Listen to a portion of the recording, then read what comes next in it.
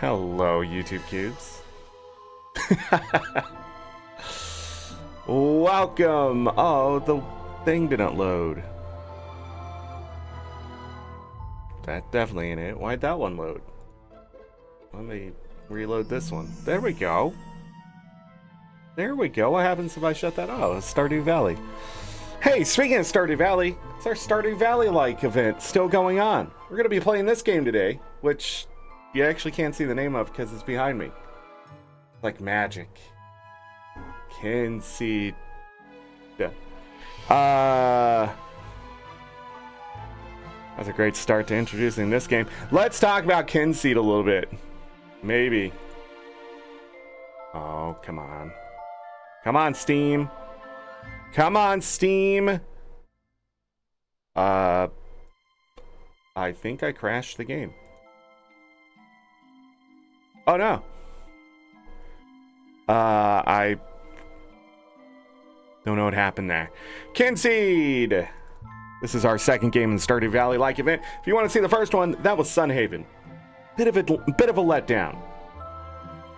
Issues and other things. I also just realized I forgot to check my internet today, so we'll see how the first part of Kynseed goes. But for the most part, Kynseed came out in 2018. I believe it was an early access game, sort of. It was a Kickstarter way back in the day when I was much younger, Zorric, and had just started streaming. I was into my second of my first full year of streaming. Actually, let's go back to 2017. So we heard about Kynseed. So with the success of Stardew Valley, we heard about all sorts of games coming out. Kynseed was sort of like a game like Stardew Valley, but it wasn't exactly started after it came out. So for the most part, this game has a long history, and it was I don't know, when they promised a lot of things, I will say that. Did they deliver? We're gonna find that out. A lot of people say they didn't. Most people say yeah, they did. It's a game in its own and that kind of thing. Overall on Steam, it has an 82%, 85 more recent. But Pixel Count Studios, this has been their baby, you know, since 2017 to now. And they've been building upon it and updating it and things like that. Oh, I just realized it's 40% off. You can get it for $15. Or no, you can't. Where was that? No, it is, yeah. But for the next 24 hours, I wish I was kidding, but that's exactly what it says here. No joke. This is April 21st, 2025. So, you know, if you're past April 21st, 2025, more than likely it's no longer on sale. But it does go on sale quite often. But they do update this game. It does have a lot of love behind it, that kind of thing. We're coming in just after a really big update. So, like, on the title, I'm going to have to do this again. It says the big build update. So when they like started this, I believe it was like a Kickstarter or something like that. They promised all sorts of things, or at least they said they were going to try to do all sorts of things. They wanted to make Kynseed not a successor to Stardew Valley, but its own game with the idea that you're playing an RPG with a successor to your family and things like that. That part makes a lot of people it doesn't hit very well with everyone. That's what I'm going to say. But there's different kinds of combat in this game. There's a lot of mini games as far as I remember. I've watched people play it, but I don't remember a lot about it because it sort of disappeared. Like went into the background and things like that. I think the game I think people, they had higher expectations for this game originally. And I think that did not help the game when it wasn't being delivered at that high expectation. where the devs never actually made that high of an expectation. It just seemed like a great idea to have the thoughts that the townspeople remember what you do to them, sort of like The Sims sort of thing, where there's this sort of AI system in the background where the villagers and stuff have an idea of what your character is and that kind of thing, and it changes over time. And then, of course, yeah, just a lot of things going on with this game. And I think that's just it. There's a lot of things going on with this game, but the idea of the game is to make a town feel alive, make you feel like your character's alive, and that kind of thing, and it didn't hit very well for all sorts of reasons. Now, there is another issue I haven't talked about yet that I should probably touch upon. This game does get hit for copyright. Now, I don't know what gets hit by copyright. I've looked around. It doesn't seem like it happens very often, but that could be another reason why it sort of faded into the background, is because streamers stopped streaming it. There is a streamer mode to this. I have no idea what it is, but I don't think it affects the music. But as far as I can tell, all the music that now plays in it is owned by the company. What was getting hit was licensed music that they paid for. But sadly, the license does not extend to streamers. That's not how licenses work. I think the devs were even a little confused about that. Just because you paid license to have it play in your game doesn't mean I get to play it live on a website. This has been a big contention inside of so many things. So like if I played Final Fantasy 15 and the Stand By Me song plays, boom, copyright hit immediately. It's that easy. But since it's Final Fantasy, I'm being hit by copyright by any part of the music, so it doesn't matter. But my point is, when music is licensed specifically for a game, it's just for the game, not so much for a live gameplay playthrough or anything like that. So that caused a lot of, I think, content creators to sort of shy away from this game specifically. And that made it fade even further in the background. Now, this game was pretty popular back in the day. I remember Lackatoof, who was a big Stardew streamer, talking about this game a lot, playing in the beta type stuff, watching him play it a little bit. I didn't get a good idea of this game, and it has changed a lot since then, obviously, because we're talking 2017, 2018.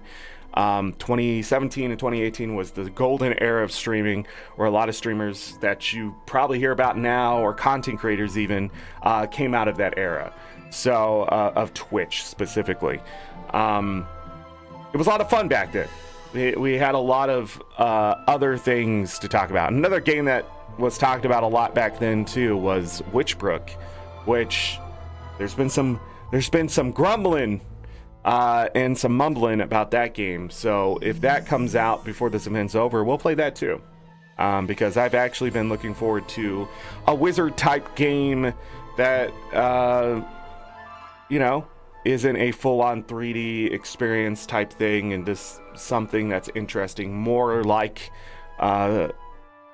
Stardew Valley, but it's not really.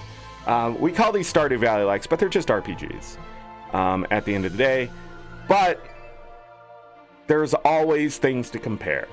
But this game was heavily compared to Stardew Valley, which is another reason I think it's sort of faded into the background, is that when you compare it to Stardew Valley, you're going to be in for a surprise more than likely. So, but anyhow, I have no idea what this game will entail in the next 5 parts. I'm hoping to do all 5 parts. If copyright does become an issue, we will move on.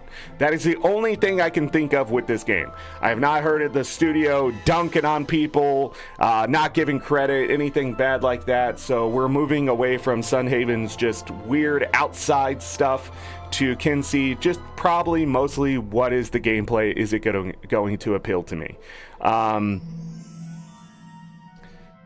But I'm trying to think if there's anything else.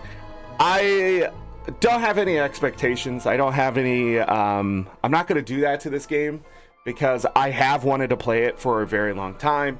Just never had time for it. Thanks to Chaz, this is my opportunity. So we're going to check it out. I think that's it. I don't think I have anything else to talk about except more of like the other stuff. There's 70 Steam achievements. I can't remember if this game came out on all the consoles and stuff. I'm not sure.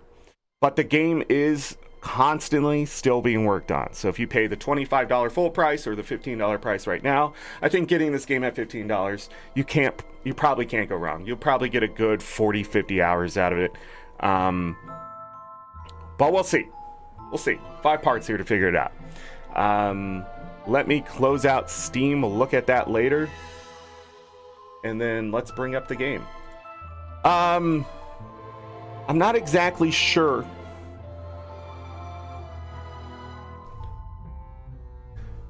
What's this game? I'm not exactly sure. Hold on. If my camera's in the right place. I think it is. But now I'm second guessing myself. Give me a second. No, I need to be on the other side. That's right. I need to switch again. Because there's going to be a menu on the right side, and there's going to be stuff on that side that's like control, but I didn't want to block the title either, but we're going to have to block the title. That's just a terrible place for a title. I'll be honest. Just put it in the center at the top. But there's like other stuff. I believe the pictures when you talk to people are going to be more towards the left side of the screen behind me here, like right here. So we're gonna go ahead and flip the camera, you know, live, transform, flip.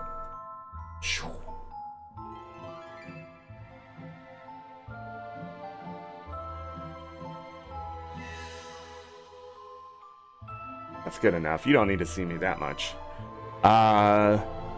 About the gameplay. It's about the gameplay. The mini games, I'm not exactly sure if I'll be blocking anything. I don't think so. I do know the other thing is some menus are going to appear behind me, but most of the stuff behind me is going to be something called temporary traits when I'm looking at that stuff, as far as I can tell. But we should be good here. Let's play. Chaz, hello, welcome, by the way. Just needed to get all that out there, all the stuff before we start playing, to let people just know about the game. Let me drink some of this because my mouth is now dry.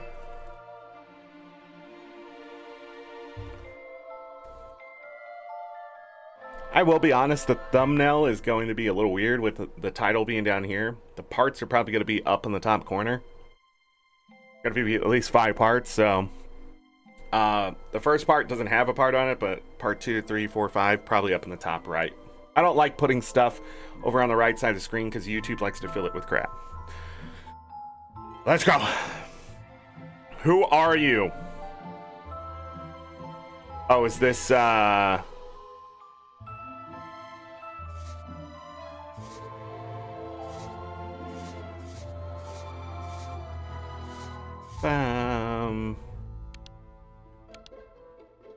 lol, what? Oh, what does this one get? Oh, the female styles. I get it.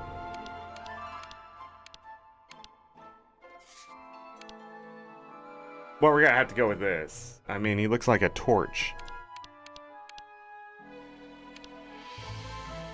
But, oh, I gotta change the hair? Hold on now.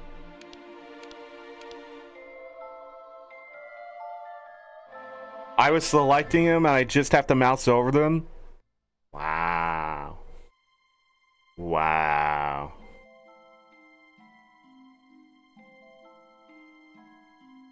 Almost feel like we have to go with lime green. You just don't see it. I like the torch look, but hold on. Do we have a better look here?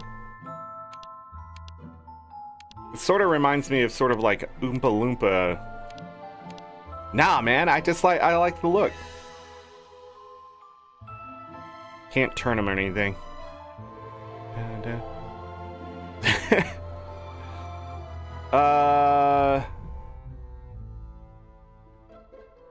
Up. Yeah, we're going on full on onion. Yeah! Robin Pasha! Now what's going on? Begin! Was not expecting a cutscene. Don't know why. Thought it was There just a was good an start. old woman who lived in a shoe. Voice acting. She had so many kids, she didn't know what to do. Then one day, a man, without wife or child, came to the house with manna so mild. The man looked at the children, each a fair twin. "I am your uncle," he exclaimed with a grin. He took them away to live in the Vale, in the land of Quill, the place of our tale. Quill. Then they slept, safe, warm and dry,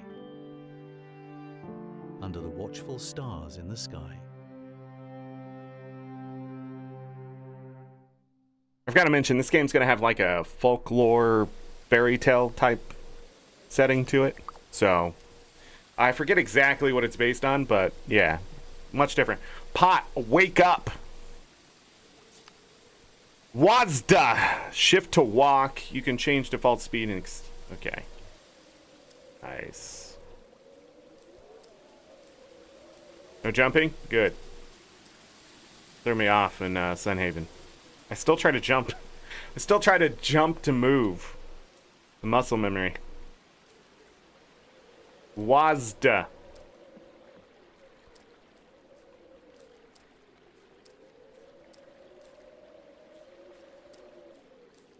Ooh. Ooh. I have no idea where we're going.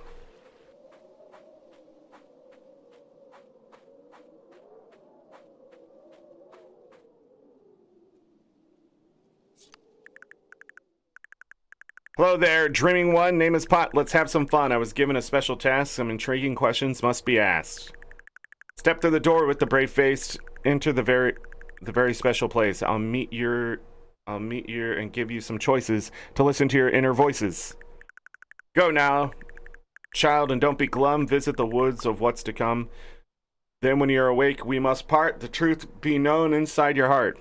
Sort of hard to read it.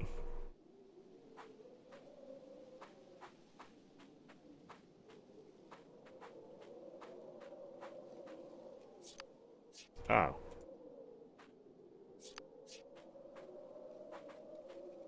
What's to come?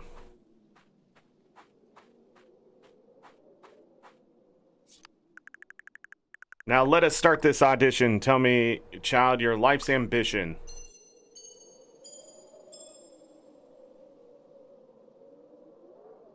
Run a business, barter +2, raise a family, virility +2, toughness +2. So, adventure for a toughness +2. Follow fate, stamina +2.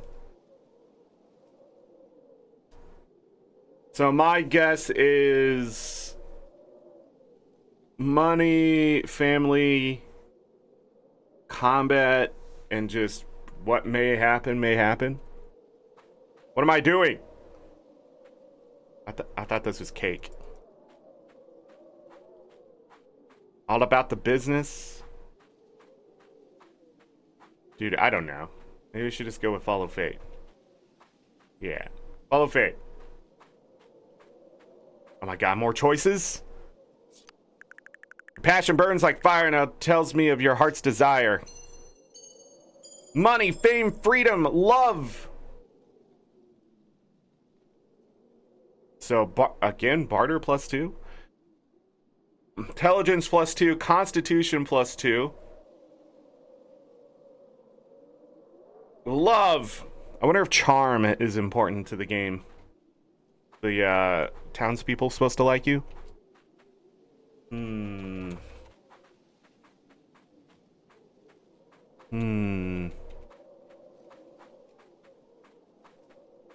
gonna go with charm.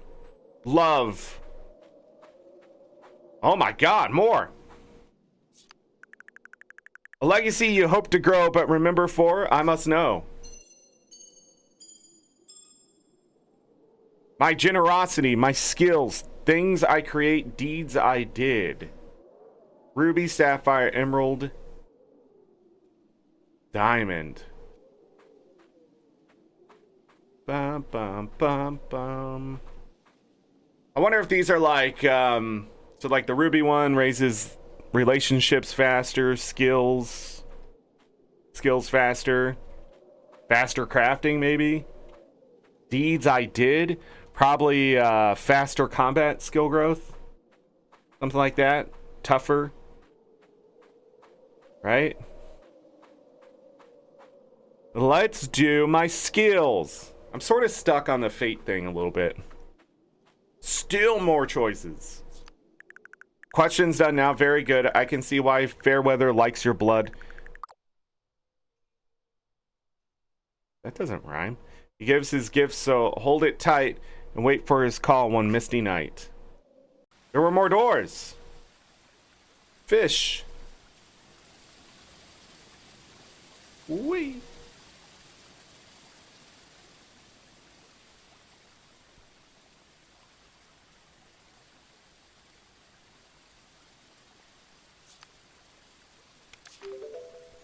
Glass lens, a mysterious gift that will one day take you places.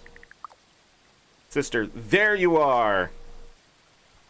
She has the same hair color as me. Come on over here.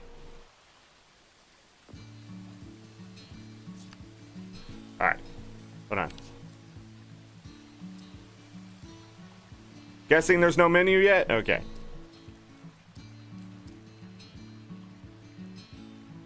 This a brewery? What's going on here? Press E or left. Okay. Talk. Hello, lazy bones. I've been looking all over for you, dreaming by the stream, eh?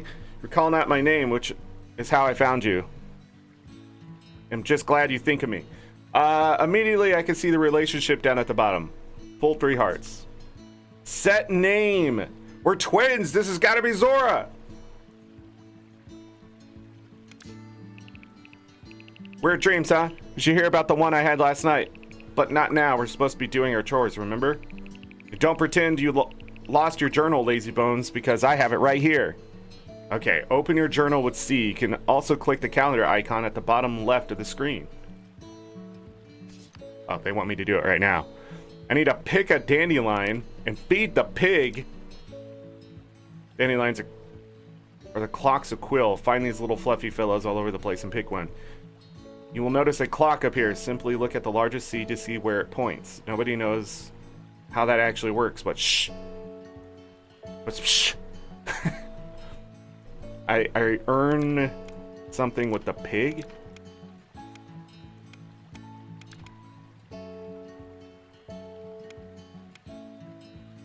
Porcine friends love nothing better than food except mud. Food and mud and sleeping. Food, mud, and sleeping and being ridden around. Okay, they like a lot of things, but they won't like you unless you feed them. Throw something in their pen or interact and choose the feed option. Okay. 14 days. Uncle Bill's 56th birthday. Oh, dang. I guess we have to figure out what he likes. Okay. Oh, we can see that. Zora's 13th birthday. Candy hair, apple pie, and honey. But we're in summer?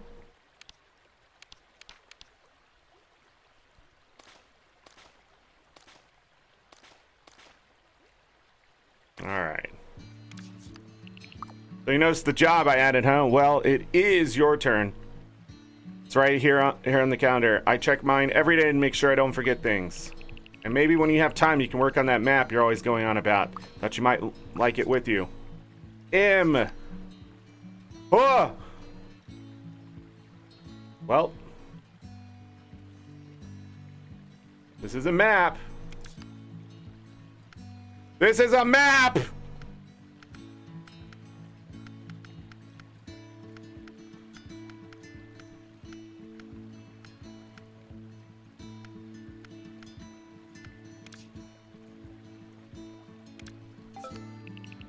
Like map of Willow Dawn Farm. I almost forgot. Uncle Bill got us a satchel each so we can carry anything we need.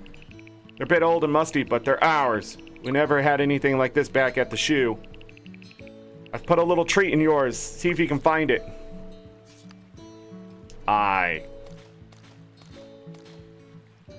It's a candy hair. Old. Anyway, I think that's it. And once you finish your chores, you can start exploring. Can't wait to have adventures myself. I mean, isn't this place amazing? I still can't believe we're here. Always daydreamed some relative would show up one day and take us away from the shoe, but I never thought someone like Uncle Bill could really exist. Oh, that's right. He wanted to talk to you about something. You better pop over to the house and see what it is. Saw a new letter in the mailbox. Sugar treat that may contain an actual hair.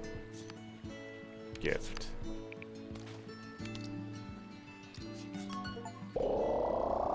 Gift a villager one of their liked items. Oh, the charm added more. You mean so much to me, and this gift is a reminder of that. I think my nan told me that she used to fish up river trout in the second week of autumn, and that they always made my Gramps happy as Larry. Odd, because his name was also Larry.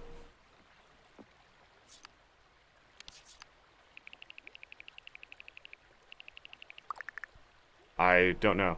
It was nice of Uncle Bill to leave the little signs around to help us. You should try reading them. I'm having a fine day. Going to toil in the soil. Need to keep our crop squares tip-top. Goodbye. Proverb. Weed skimmer. Anywhere among silent reeds, weed skimmer skims among the weeds. Did I tell you all? A confession, I guess. I have not been doing Super Adventure Box. I know! Any of my Guild Wars 2 peeps, I know this is going to shock you. But I was doing World 2, like, later last Tuesday. And then I got distracted, and I got distracted again. Hazy Highness. And I was like, I don't like this. I think it's because I got the infusions, and that's all I ever wanted. I think that's it. I think I'm done with Super Adventure Box. Because here's the actual confession. I've been playing Guild Wars 1. I don't know what happened. I'm suddenly just playing that game a lot. I mean a lot. I probably played it for 20 hours this weekend. Between family stuff. I lost sleep this weekend, okay? I'm just going after elite skills. I am like 148,000 experience away from getting Indomitable Survivor. I don't know what's happening. I feel like this year hasn't just been the year of the RPG. It's been the year of the RPG and completing crap. I've just been completing crap. Carry your hard mode clears. I'm not that good at the game. But I do need to get Indomitable Survivor done so I can die. My big problem with that game is that that title has been like so close, but going after the elite skills and stuff, I've almost died like 4 times. One time I left with half the party I was supposed to have, but luckily my mercenaries are so freaking good at their job. I wasn't killing the enemy, but I was staying alive, and I was like, what's my issue here? And I was like, oh crap, I'm in a high level area with only half the party I need. So there was another time where there's just like these ice siege people, and they almost killed me. And then for some reason, the worms in the Alona, if you know what I'm talking about, the Janundu, they weren't working right. Like, we weren't doing damage and killing things. And like half the party wiped, and I was just like, what's going on here? Went back and tried it a second time, it was fine. I really don't know what happened, but like, almost died there too. Lost half my health, had to run away like a scared little worm. It's crazy. But I'll be honest, that's what I've been playing lately. I'm just telling you all because, I don't know, I gotta get it off my chest. I want to play Super Adventure Box. I want to keep getting the baubles, but I just don't have time, I feel. I want to do other things. But as soon as I get Indomitable Survivor done, get that title in the Hall of Monuments, yeah, I'll be doing clears. I'll be getting... also got in the mod to do the only time I've ever modded Guild Wars at all, is to do the mapping. So I got that in there too. Yeah, I don't know. It is the year of the RPG. So going back, return to Guild Wars has been very successful. Lorinity has been having a lot of fun. I've seen Muckluck playing. And I just logged in because I was trying to help a couple guildies, alliance members, I don't know, whatever, people, good people. And it's just, I was wandering around. It's like, I really need to get back in this game and finish stuff. I feel like that's what's been happening.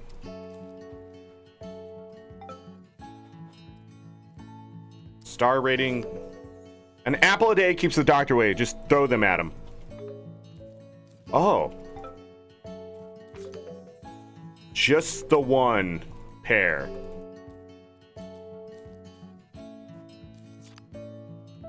Intro to mail.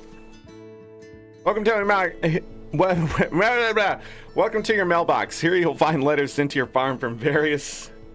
You can join my late night sab runs just for the boss clears if you want. But I don't need anything from it. I guess the loot. But I've been thinking about that too. I think it's time I just start making and selling and giving away legendaries. Just after a while, once I have all the stuff, just pump one out, sell it if I need gold, give it away if I just don't need anything. I really want my guildies to get their butt in gear and build up the legendary arsenal for everyone. Because the more legendary stuff in the guild and the alliance in general, the better we'll be at World versus World.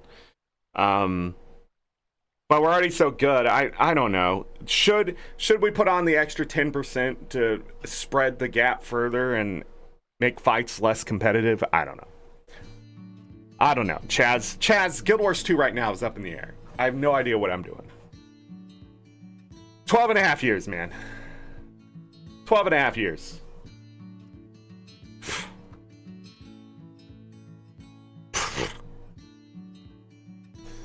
It's my second longest relationship.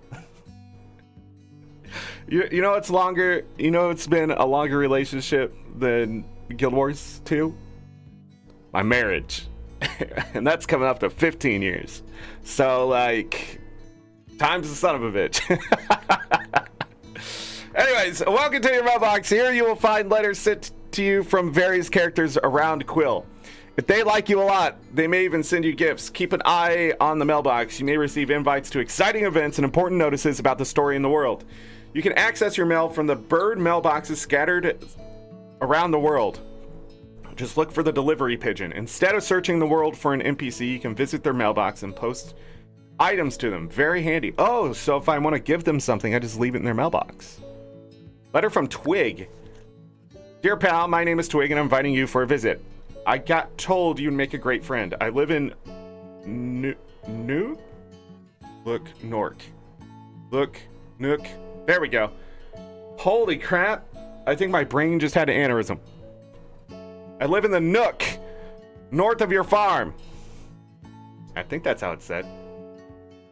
Just across the river. My hut is right at the top of the Nook. Cannot miss it.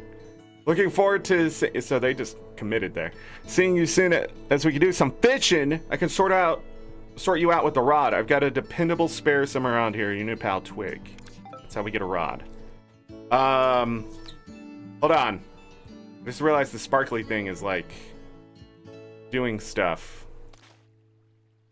Apple Day. Just the one. Can I... Nope. What was I just thinking of? Oh! How to pronounce Kynseed? Kynseed. Kynseed. Kynseed. Kynseed. Yeah, I'm saying it right. That's there! I don't know why it's there. Kynseed. But, okay. Ah, Zorric! There you are. Settling in okay? I hope... Oh, that was a lot more words than I thought was going to happen. Hope you don't find the chores a bother. I'm not as young as I used to be, so I can't do everything myself. Summertide is coming up soon, so we'll have to prepare for the festivities. You can check all your progress on the progress screen. Why don't you have a peek now? Okay. Oh!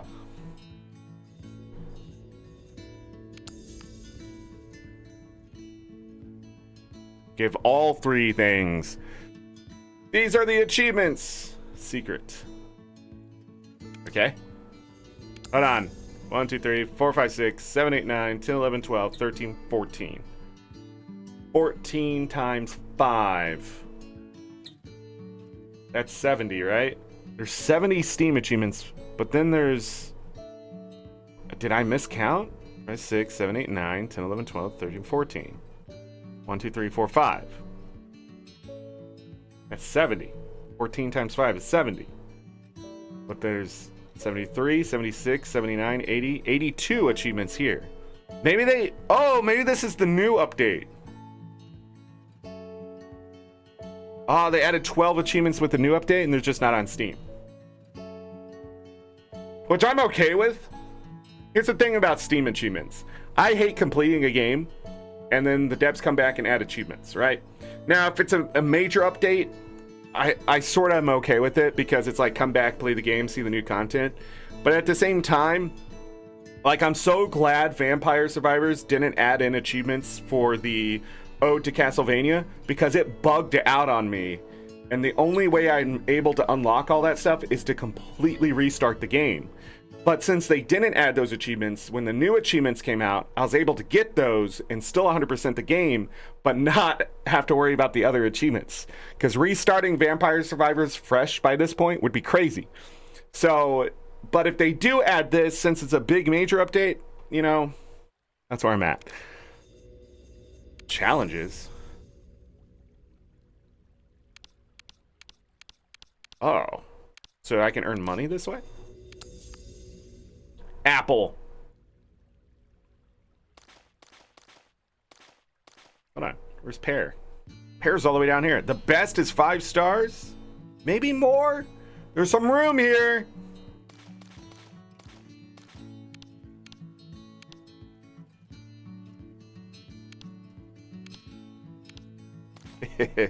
Hold on.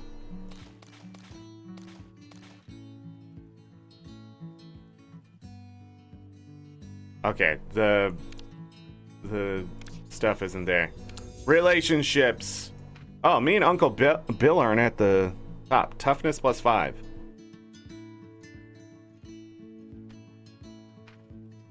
Stamina +3. What? Do I have these? Look at all these people.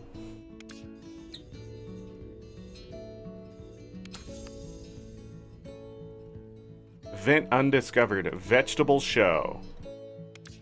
Need a vegetable?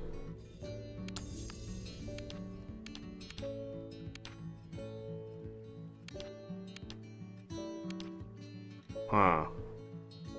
There's 10 parts to the story with multiple subparts to them. Okay. Renowned shops, combat skills. That's probably where I'll be able to see my stuff, right? I still can't talk. There's a lot to take in, I know. Just remember, you never have to rush. Take life as you will. Time may catch up with all of us, but it's a very slow walker, so don't stress and live life to your fullest. Your Aunt Rose used to tell me that every day. Now be off with you, and if you get stuck, there's a hints and tips on the pause menu and a help button in the top left of the mini screens. Breaking the wall, huh? Talk. Bless you this day. How are you? Love a good gossip, but I had the chance lately. Got anything to help? What's happening? Someone needs to milk the family cows, so I will do it. Time to gift you an apple. Oh, personal delivery gave me extra points. Oh, healthy gifts. Thanks. You're a pretty decent friend. Here's a secret for you. I heard Edna Teapot really doesn't like hokey hoagie. What? Goodbye. Moo. Of course I'm gonna pet you. Feeding your animals adds to their fullness and improves their mood. If animals are in a bad mood, they may stubbornly refuse to do things, such as follow, or in a case of pigs, allow you to ride them. I don't need a phone call. Pets will not die from lack of feeding, but their mood will decrease when hungry. Look at what they like, defined by the green circles around an item, to boost their mood even more. I saw the apple.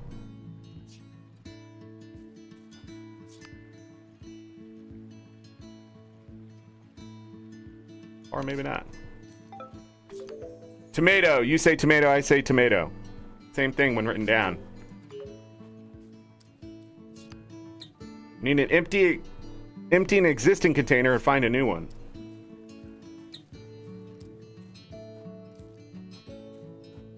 Where art thou, pigs? There's stuff over here. Give me that. Oh. Didn't think that one through. Didn't think that one through.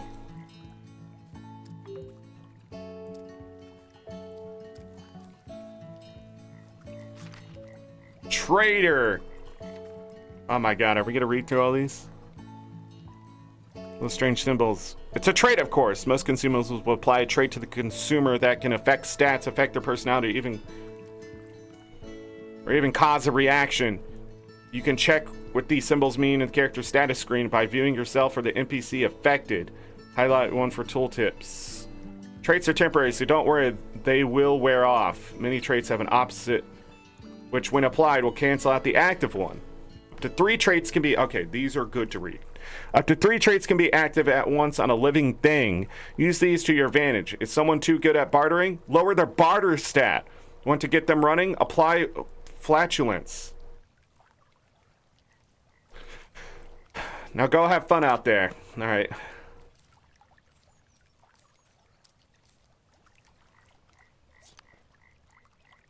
Mapstone. Thought it said napstone. Uncover all the mapstones in a level to magically acquire an image of the whole region. Okay. Picking dandelions will make a clock appear in the top right of the screen if you don't already have a clock there. The largest seed points to the current hour.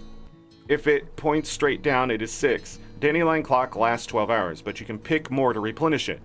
A better clock may be available later, but for now, nature can help out. Oh.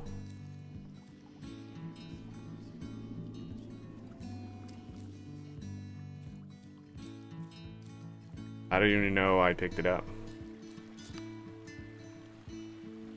Money. Berries. It's just their color. They are not sad. Blueberry. Forever in fields full of beetles. Strawberry.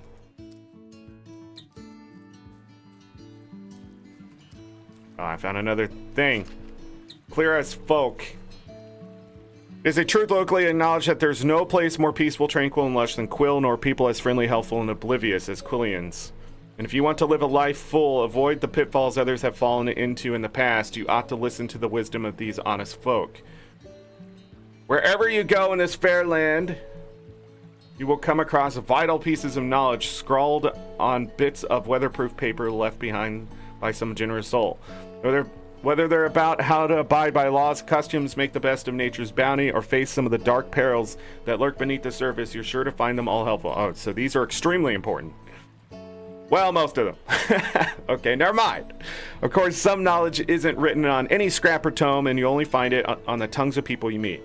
Not literally, of course, but become friendly enough with such sages, and those tongues are bound to loosen. Be sure to collect each saying in the journal so you can refer to it often. There's much you can learn yourself from things you find in the world if you study them carefully, whether bird, beast, flower, or anything else. So go out, learn, and explore. As the old proverb says, you can't lead a horse to water because they're extinct. There's no horses in this game? What is this, Guild Wars?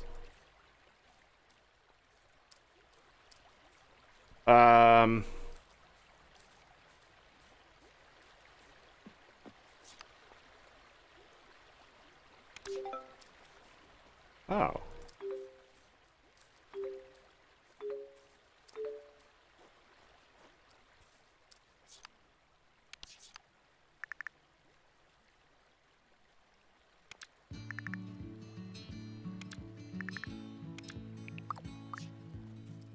She's happy about those.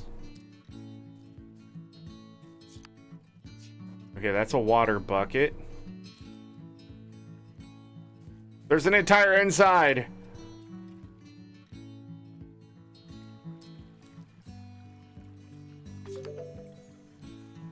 A lantern.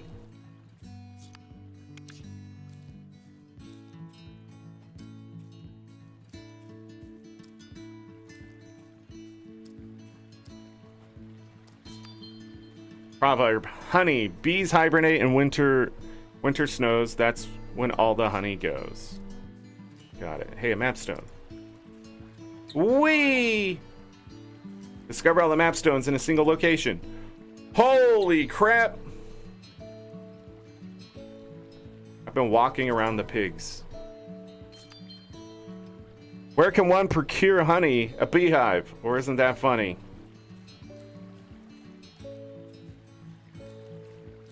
It's the pigs. Hey, pig. Feed truffles. Yeah!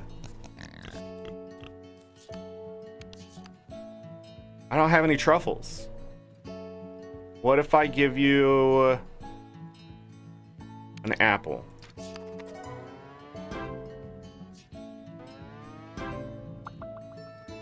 Okay. Yeah!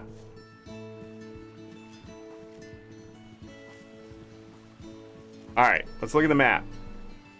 There's something down here. I finished my tasks. Nope, can't go that way. I need a tool, obviously, to cut through those vines.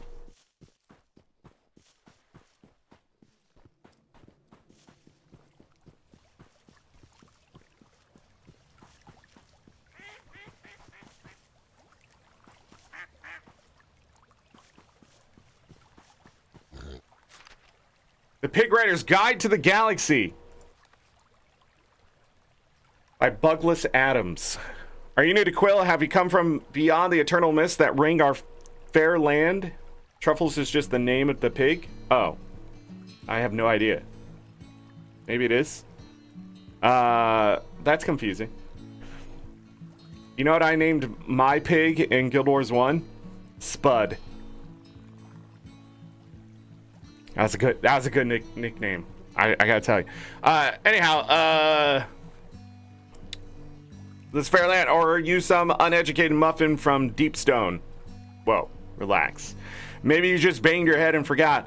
You might even be in some kind of ethereal tutorial and need to know things quickly. Well, here are some reminders of how things work around here. Firstly, the land is ruled over by 6 Fae goddesses. They are Druida, goddess of orchards. I know how to read. Nada, goddess of fertility. Frail, goddess of fields. Hyalus, goddess of death and rebirth. Morwina, goddess of beasts.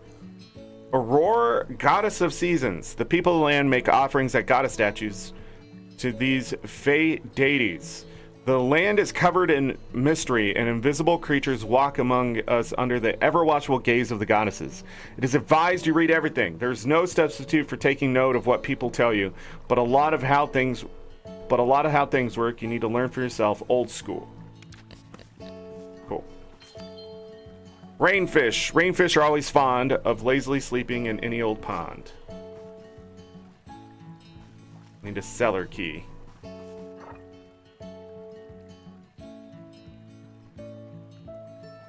Item permission granted.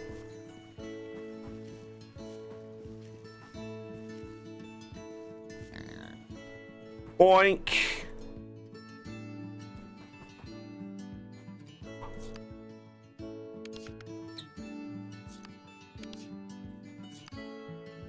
Well, get out of the way.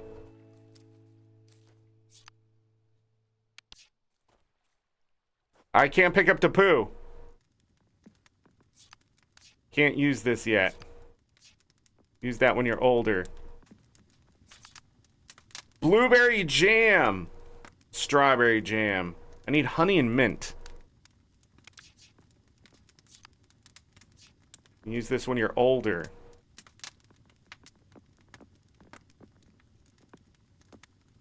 It's 6 o'clock.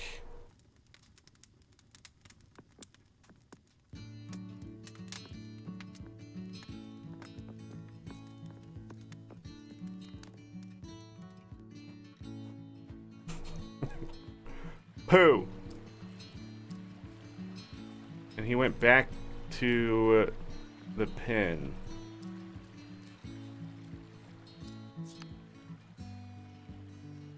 Where does... Can I leave? No. And I don't know if I could go out that way. Alright.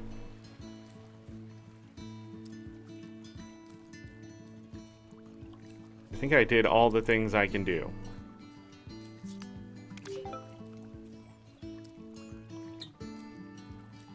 Nope, I lied.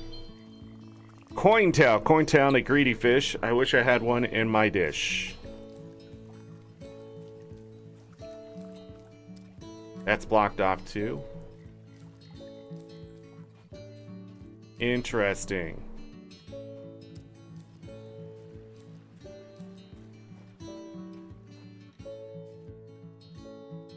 I cannot...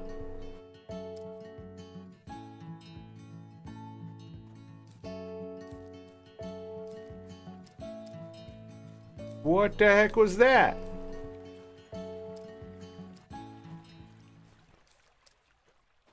Dreamer's Nook. What is the what? Am I allowed to say that? Some fake creatures go against the grain of secrecy and sometimes show themselves in times of need. The Bruni has been known to sometimes make itself known, as do the Gilliwhittle, the Thatterway, and the Nardy Narner. Nardy Narner? All right. Which I bet you struggle to say. However, the most common of these little creatures is the Waddyzit. When a person is new to an area, they may see these sparkling little entities fluttering around points of interest. If something is of use, the Waddyzit will draw attention to it.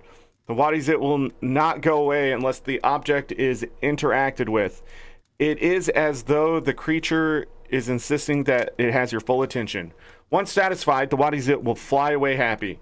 Well, as happy as a floating, blinking, glowing, flappy eye can be. Campfires allow you to save the game. As an adult, you can also advance time, just like sleeping in a bed. Oh. Cool. Hey. Nice.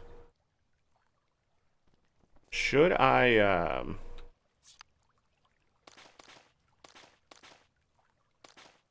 where is the...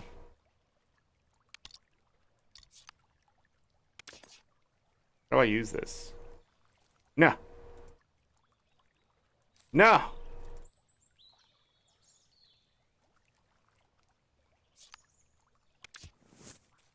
Okay. Common pike is such a thrill. Cotton rivers all over Quill. Pike. That's obviously a doorway. Quillian notes number 13. You can try to woo and then marry some NPCs if you so wish. You'll work out which ones on account of the fact that they are smart, but don't get disappointed that you can't get hitched to masters, fae, or wanderers. There are plenty of others to choose from. Okay. The Right Angle by the Rod Puller. Fishing is a science, except science does not exist anymore. So fishing is not like science at all then. Just cast your rod and try to hit the shadows with your hook. If you miss, a little rippling action might persuade one to come and nibble in, but don't ripple when one is too near or you will scare them away. Some advanced fishermen know a few tricks that can make you a wizard with the rod, except wizards do not exist, and I simply made that word up as it sounded magical.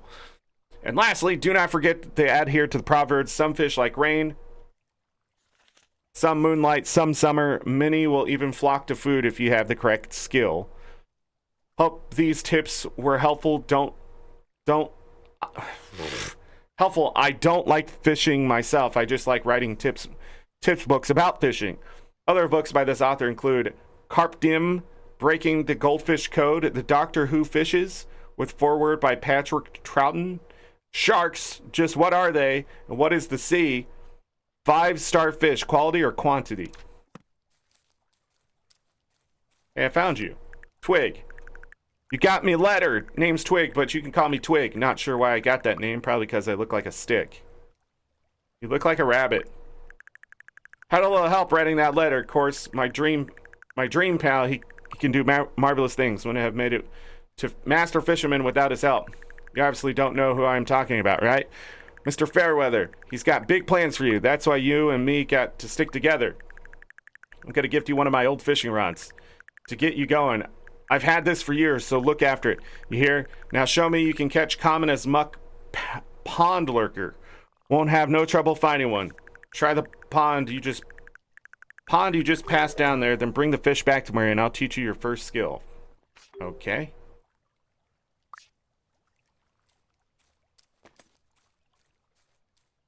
But, no magic seeds to plant. Twigs torn out diary note. Hey, Rowena. We're probably gonna have an ERP, yeah. It's probably gonna happen in this game. I gotta get married and have kids. Means we gotta play the game. We gotta do the correct role play.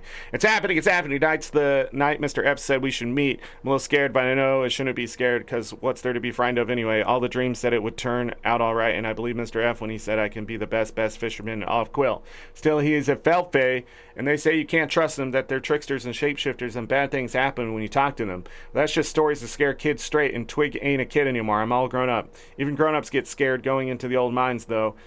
Got the key and the lantern ready, but might have to take a few swigs of starshine before I go in, just in case I never make it back. I want to ask whoever finds this to give me my belongings as an offering to the goddesses. Tell them I didn't mean to do anything bad. Oh, and tell them not to bring me back as a moth, as I hate bright light. Okay.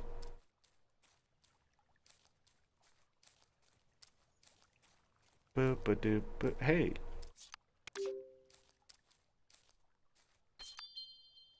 Checkered Chub. In evening ponds, commit to brain. Checkered Chub twists again.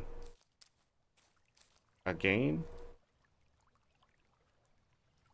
How do I use this? Oh, I'm too tired? Catch a fish. First press F to ripple and attract nearby fish. Be careful rippling too much because scare them. When you see a fish and hear a fish bite, hold right click to reel it in. No fishing bait, reel in and find a better spot.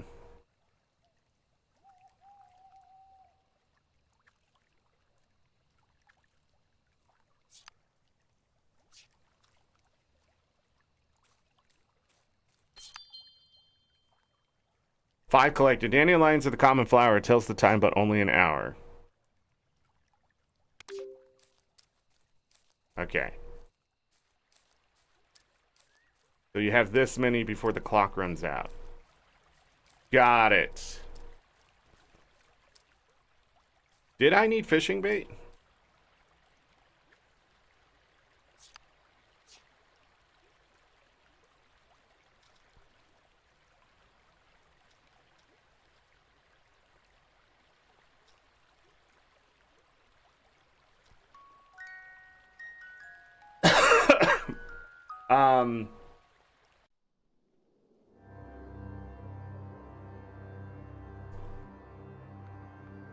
I think I need bait of some sort.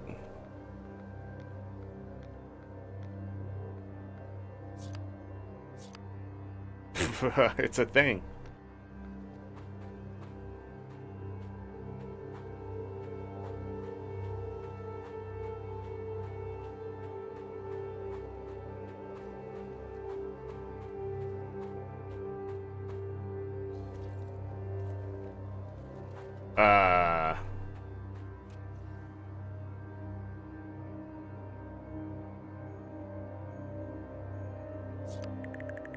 Do you fear the shadows, my child, or do you feel them calling you? You should hold them close and listen. The Kynseed has chosen you for greatness. We'll speak again as summertide fades and your closed eyes will be open. Now wake up! Okay.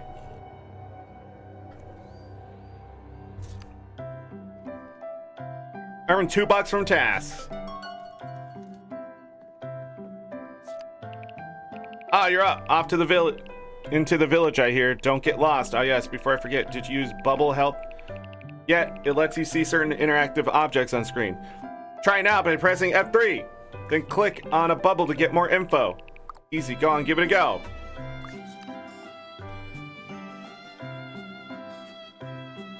Okay. What the flip? Married with a family, use the family schedule to give your family orders. They will carry out the task you set. Player may also send a family member to forage. You can equip them to help the quality and amount they find and dictate where they go. A family member over 18 is only sent to the combat zone may be injured but will not die. You can use the tabs at the top of the interface. Sleep to save the game. Even 1 hour will do. The game saves at 6 a.m. automatically on top of that. The stove is where you can cook and bake various recipes. Cooked food has stronger trade effects than raw food and longer duration based on star rating. Cooked food also has higher value. You can store ingredients in the larder for your spouse family to use in cooking. If they are hungry and have no recipe they can cook, they will eat raw ingredients stored here. Anything they cook and don't eat will be stored here for you to collect. Use the catalog, choose your items, decorate your farm. Cool. How do we get out of this? Got it. Another busy day. You're going to the village and I'm stuck here doing farm chores. Be careful out there and don't go wandering too far. We children need to be in bed by 11. Adults are so lucky. Goodbye. You can use this when you're older. Okay. Good morning. It sounded like you had an interesting dream from all your murmuring. Lots to do today. With extra mouths to feed, we should clear some of those old weeds out.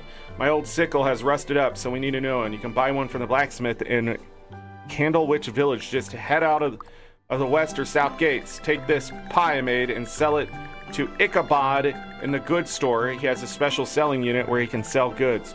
You can buy a sickle from Jeffrey at the smithy with the money, then come back here and chop down the weeds next to the house and recover my old watering can. As a reward, well, you should wait and see. Wink, plot twist.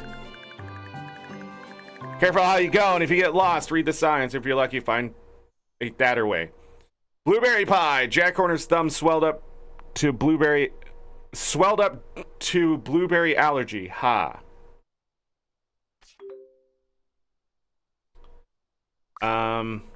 Okay. You heard Uncle Bill. You were lucky you want to go. Don't forget that sickle. Goodbye. Cough. Off to the village then. Be friendly to folk, and you are sure to go far. Might be worth buttering them up so they'll tell you things that might be useful. Knowledge is power, they say. That's to say, swallowing a frog cures sore throats, so don't trust every expression. Maybe I should have picked a smaller frog. Anyway, good luck. The thatter way in your hair. It guides you to where you need to go.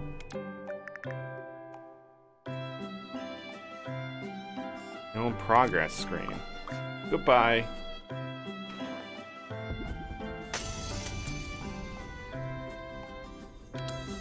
Skills.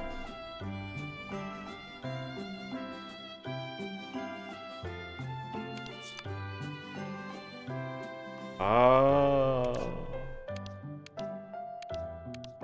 There's so many things.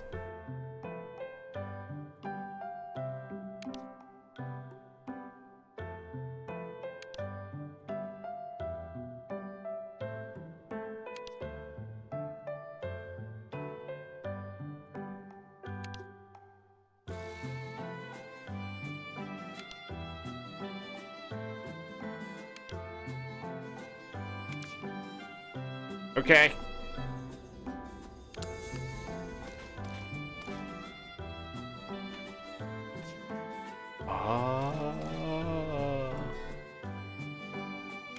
Okay.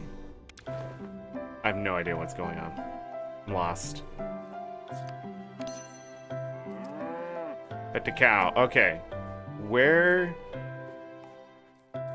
Raise 9 copper for a tin sickle. Gassy apple, quite expensive due to inflation. What?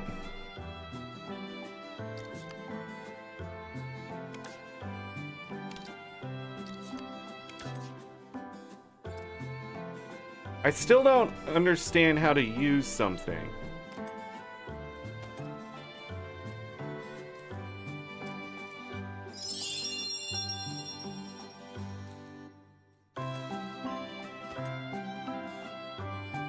No. Damn it!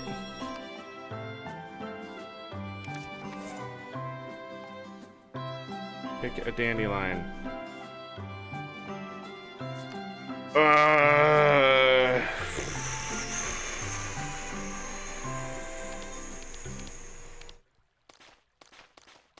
Immediately, I find a problem. How do I use an item instantly? Which should not be hard. If there's a menu like this, how do I use it instantly? Come on, man. This is a shit that should not be in video games anymore. I should not be confused about how to use something. Like, I threw the other one on the ground, which let me use it. I can't just eat something from my inventory? What's going on here?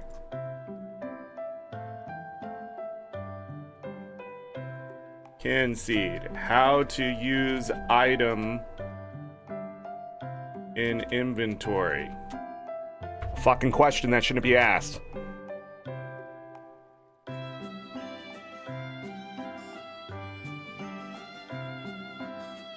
Click on the item you want to use.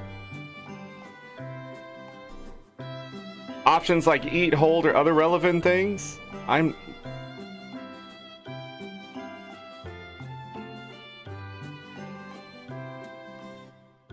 What?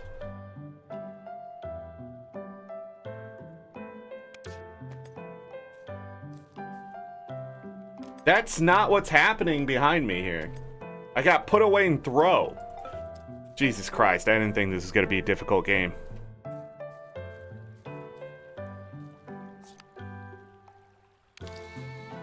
So 1, 2, 3, 4, 5. Got it. Maybe I just can't use the item?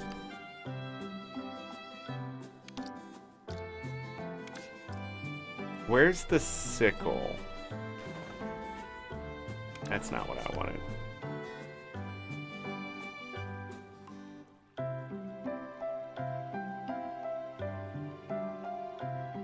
Is my game bugged? Can anyone tell me if this is just a bugged game?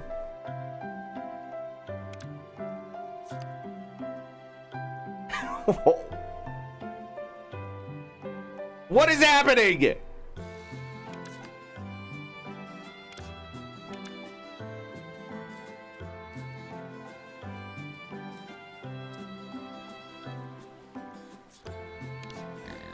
No, I didn't want to ride you. I want to feed truffles. No, I did. No, it was...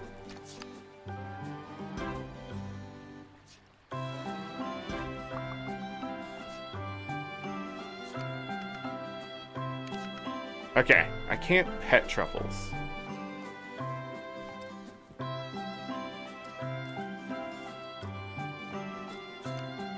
Let's ride truffles.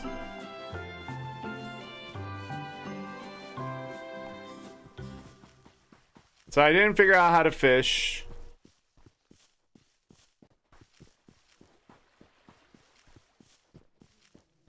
I don't know where the sickle is.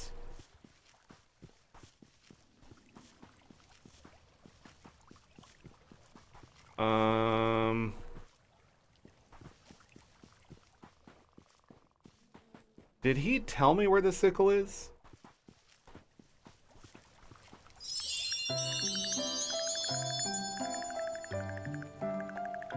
Oh, you're so lucky. A Thatterway has found you. They are little fairies, then guide the way. Let's look in your journal.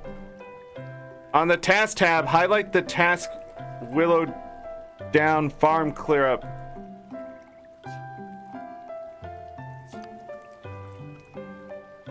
Okay.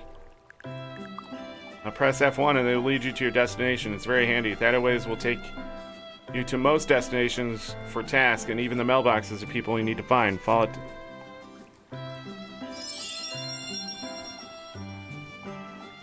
Do I actually not need the sickle then? Because the game said I needed a sickle. Andy poot.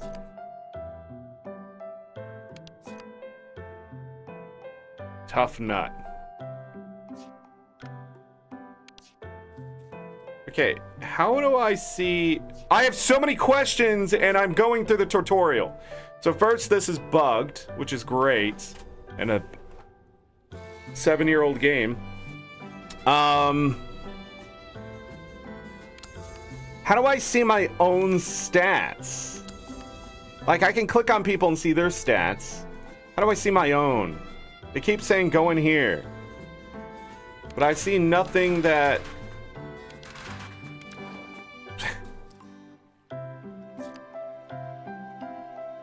Are these my stats?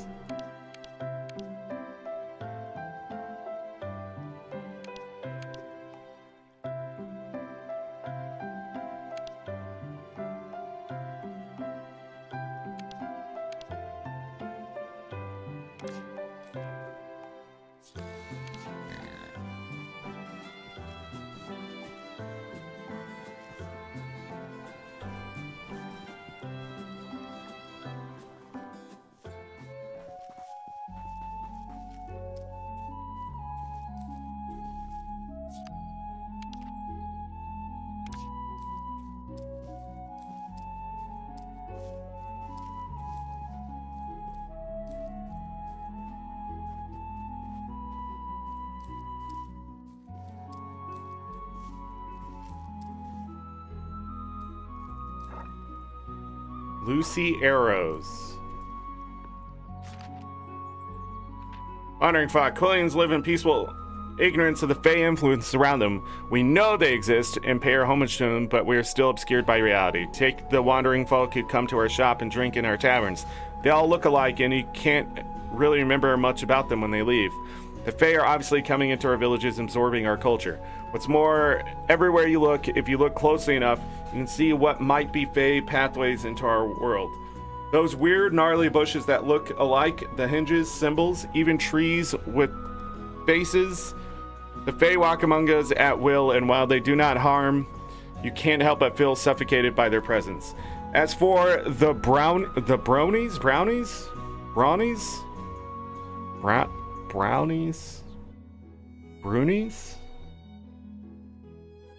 I don't know. The mischief is more obvious to see. You can hear the giggling and see the tidy houses or rotten. The tidy houses or rotten apples, but take it as part of life. And if wake up my feet into a warm apple pie again, I swear I'll leave mouse traps on the windowsill. No, it's not the bronies. Talents. People are born with one natural talent. These are called... People are born with natural talent. These are called amazingly talents. The end. Oh, do you want more? Well, talent is an ability that more often than not benefits the person with it. More, what do you think I am? An author? Someone may be a craftsman and get an extra bit of quality into what they make, or maybe a salesman and get a bonus brass from a sell. Oh, you have to be joking. More, there are a layered variety of talents, and you can check them in the player's status. Where is the player status screen? Did I miss it somewhere? Is it not available? I'm getting frustrated at something I probably shouldn't get frustrated at, but it's not slapping me in the fucking face here. Did I miss it?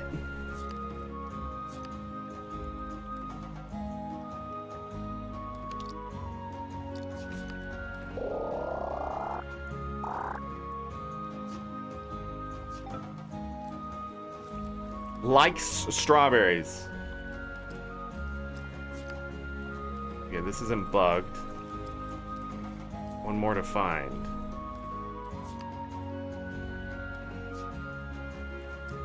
Bail a gate. Sure.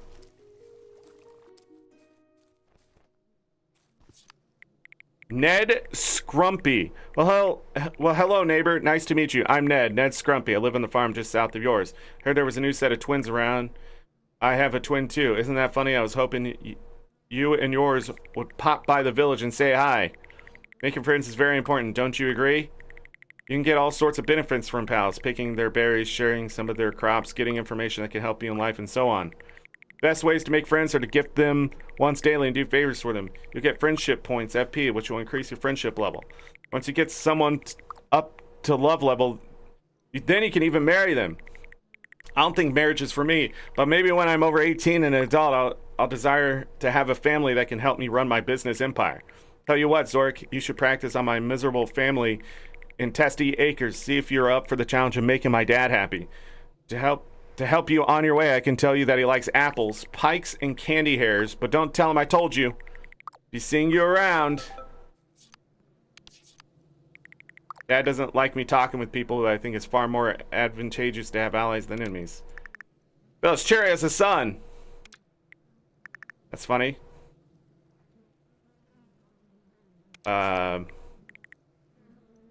Here, have a blueberry. Didn't like it very much.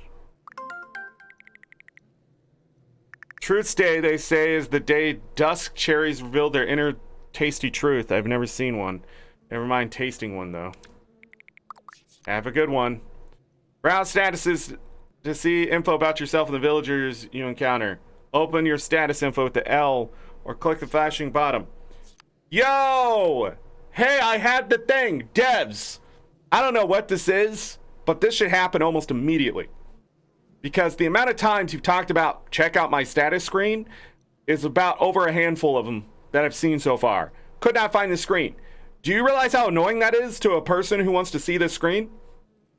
Oh, you do? Because there's no way nobody else has ever complained about this? Fuck me, dude.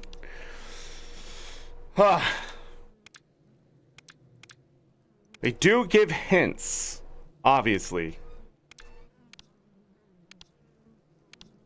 Unknown. I have good stamina. That's great. So accuracy, combat critical hit chance helps with blacksmith crafting. Barter helps with bartering. Charm, FP gains, offset rep losses. Constitution determines combat starting HP, helps with apothecary crafting. Increases sandbox XP gain, increases weapon XP gain, helps with apothecary crafting. Speed, movement speed, increases the combat parry window. Combat stamina regeneration speed. So intelligence would have been good. Strength, combat damage modifier, amount of blacksmith anvil hits, toughness, reduces damage taken from blocked enemy attacks. We have info. So she's just, in general, better than me except for charm. That's great. That's wonderful. And stamina.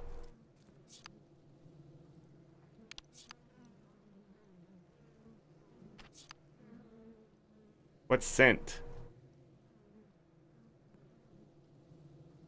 Charm, scent,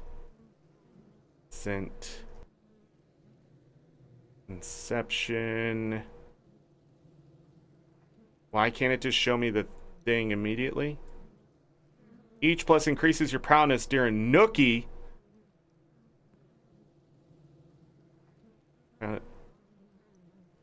Okay. Whoops. We're what? Birthday unknown. I'm outsies. Jeremy Smith, Jeffrey Black.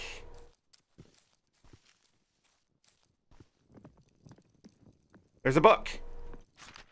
Smiths don't have to be depressing. Welcome back, Smith. If you're reading this, you will likely have purchased your own smithy. What happened to the music? The game dying on me? Hours of hot toil, bending the elements to your will, lay ahead. Smithing is a smoky art. It is a labor of love. Sweat and give... What? Am I hearing something? Smithing is a smoky art. It's the labor of love, sweat, and get. Okay, you have Forger's book. I've written it to begin the basics. There are multiple types of ore you can mine. Okay. Either ask for something off your shelves or request orders. Some customers are more patient than others, so if you need more time, just yell at them from the forge. They will understand. When you finish crafting an item, you can send it to the shelf or your order cabinet. It is recommended that 2 people run a smithy, one for the shop and one for the forge. Someone charming is better placed selling, and someone strong and accurate is better fit for crafting. Do not forget to use your ledger to set open hours, check accounts, hire and fire again, and gain perks. Okay, well that sounds complicated. An egg? Over here! Okay, stop feeding everything. You do not have permission to take this. Got it.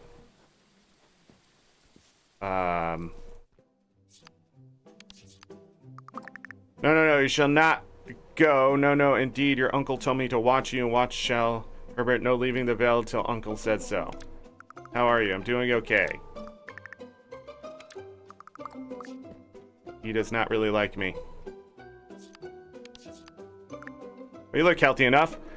Lemmy sip, I suppose, but you never know, and you might suddenly find yourself with an acute surplus of blood or an unforeseen miasmic condition. Just keep honoring Druida, and you shouldn't be needing my services much. Really want to complain to someone about my stomach. It's been in knots ever since I ate that rope. Have you ever got digestive items that... Have you got any...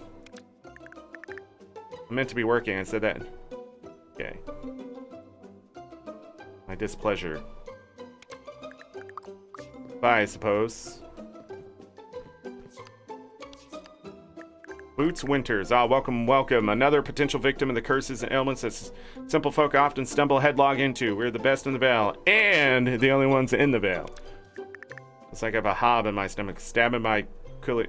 What are you guys eating? Second die, willing, dilling, or pennies for the jar. Goodbye. Alright, I need to find the dude. Who are you?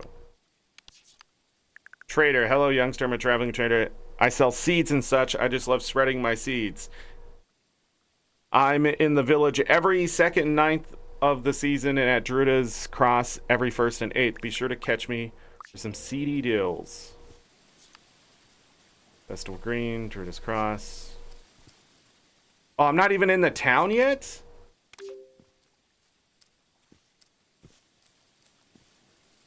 What is this? Fast travel between goddess statues you have discovered at the cost of 1 apple. Make an offering and gain a blessing. No.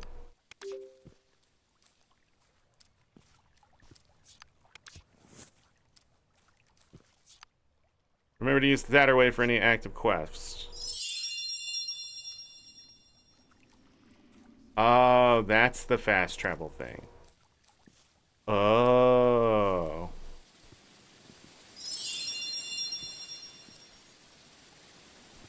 I'm going the wrong way.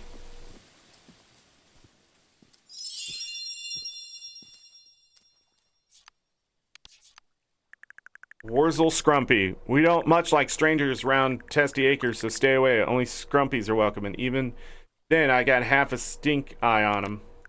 Things are ticking along. It's about to stock up on unnecessaries. You like apples, right?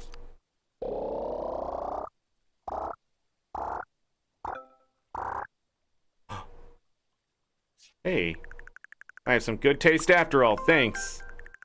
Have you encountered the Witch Hunter yet, Zorric? You can find him in the tavern at Homesteads between 6 p.m. and 6 a.m. He's a mysterious character that most Quillians tend to give a wide berth to, but you might want to seek him out, giving you an adventurous glint in your eye. You see, the Witch Hunter will set you unique combat tasks and will reward you well. Goodbye. His son wasn't lying! I don't know what's happened. I've dropped one. Oh, I'm supposed to earn money through this? 3 days to... Oh, I can add it to the calendar.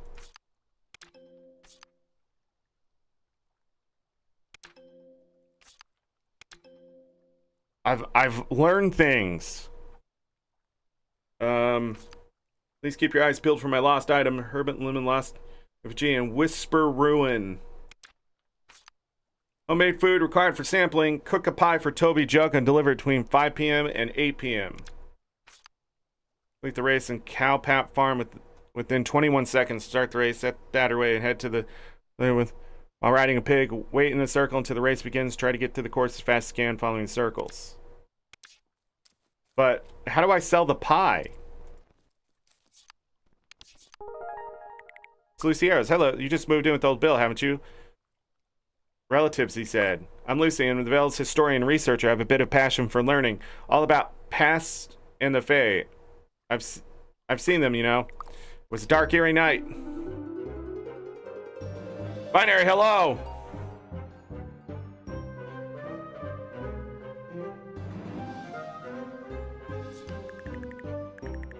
And Quill is that coming through that door.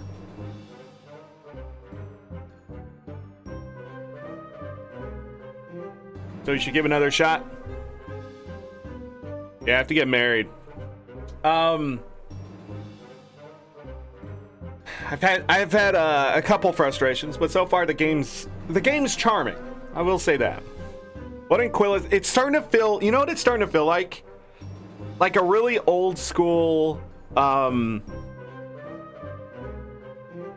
computer game. Like not like this, but like, you know, back in the day where you had to like put the disc in and you had to like run around and talk to everybody to find the information you needed and that kind of stuff. I'm trying to think of an actual like name to a game, but most of them I can't even remember the name of. Like, what about Sophia?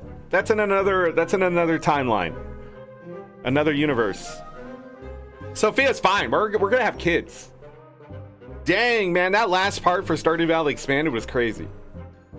She went from yay, we're married to yay, we're more than married. You know what I mean? She's like, I think this is the funnest part of my day. She doesn't even hide it. She just straight up says, yo, see you tonight. I got things to give you and you're gonna want to take them.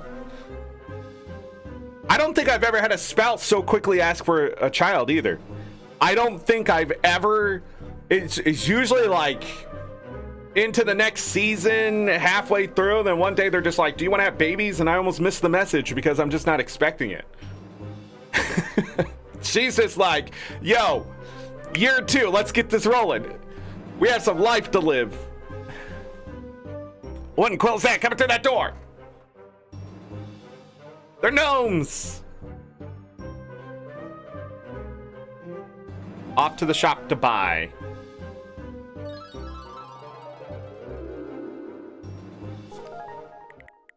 Since then, I've tried to learn everything I can and even get that door to open, but to no avail. I shall keep trying, though.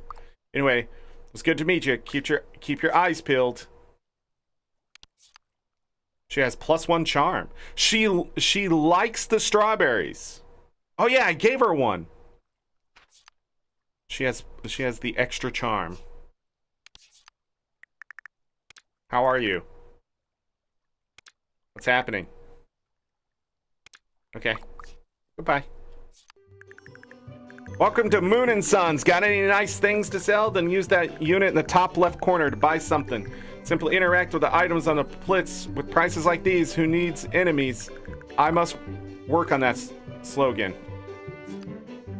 Introduce. Your visage inspires me. Spontaneous tadpoles, summer storm.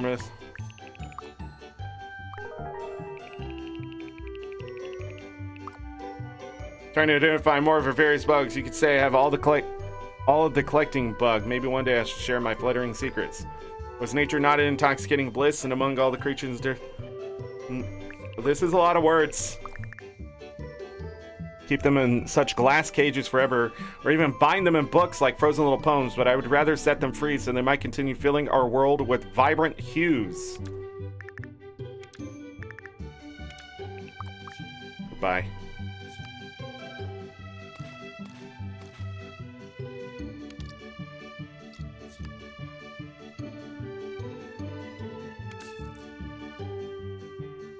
Wait a second, it said 25. Was there a way to...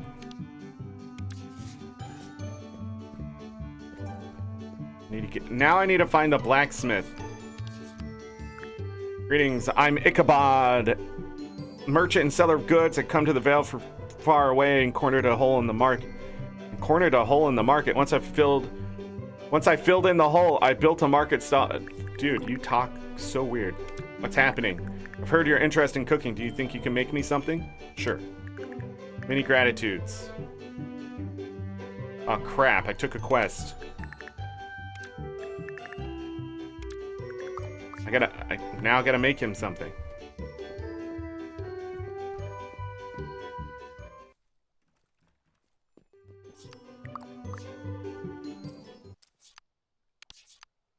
Edward Teapot. Haven't seen you in Candlewitch before. You're not an undercover kettle, are you? Good, good. That family makes my blood boil.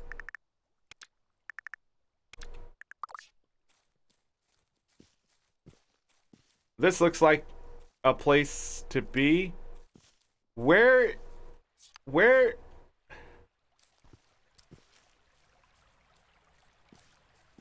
Hey, it's a book. Buy a sickle. Cough up the dough, a guide to good baking. There are various types of cooking. Quailing can be done from your friendly neighborhood stove. Quailing ovens incorporate an excellent hob and warming kiln, which is what this book is about. You can create scandalous sandwiches, plump pies, and tremendous toasties. Simply pick a recipe, and if you get stuck, use the included manual. The help option is at the top of the screen. I hope your pies will be as stout as oak with a lovely crust and hot filling, or they will be withered like my pride after Melanie Babs rejected my proposal. What the frick? We could have made such sweet breads together. I will never get to cup her cakes. Okay. Well, Ro, I think I found a game that rivals your thirst. I will have to become a master baker in order to forget her. A master baker. A master baker. Proverbs, silver scale. Everywhere in any water, silver scale glitters just like it oughta. Placeholder books necessary, just waffle.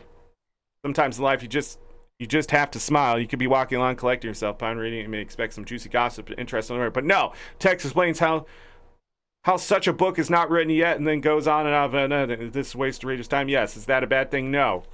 As long as they smile at the end of the text and realize they were part of some crazy fourth wall development thing, the effort was worth it. You now get back to streaming or whatever that is. More lewd. That's not allowed on YouTube, Ro. We've talked about this. Evergreen, The Fey Realms Volume 2. Beware, beware. I've returned from the uncanny realms of the Fey to tell of wanderers and dangers, so heed this humble poet's words. Some have called me mad, and perhaps they are correct, but what sane mind can walk among the twisted bowels of... What is happening right now? I've seen mossmen, dryads, pucks, and green children flitting in the shadows or dancing under bizarre canopies. I need to leave a trail of broken hearts everywhere. Be a player. I don't know if you can do that in this game. We could try. I mean, there's rep I have to maintain, but we'll see. Ethereal music drifts from their face. I don't even know if we'll get there. Wraps itself around every rock and plant, making trees shimmer to its chilling rhythm. Do not be fooled by the tranquility and beauty you will get encountered at first sight. The vibrant autumn color. Whoa, these are so many words. All I'm doing is reading. Can I be honest? I hate fucking reading. Unless that information is absolutely 100% just going to make me care. This just looks like fluff. But I'm sure something important's got to be in here somewhere. See it here, but you may not be lucky as I escaped to tell your tell. Okay. Too much. Wait. Attempt unlock? I can steal? Do not have permission to take this. 10 times collect a dandelion. Show no fear. They stand proud all year. Emergency community share. Place of refuge for those left homeless by the terrible monster attacks. Okay. Greetings to you. My name is Cyril, and I'm the clerk, secretary, administrator officiator, or whatever you wish to call it, for this humble emergency shelter, please be respectful of the rules here, which are located in the handbook. You will need form nice to see you. Apply. Well, what is the shelter, I hear you ask? I should tell you. The building used to be the village hall, but it has been repurposed to house those displaced by terrible increase in the hob attacks. Someone's house is ruined by those wayward monsters. They can stay here until it is repaired. Thinking of it, you look pretty useful. You should volunteer to help them out and get a working party together to fix their homes up. Friendly villagers will gladly help you rebuild the smashed wood and shattered windows. Just utilize the signpost in front of the damaged buildings. It branches in the Candlewood Village outlaying glorious. So feel free to drop by and say, let's see. Okay, it's where we fix houses. The pig riders of Rohan. A young farmhand named Rohan Boats was found a piglet floating in the weeds while he was hiding from his task. He tended to the little pink ball of ham which grew until it was big enough to ride. The pig, which Rohan named Lightning, ran faster than any known hog. Rohan entered many pig races and won easily every time. However, one day the pig had piglets, 11 of them. Rohan gave them to the old woman who lived in a shoe and went on his way. 2 years passed and Rohan rode into Hamlet Niddleprick, where he heard rumbling on the horizon. However, it was not a storm but the piglets. The piglets chased after their mother, whom Rohan tried to hide away on to avoid being crushed by the stampede. To this day, the chase continues. You can see the flash of lightning, then hear the thunder of the chasing piglets as they eternally pursue their mother. Okay.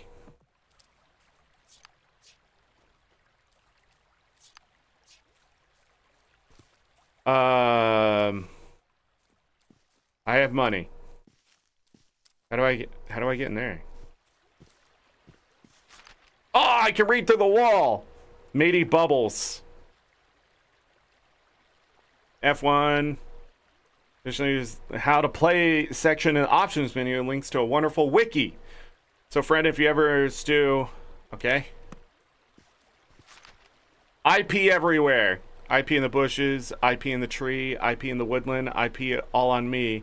IP in the fountain, in the old dark well, IP in the valley, IP in the dell. IP when it's dark, and IP for a dare, intellectual property. It's everywhere.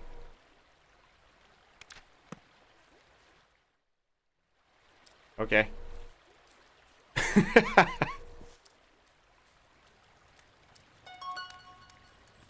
Oh, we saved our progress. Let's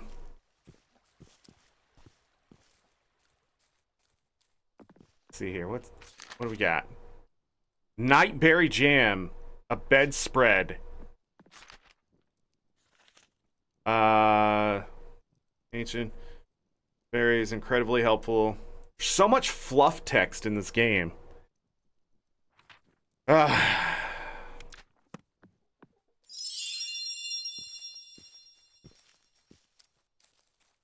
Oh, there it is. I can buy the shop. Holly Kettle. Coonfrails, Furlarks are you, and not one of them teapots in disguise very well. Alright then, best stay away from them. They're a broody bunch.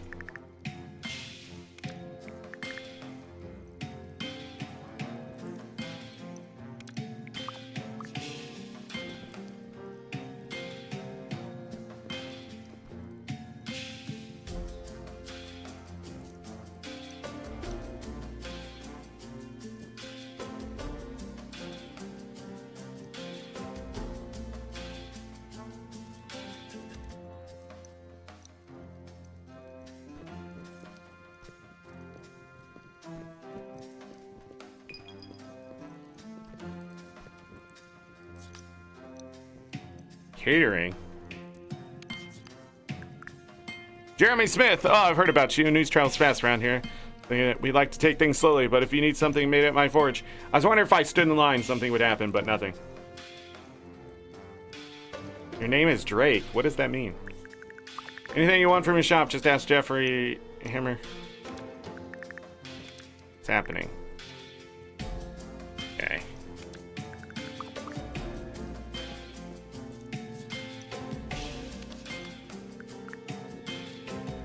Bill token done.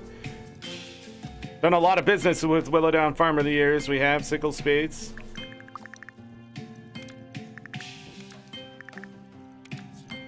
Do you think he'll like a pear?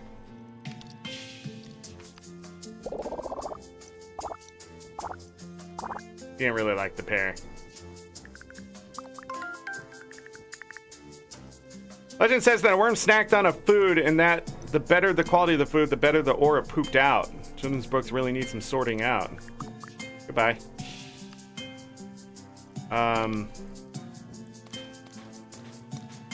So this is to sell, right?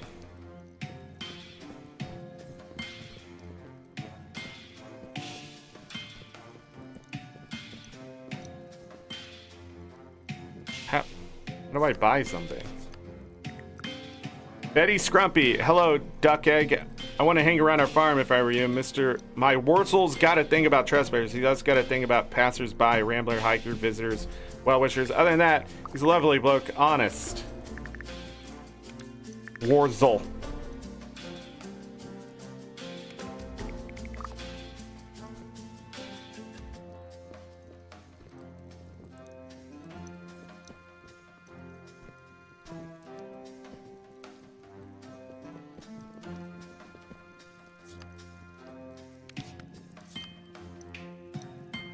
No, I'm trying to talk to this guy. I see this works well. Yo, devs, what the fuck? Jed Scrumpy. Hey, another kid to play with me. Pull my finger. Come on, pull it.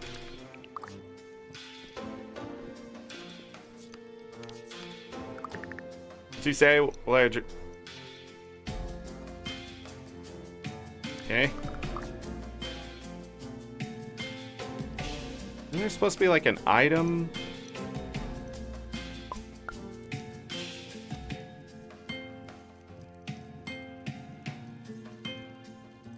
Bro, I have no idea. This game is fucking messy as shit.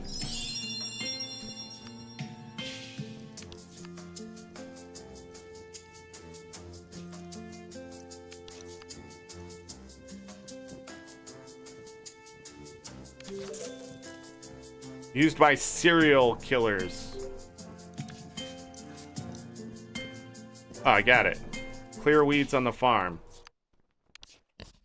Bro, this game. This game. She has a cat on her head. Hazelnut. Wait, my cats are peering into soul. Determine if you can be trusted. And congratulations, they are clawing your eyes out, which means you've passed. Is it accurate to say that if I can hit a target, I am inaccurate? Can you help me make more accurate? Going for a walk. I can moonwalk, you know. I just go out at night. She's, one of my kittens has gone missing. Try to find him. He must have wandered in the woods nearby. He's a climber, so check the trees.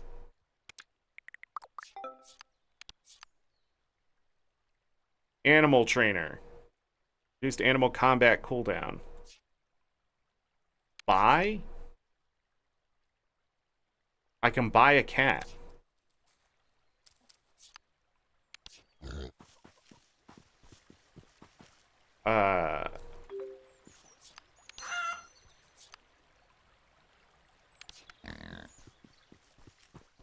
Wee. I've not. Did I? Wait. Go back. Yeah.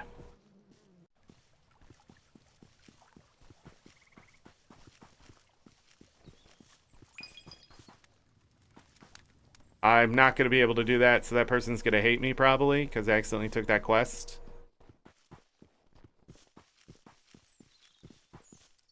And it's a pig. No, I don't want to ride this pig. Oh.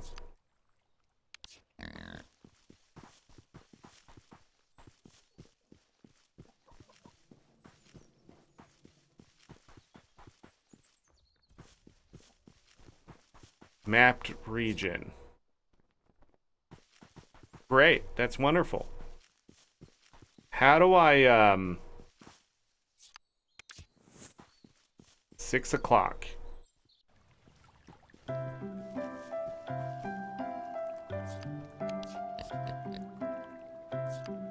This game.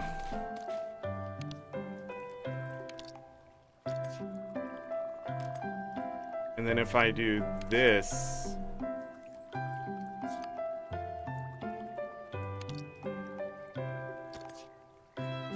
Okay, whatever.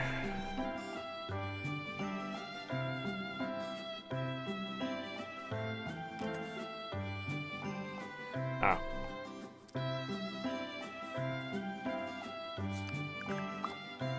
Now for that reward. You see that customization table? Interact with it and I'll show you all the customizable areas on the farm, including the farmhouse itself. I'm giving you the plot to the left of your house as your own.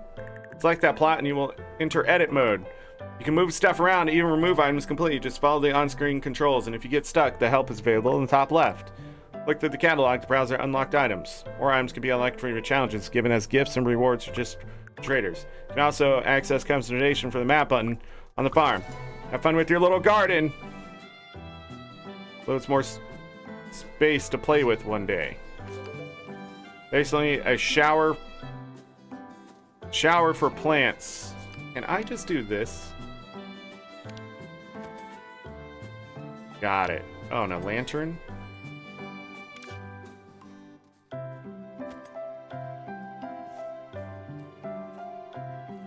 Alright. Hold on, there was more stuff somewhere, right? Yeah. Novus level achieved. Enjoy this 2% chance of gaining seeds from harvest.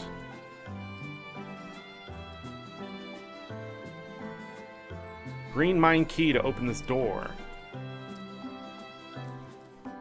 Oh. Well, we don't have that.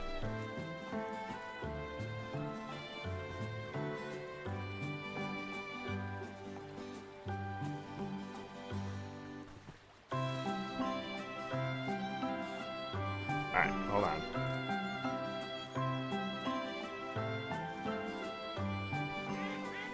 These are stronger than me.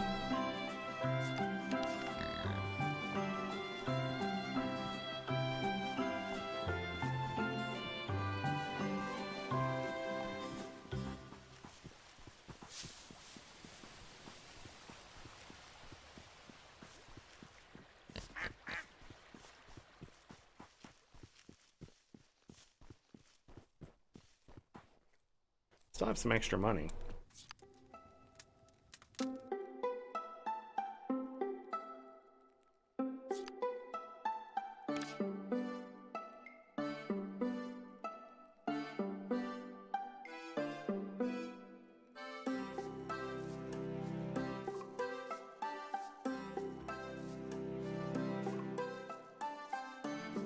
I can move the tree.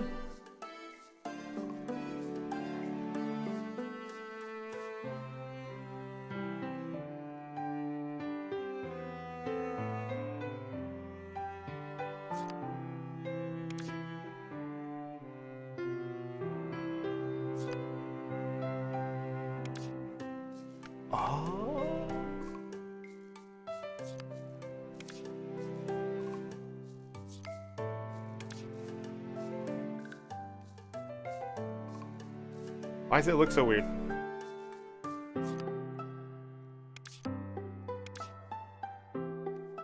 So some stuff I can destroy.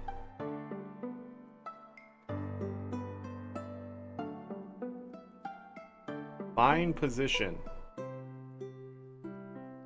Oh, so I have to do that. What if?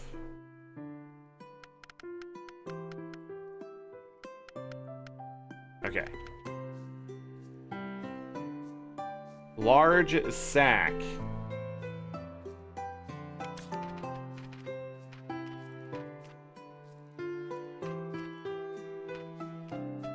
This grass. These cost money?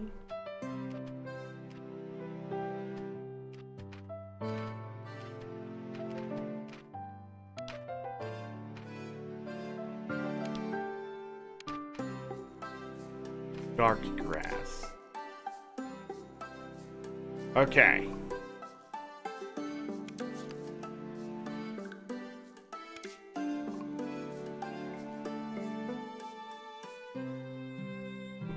Is this so I can, like, maybe put a farm or something here? Ah, no, it's trying to teach me.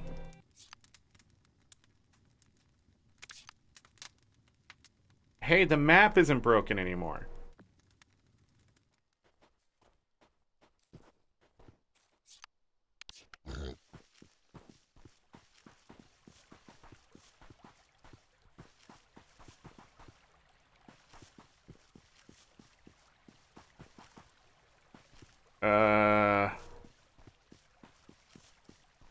Well, let's do our ritual passing out here.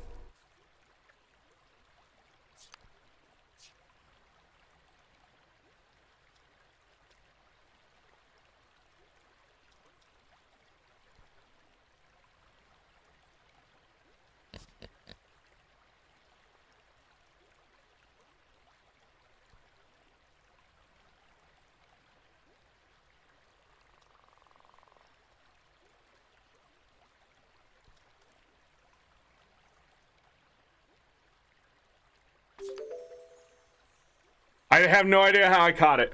I hear no noise. Let's twist its head off before eating it.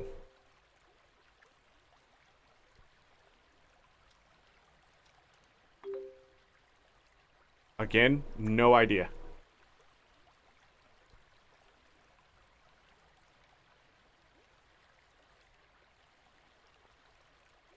I don't think that's the same fish.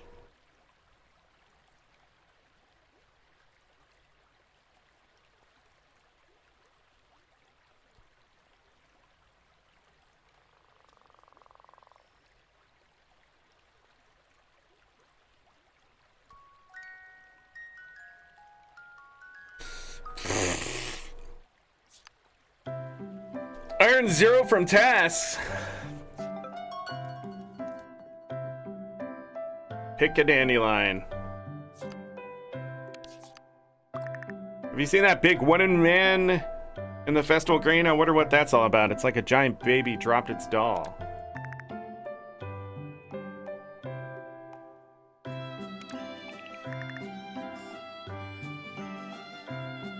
Feeling positive.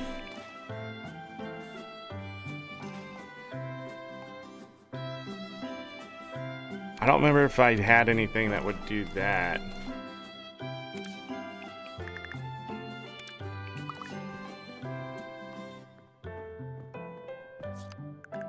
Need some seeds from the market in Festival Green. Here's 4 copper. Any seeds will do. When you get them, come back here and talk to me. I'll tell you all about growing your own stuff.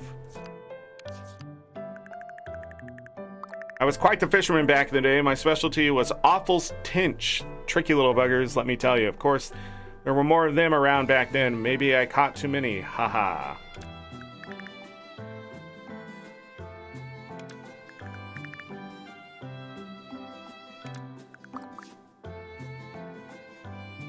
Okay.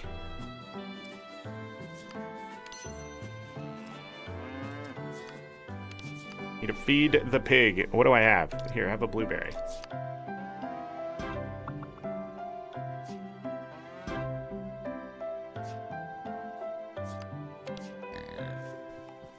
Ascent.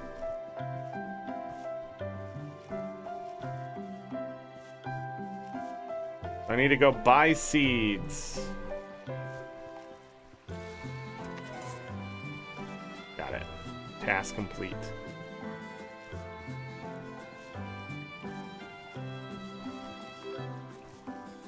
A 3-star dandelion? That's crazy.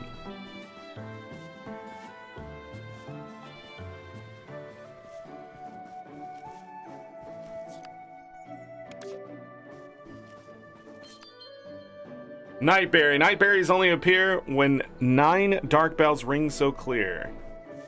So at night.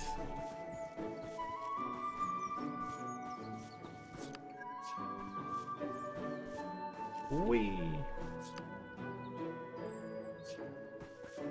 Throw in.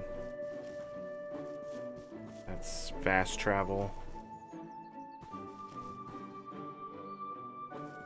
Everything's so wavy.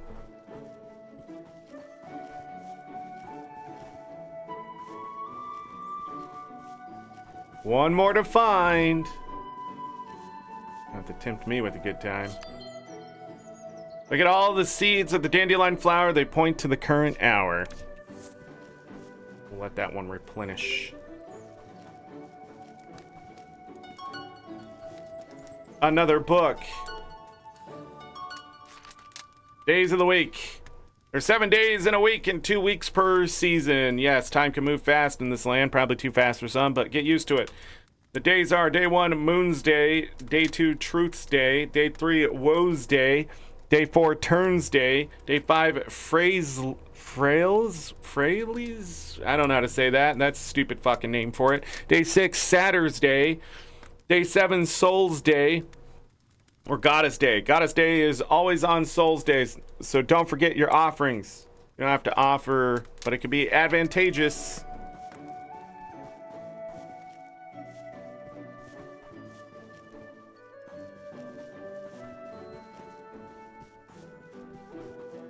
I mapped the region.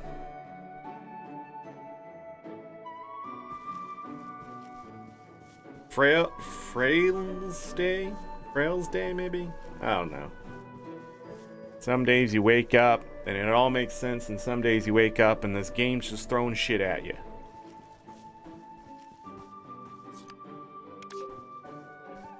I don't know what I'm gonna do with all these dandelions.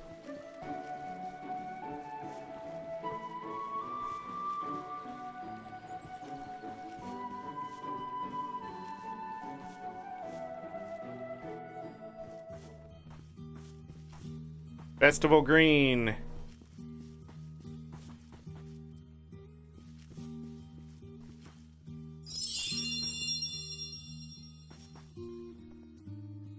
I'm in the correct region for this task.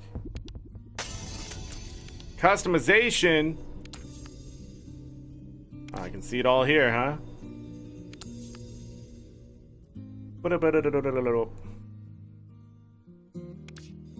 So many people to meet. Hold on. Blood Few, actually pretty common.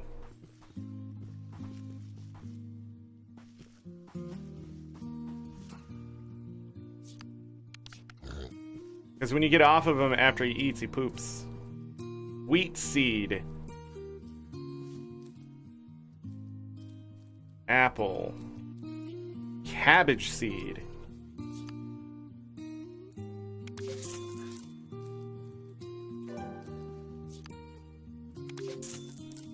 Go buy the other ones. What else we got down here? Carrot Seed. I saw money. Nightberry. Ice breath ghost across the farm. Nightberries sleep to keep themselves warm. Wait. Those are nightberries.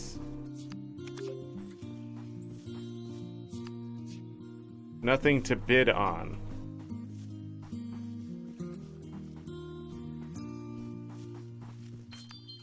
Mint. Strong in growth and strong in taste. Summer down mint won't go to waste.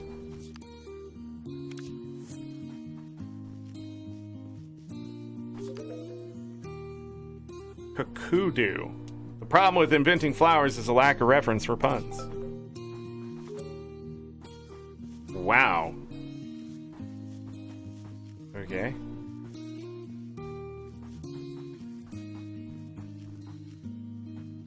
That was nothing. This is something. One more to find. Did I miss the other one up in the other corner? Primrose. A Valgarius, their middle name. Valgarius. Vulgaris.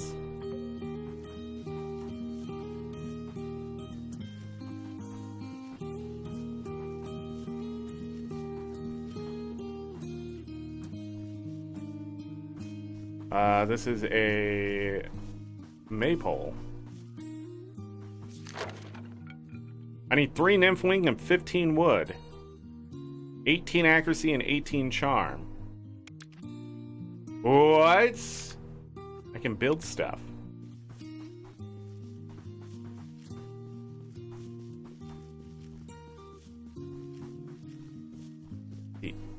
effigy.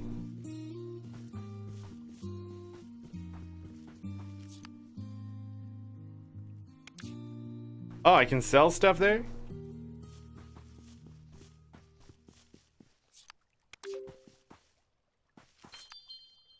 Silver scale. Anytime when it's not dark, silver scale likes to have a lark.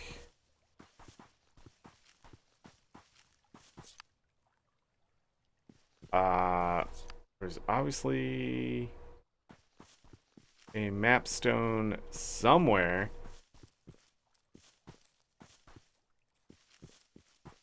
That I missed.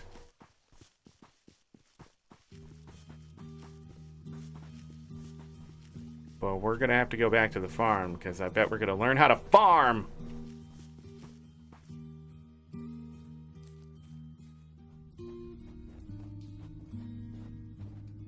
I can bring the pig in here.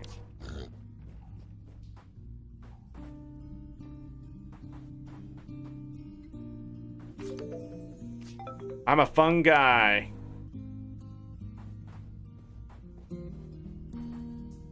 So obviously I need to pick. What's got eyes on one leg and one arm and hates humans? Yes, this is not a joke. The only punchline is that these monsters will do what these monsters will do if they see you. Say that when the ancient fate goddess and mother of our current goddesses, Echoia, first made the creatures that walk the realms of light and shadow, she was left with some spare parts. Rather than waste such precious creations, she created the Falcon. The Fatchin. Pretty sure it's Falcon. Was a gentle giant, was teased about how silly, like, angry and made him mad, if you will. It tore up a tree and began smashing the heads of those who laughed. They laughed no more, consumed by guilt and bitterness, retreated into darker places to live amongst those who accept it. Meet one day, the joke is on you. Cool story, bro.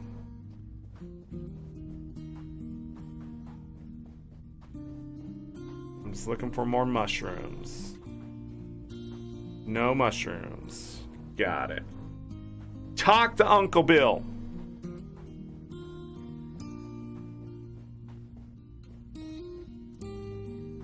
There's one. Got it. Collect me some mushroom.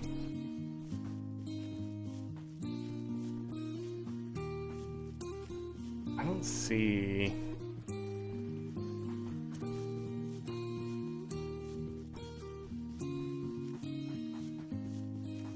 There's a person I haven't met there.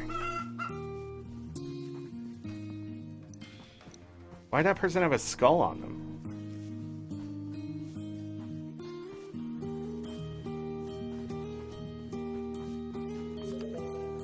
You can increase your tool expertise by usage, and each level gained adds little bonuses. The pickaxe, shovel, slingshot, fishing rod, sickle, sword, and bow can all be improved with your skill with it. You can increase yields, damage, and so on. Plus, certain star ratings need a certain level of tool proficiency to get an extra star rating. Try using your sickle on anything that grows. Use the slingshot to shoot down berries and apples. Hit ore nodes and stone nodes with a pickaxe, and chop trees with the axe. Catching a fish gives the rod XP, and kills level up your weapon skill. You can check your XP levels in the inventory of each tool. Used to collect ore and stone. You don't even need to equip it. Simply interact with the ore or stone. Very handy. Oh, cool.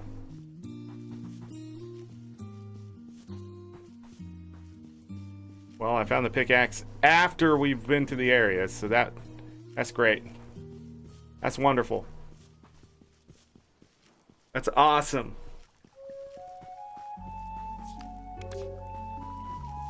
Just keep grabbing dandelions.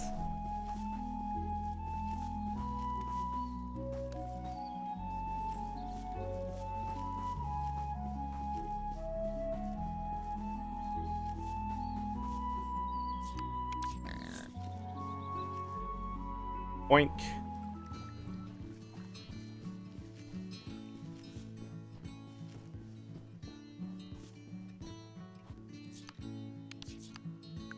You got to see, it's nicely done. You can plant them on any crop patch you have access to. This includes ones on your farm or a friend's crop patches. Have a look at the catalog in edit mode. You can place new patches down on your unlocked plot.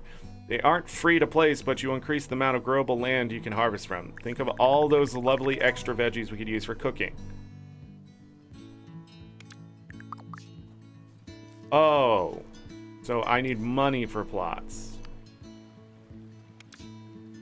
Is there stuff already here?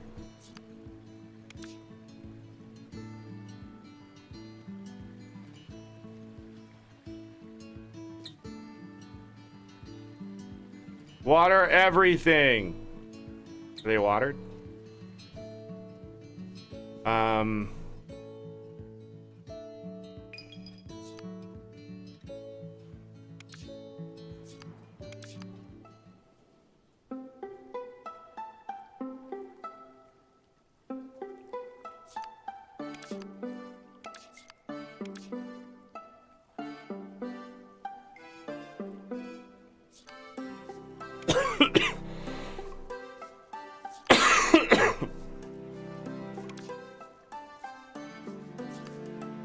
So some things I can store and other things I can't.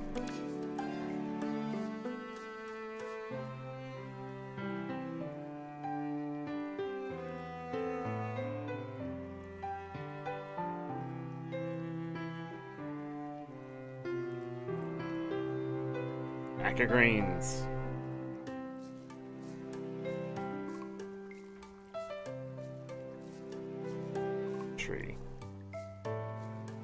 Tree.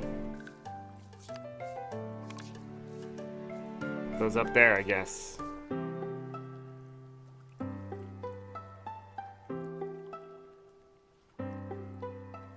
I feel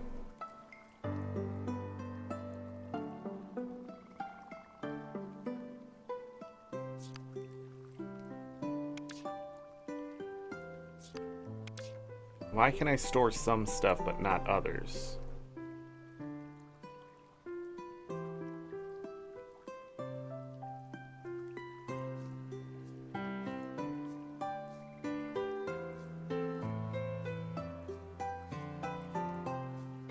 Trying to clear out this area.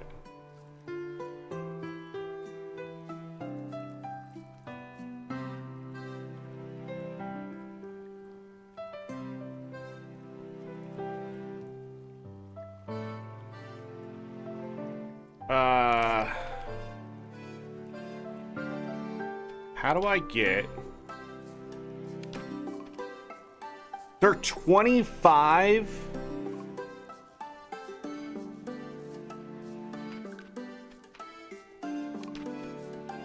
What?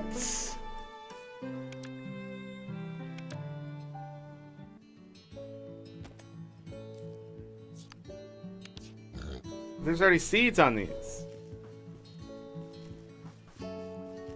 I don't have 25. Fuck it, we fish. We fish.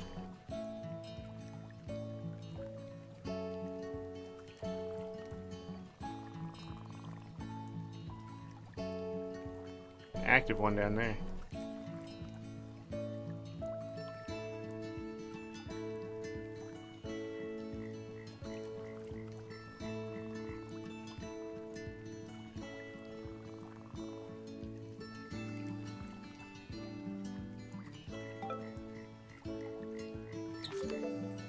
A pond lurker drawn to scale.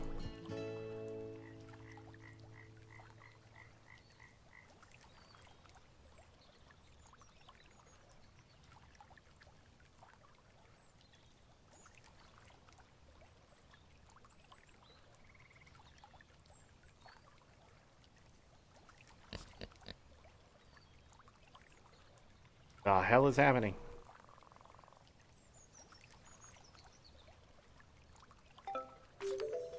A weed skimmer in a rush.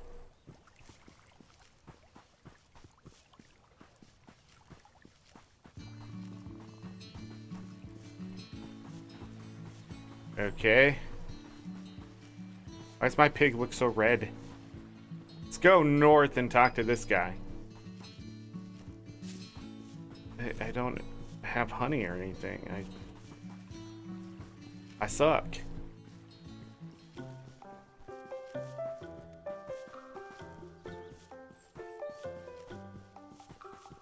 This is technically where he wanted me to fish. So you don't even wait for the bite?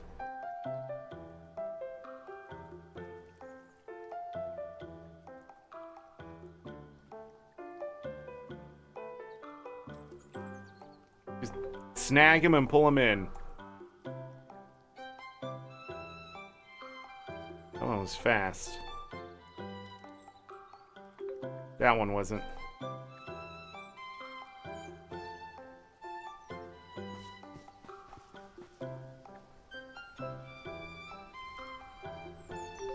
Got him.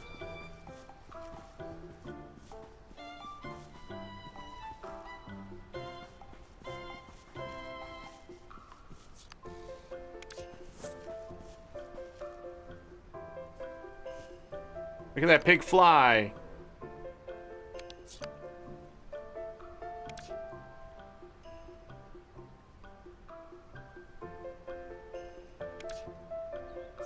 I don't.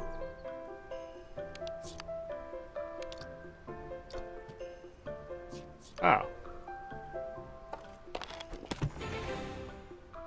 I did it! And that look about you that reminds me of my barbels. They are very determined fish that are really annoying to find and catch. You need the proverbs to know their location when they like to come out. You gotta get that timing right on your ripple too. I used to suck eggs at it. Once you get the hang of rippling and learn some of my skills, then you'll get to the point where you can just toss your line in the water and the fish fight to grab it. Learn a skill from a master.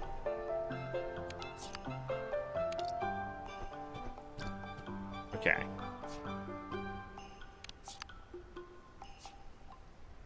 All right. Identify currently active fish using the angling map feature on the map screen.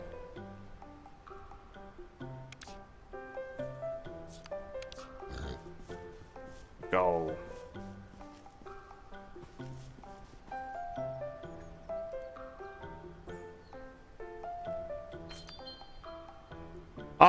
Awful Tinch.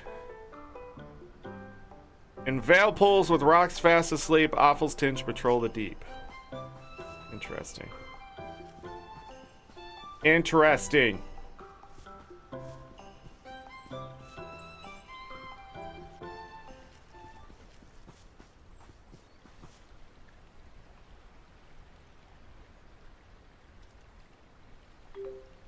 You will be caught.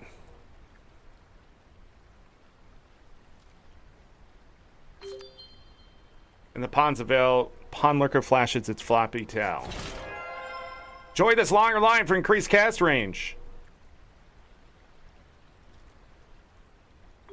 Nice.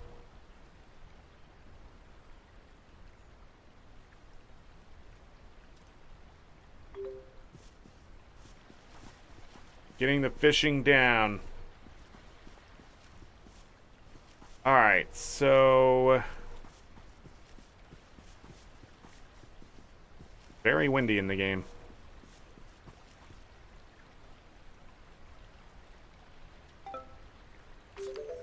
River trout.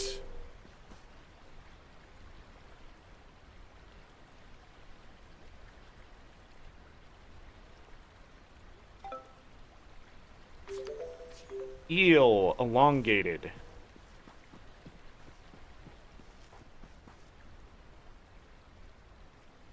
I just want to pick up the berry. Thanks.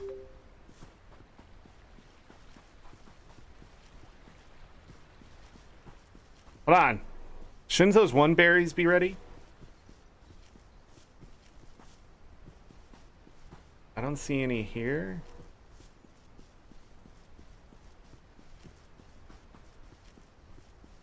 Where were they?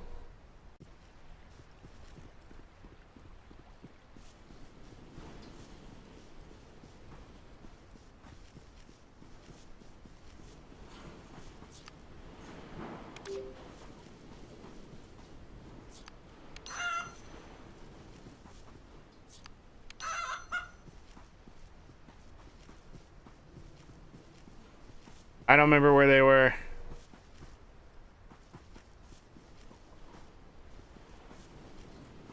Hey, an egg.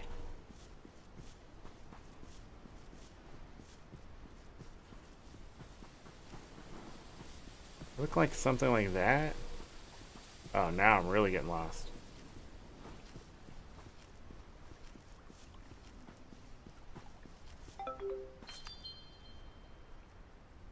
It's Cointel. Anytime, any place, in any pools, Cointel spins the gold of fools. I fell asleep.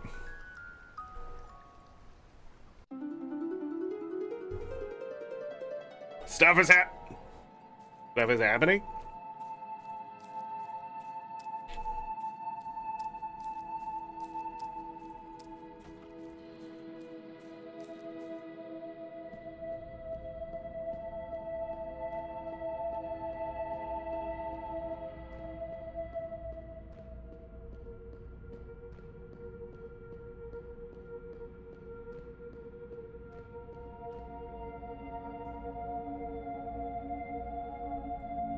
It's unknown voice. We know you. We can see your potential. Become who you were born to be. Join us, and the universe will be yours to explore. Time will bend itself to your every whim. Quill will be yours to shine upon like the... thought it was a poem for a second. Quill will be yours to shine upon like the stars. We'll be watching you. Watching. Look deep into the mirror and find us.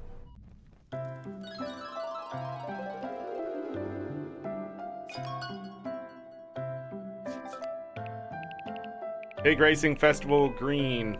Zorric, look what I found. Isn't it fun? It's a pet whistle. Here, you can have it. Just press tab to bring up a list of all your pets. You can summon them or send them home. See their statuses. Why don't you go and get Truffles ready to ride? You can go beat my best time at Dorita's Cross. Can't wait until I'm old enough to leave the farm. I keep dreaming of all the places there are to explore and all the things I get to do, but we're stuck here for now, I guess.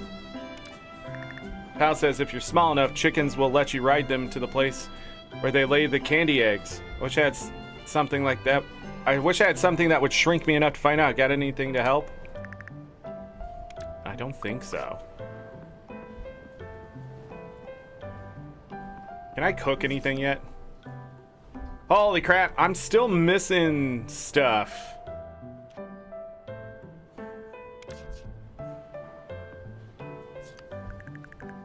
What's all that racket? A whistle, eh? Don't blow it too hard or your eyes might pop out. Right back to work.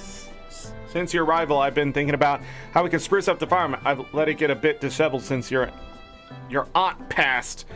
I mean, look at those drab, dirty walls. How about you give them a coat of paint? You can even choose the color. Interactive customization shit. Okay. Wonky knee from when I got thrown into a tree. Quite a fisherman back then. My specialty was awful tinge. Okay, I'm guessing.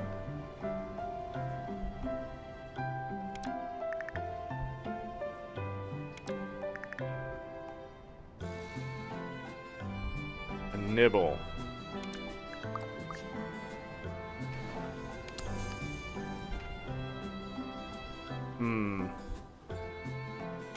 I wonder if I can gift him a fish.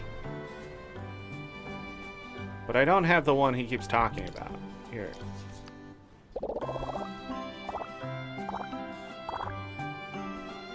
Okay. Hey, fish, thanks. Last week of spring brings things on springs and things with wings. And much nice coriander. I guess we're painting walls. Oh, can I move this stuff around? No. All right.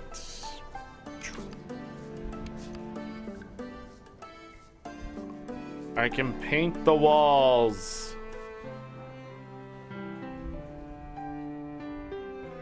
Sure.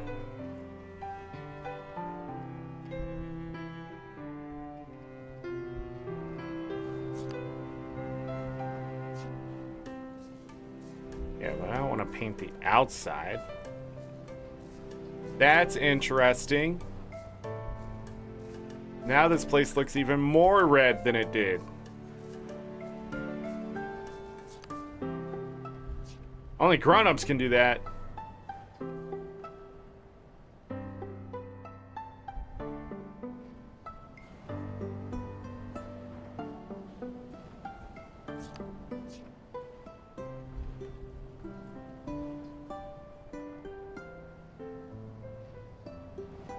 Oh.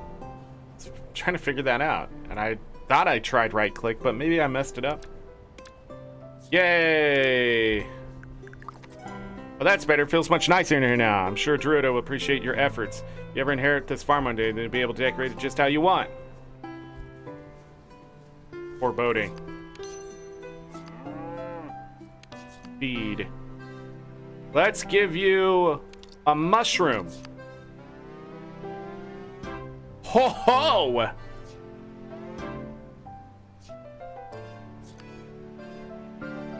Truffles.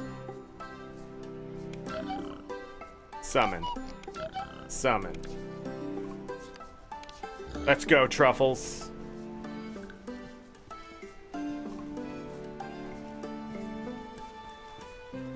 Oh snap, Truffles. I don't know how to play the game. Give me a moment. What is...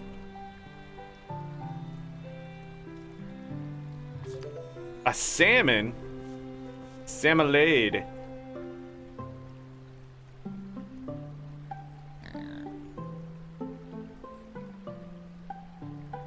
It's like a mile away now. It has to come back. Or it doesn't.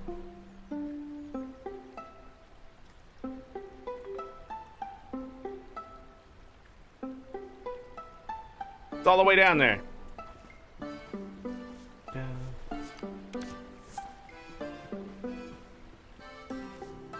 Whee!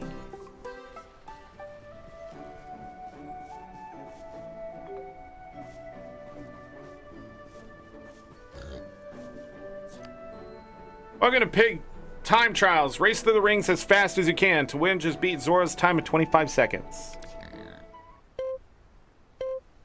Where do I go? Oh!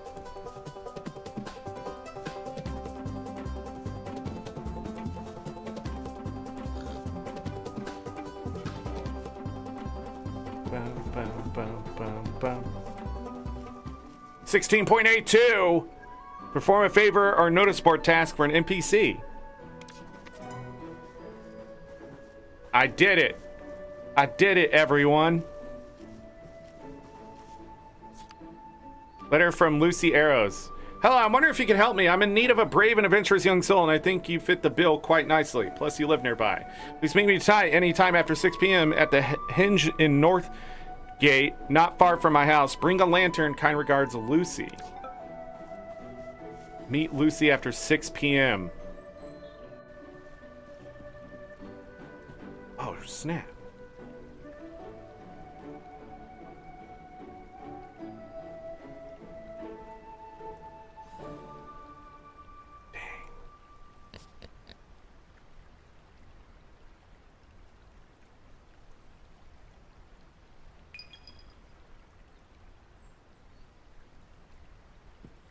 Where's... Didn't we already do the pig racing? How do I get to my thing? Okay. Cat rescue. Let's pin that. I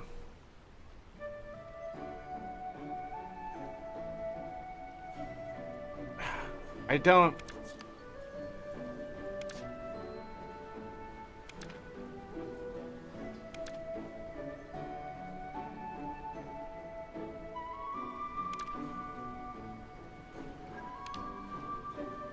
Pig racing is enjoyed throughout Quill by adults enjoy and like. Meet up in Festival Green to spend some money and have some fun. Take your own steed.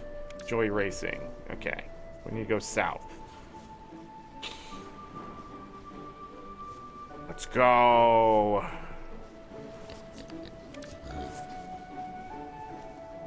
Boink.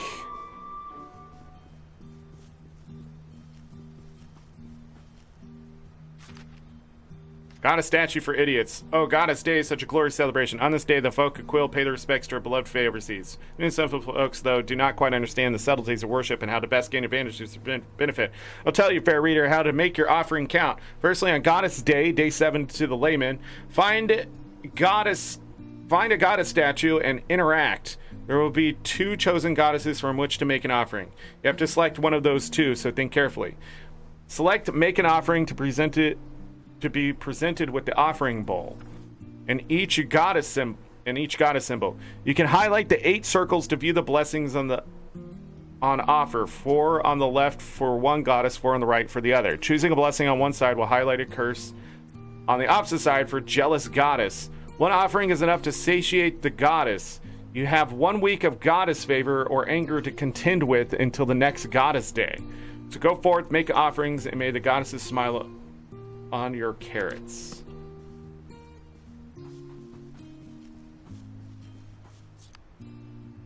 What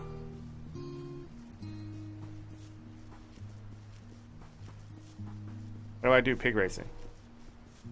This place is empty.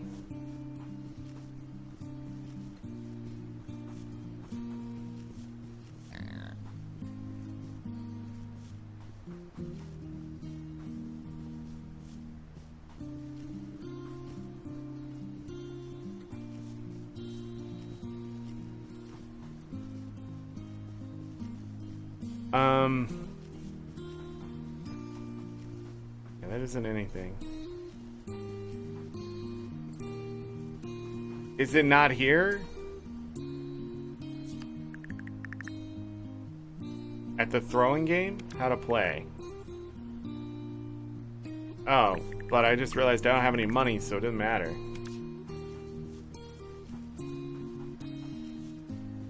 Wait, is that what these other stalls are for?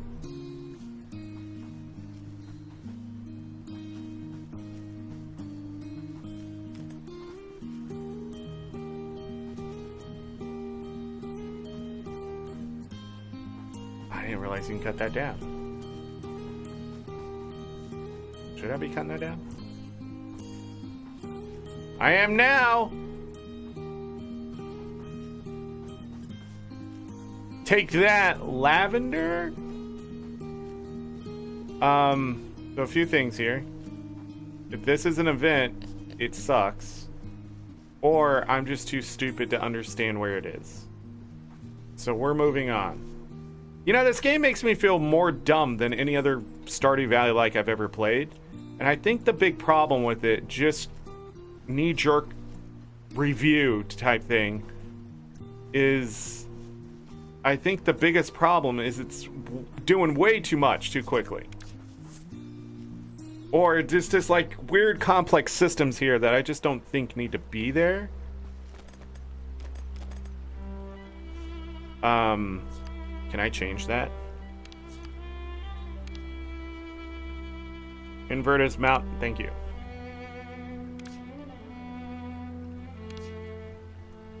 Easy, Highness. What we laughing about? The most annoying part of the fishing is getting near the fish.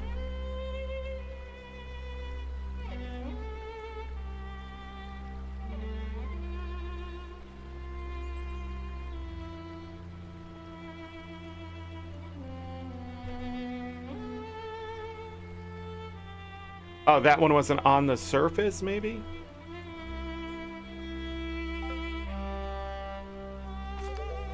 Firefish, 4 stars. How can this possibly exist?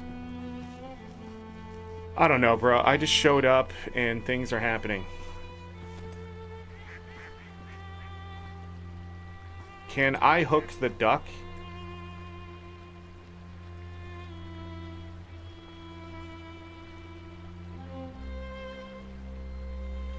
No. Awful tinge. When the sun rises in the sky, awful tinge will make you cry.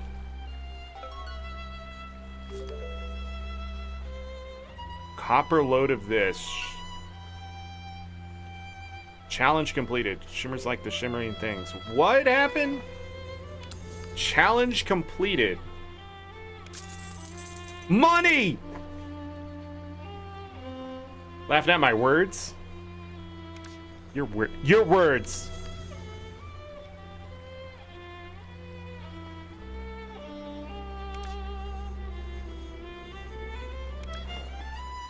Is the music really loud to all of you?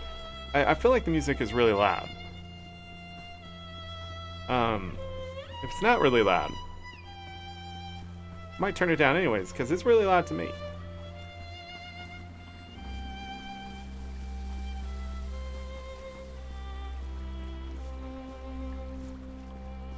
It's the like one thing I turned down.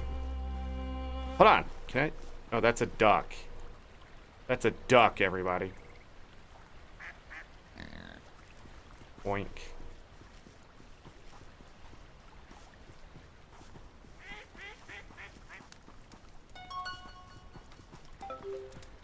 I don't know how I was about to miss that.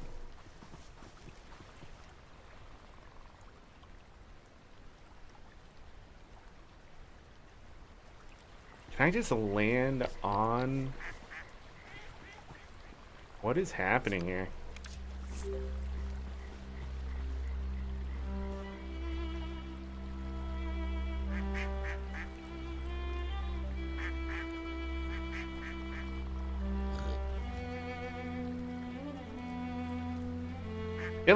It doesn't always land where you aim, and it's really goddamn annoying. Why does it run away?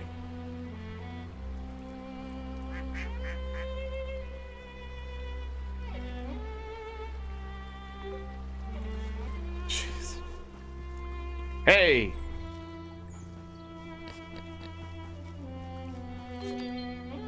Primrose grows free and beneath the boughs of the white-barked tree. Well, that was a thing. Any river you will see, river trout, happy as can be.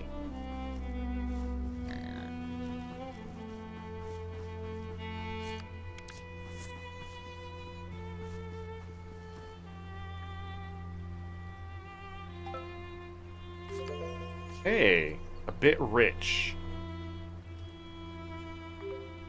Needed these. Oink.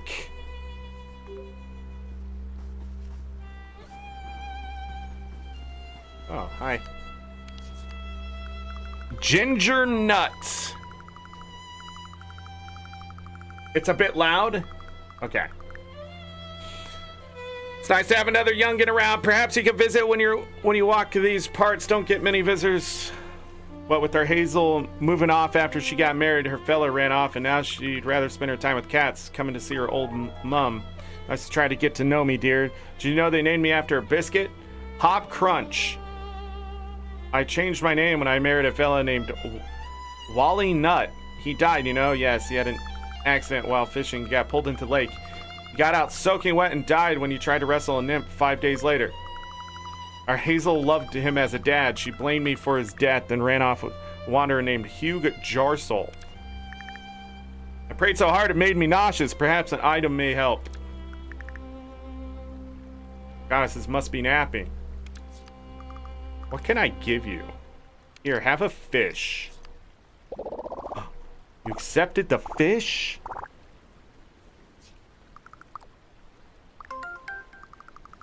Here's a secret for you. I heard Worsel Scumpy really doesn't like minnow.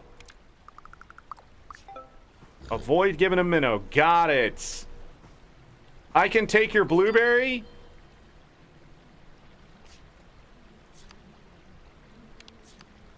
Audio. Music. I'm going to turn it down to half. The game's already reduced on my computer down to 23%, by the way. And I knocked down the music like another 40. Or 30 or something like that. So we're going to knock it down another 20 and see if that works. When clouds are crying, they appear. Rainfish love their namesake. Okay. I saw the fish.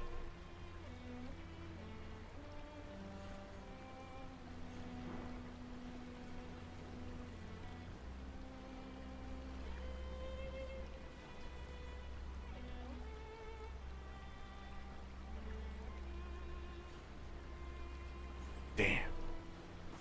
Damn. Yeah, if you can land him. It's just a fish, stupid boy. A pike.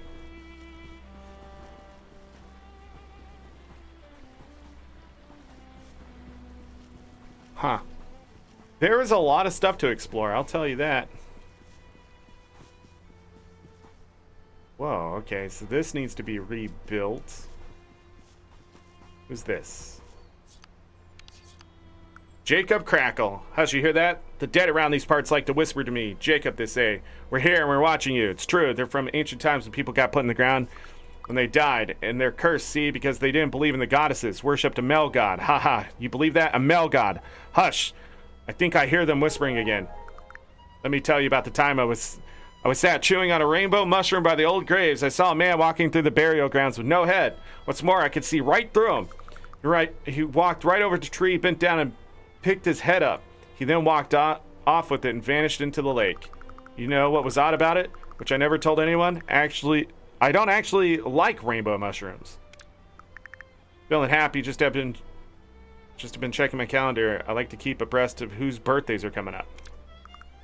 Gardening, the best way is to appreciate nature's bounty. Do you want...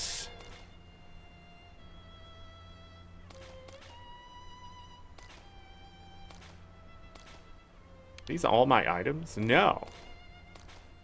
Do you want a dandelion? It causes flatulence. Oh. Pick this myself. They have limits.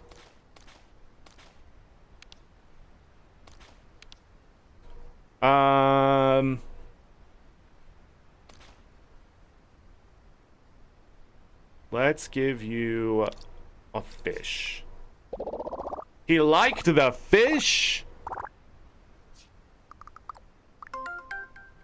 Woman once rescued a baby fox tangled in an old tree root not far from here. This fox had a tail made of flames. The flames were cold rather than hot. One day the fox had gone, but a small bag of silver had been left on the woman's windowsill. It's likely it ran from its fey owner and became lost, and they came back to get it.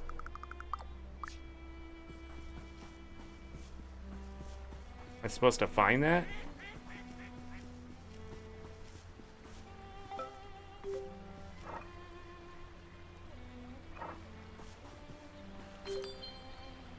Druida seeds have juicy flesh in the veil where they are fresh. A swan.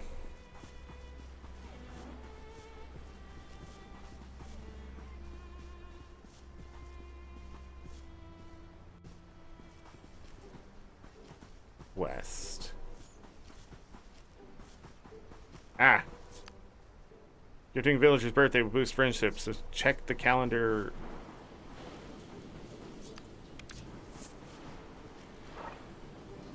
Ash brown.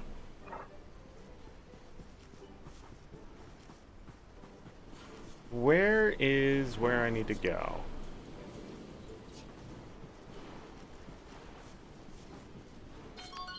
Proverb.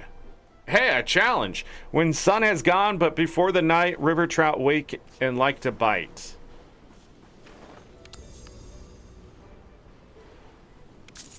All right, we got some more money. Lots of money now.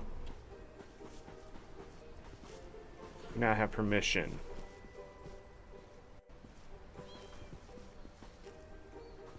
Meow. Hi.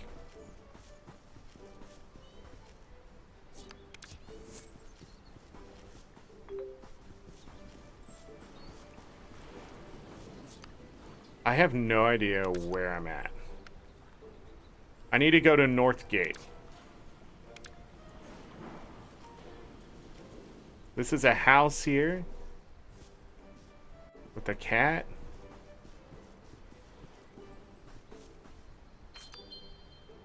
Curse fish. The sweary fools complete themselves in ponds, not pools. Dandelion.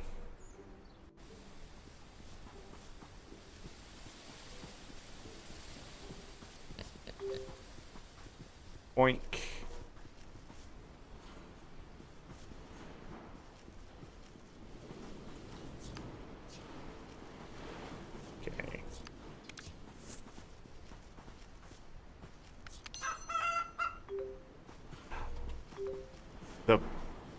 chicken gave me an egg. Clucker's ready to lay when it sees you once per day. Ah.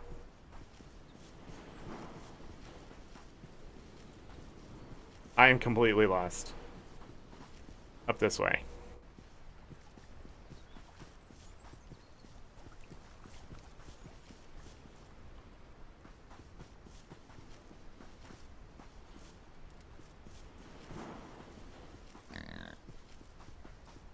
Am I in the right area?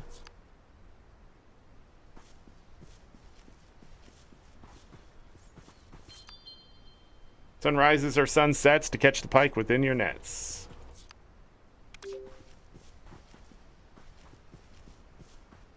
Lots of locked gates.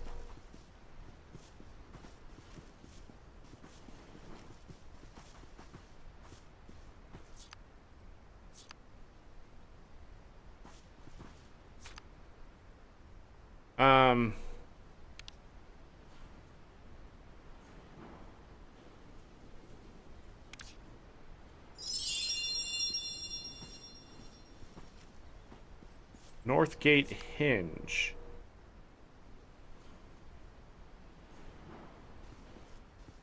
After 6 p.m.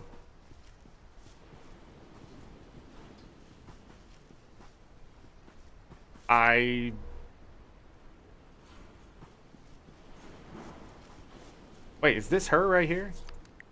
Oh, it is. What the frick? You got my letter and came. That's so great of you. I absolutely adore history and lore. For years, I've studied the hinge and have not unlocked its secrets. I personally believe it is a gateway to where the Fae live. I came across an old tome that mentions shining a light at it. Would you try focusing your lantern beam on the hinge while I watch for any signs of magic? Perhaps try standing on the circle and turning on your lantern, then move your mouse cursor away to focus the beam. I don't have my lantern. Oh, I do.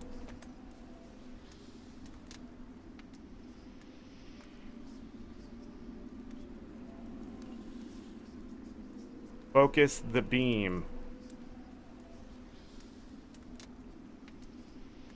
How do I do that?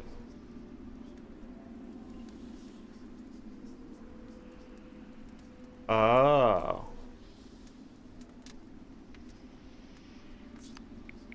That doesn't seem to be it. I will keep trying to transcribe the book and see if there's any other special requirements. Thank you for your help. Here's some money. Weed skimmer like the fronds of weeds they skim around in ponds. I accidentally sent my pig away. Ride! Alright, well that was the thing.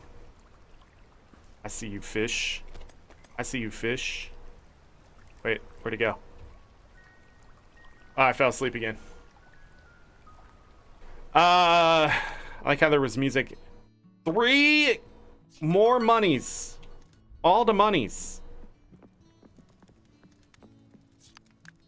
Here comes the mighty Zorric. Got a nice little task for you today.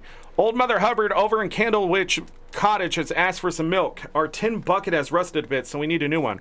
Pop in the village and see if Jeremy and the blacksmiths can help. Once you have the bucket, use it on a cow and then take the milk to old Hubbard.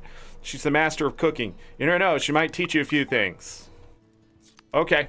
Well, before we do that, I am going to use the restroom because we've been going for 2 hours and 46 minutes. It's time to get up, stretch, use the restroom yourselves, grab something to eat, drink, hit the like button, subscribe. We're going to be playing Kynseed to Roots of Patcha to Fields of Mystria to Coral Island. Those are our next 4 Zelda-like games. All this week is Kynseed, so if you're interested in that, there will be more of it. Just because I'm playing it during the Stardew Valley-like event does not mean we won't come back and visit these games later if I think there's a lot worth looking at. Or at least, you know, it's just fun to play. Other than that, Stardew Valley Expanded will come back next week if you're looking for the next part. I did want to get another part in, but real life got in the way, and so therefore it didn't happen. But next week for sure. Guild Wars 2 will also be coming back next week. We'll be talking about some things next Tuesday. No, is it next week? Yeah, it's next week. Holy crap, time flies when you're not thinking weeks. And is there anything else? No, I don't think so. All right, I'll be right back.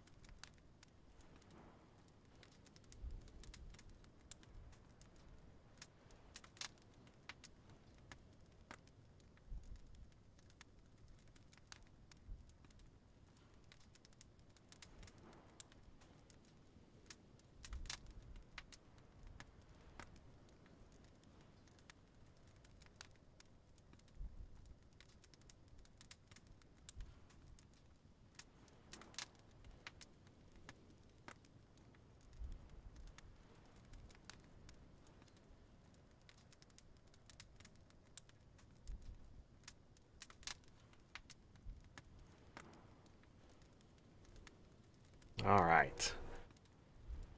Let's get back to Kynseed. Turn down for what? Now that song stuck in my head, Xeonis.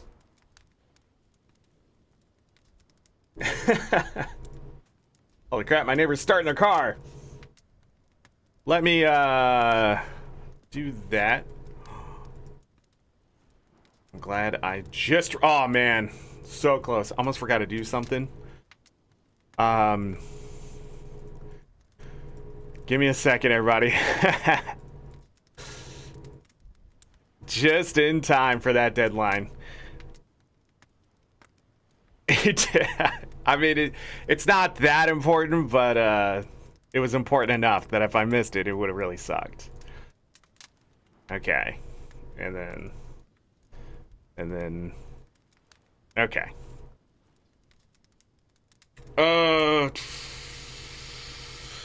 Hit this here. Just... Are we good? Is the question, and I think the answer is yeah.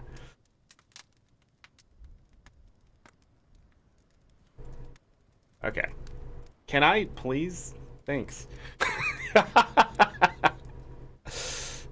Can I please? All right. Down here. Sorry about that. Let's talk to our uncle. Hope you haven't tried going in my cellar. By the way, I dug that out years ago and found something really peculiar. It was a statue, some sort of troll. I was using to get stone for building when the next day I noticed the stone had regrown. Creeps me out, that thing, so best keep away from it. Okay. New ingredients. Any other small... Just about to have a bit of grub or any other small insect. Goodbye. Alright, so now we need to feed truffles. That's it. I don't have a lot of will truffles eat fish? Give him a strawberry. He hasn't had a strawberry yet. Boop.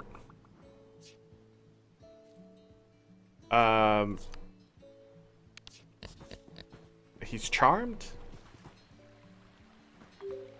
Blueberry. Not very blue looking.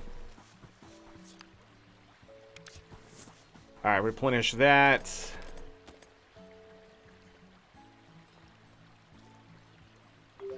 Got a salmon. Sometimes the fishing feels really good, and then when it's not, it's not.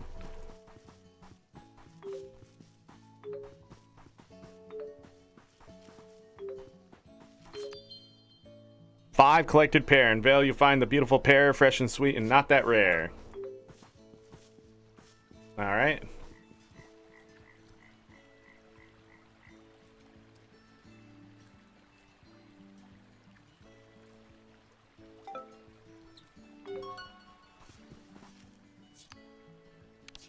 Got a challenge done? I often think about our real parents. I can't remember them at all. We must have been given away when they were very young. Do you think they were too poor to feed us?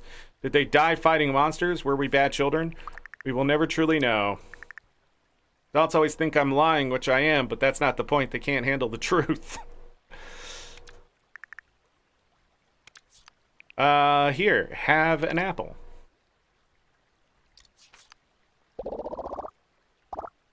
He's already full, so I don't think this is really helpful. I heard Edna Teapot likes strawberry jam. Nice. Hold on. Tomorrow is our uncle's birthday. And the pig auction. Have you run out of juicy bacon? All your pigs popped? Then you need the big auctions. You need the pig auctions. Come along to Festival Green and bid for bacon in its rawest form. I wonder if I can actually get another pig. And then we can breed pigs. Hold on. No. No. Stop it. Ride the pig. Hit this button. What was I about to do? What was I about to do? Oh, challenges. Nope. I suck.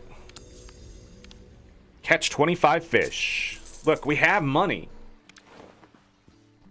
All right, to the blacksmith. Come here, bird.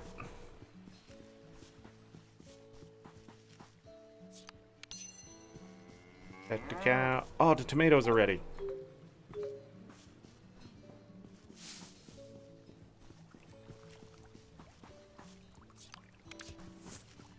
Those are everywhere.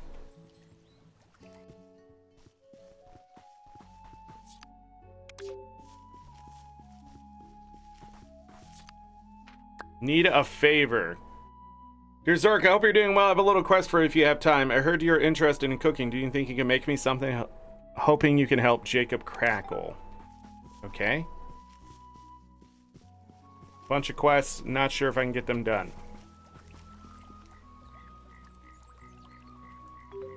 That was really weird. Okay, did it twice in a row. Crazy stuff.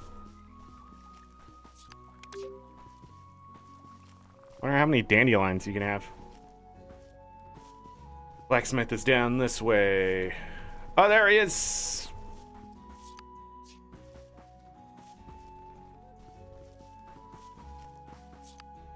Talk. Well, hello there, youngin. All out of buckets, I'm afraid. I'm also afraid of going into the mine to dig for ore, which is why we're out of buckets. I heard some knocking and got straight out of there. But tell you what, here's the key to the mine. If you're brave enough to get your own ore, pop back into the smithy and I'll show you how to make your own bucket. Okay. Find a matching padlock. You'll find the mine behind your house, which is up and left from the smithy. You probably won't run into any knockers, but just in case, it was nice knowing you. Jesus. Okay. Have a good one. Blue mine key. There was another mine, right? Melanie Jug. Hello there, I'm Melanie. I run the local pub with my father, Toby. It's called the Flailing Arms. I remember when my father first bought it. Oh, we're getting a cutscene. Cool. All right. Toby Jug, one day all this will be yours. Every aging cask, every battered stool, every drink-stained table, every inch of sawdust, all yours. Once I've passed into nature. Dang. Can I have a unicorn instead, Dad? Oh, You're funny. Unicorns indeed. Sure, if we rename this pub the Unicorn. Otherwise, no, you can't have one. What's that smell, Dad? Smell of good happy folk, good cheer, good drinks, good company, good songs. It smells like sick, Dad. Breathe it in. That's what happiness smells like. It's making me gag, Dad. You'll get used to it. Now then, I think I'll have a tipple before breakfast just to get the nose warmed up.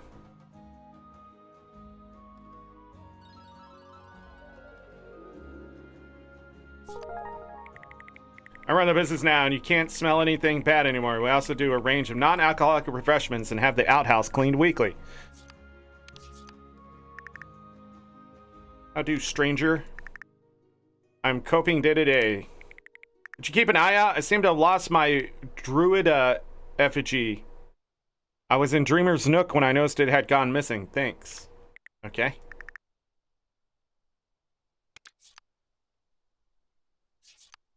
Here, have an apple. Excuse me. I heard 8th spring was the day Jet Scrumpy was born. Oh, we learned a birthday. Nice. Bye. Hey, it's Toby. Oh, you're one of them Willow Down twins, aren't you? Shame you're not old enough to patronize my tavern. We don't serve minors, but we do serve minors. Anywho, my daughter Melanie runs the place now. Much head for business than I ever did. I'd love to win a prize at the Vale Marbles game. I'm terrible at it. If only you can gift me item with accuracy. Going to the pig auction soon. It takes place at Festival Green. What a great smell. This guy likes bad smells. Pig auction.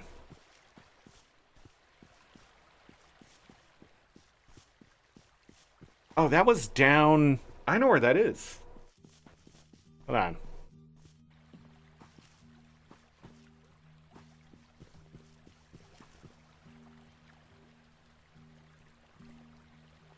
Almost got him.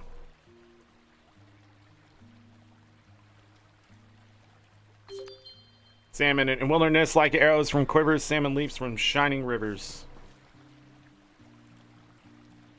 The bobber bounced.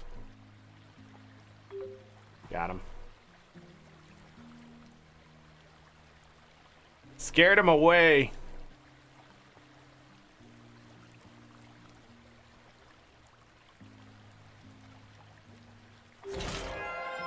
"25% chance to snag an extra fish is yours." What? 25% chance to snag an extra fish is yours.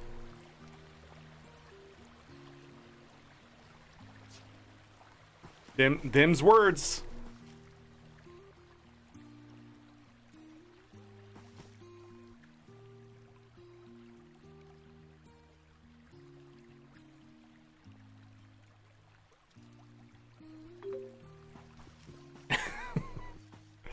Them's words. Turned down for what? Still stuck in my head, Sea Highness. It was like over here, wasn't it? I've discovered a fish.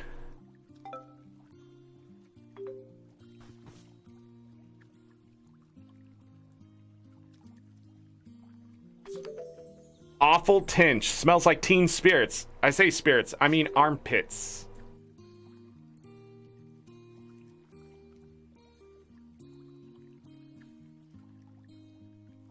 Dude, I hate that they get scared from your casting. Oh, but I got him. 2 firefish, 4 stars. That's what I'm talking about. That's what I'm talking about. It was up this way. Whoosh. I got distracted. Like right here is the auction, right?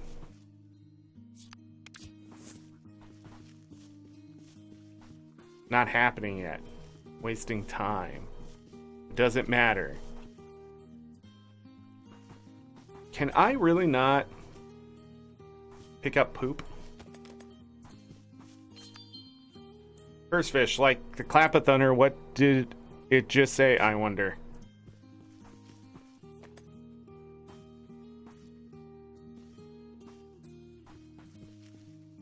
Haven't I been over here?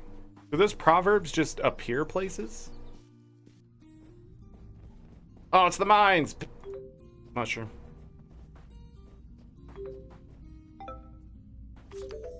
Tin ore, all mine.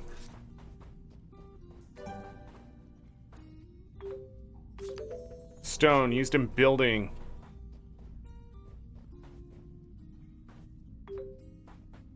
Tin ore.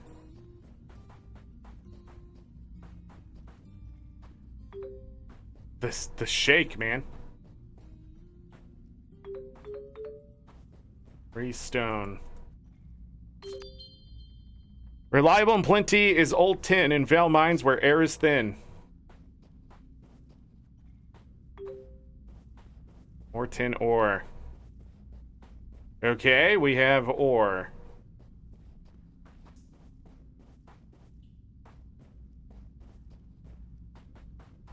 That mushroom did not come back. The other one did. Turned down for what? Are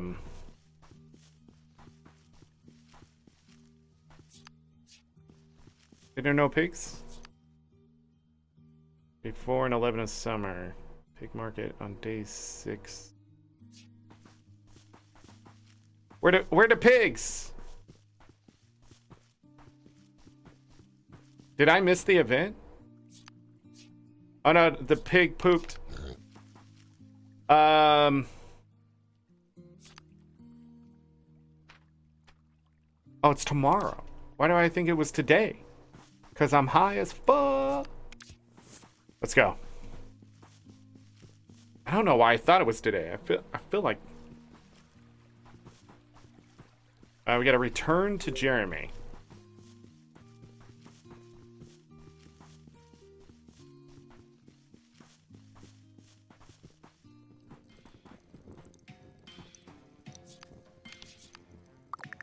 You have to speak to Jeremy for all your bucket-related inquiries. Goodbye. Well, do not pell into bucket mold. Don't drop an anvil on my toe. Here you are, alive and with the pocket full of ore. You earned a lesson in the noble art of smithing, that's for sure. Get a hold of the chain on that forge and we'll get started.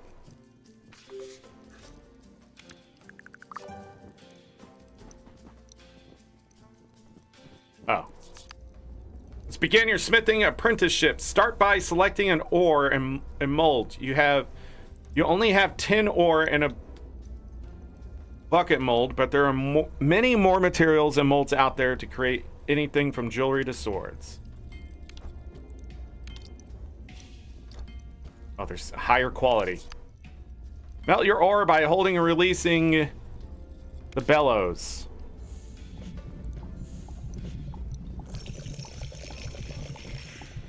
Okay.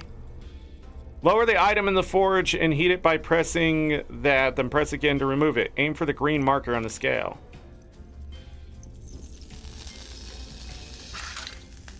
Dang. Durability plus 10. To hammer the item into shape. Aim to totally cover the target. Increase your strength to earn more hits.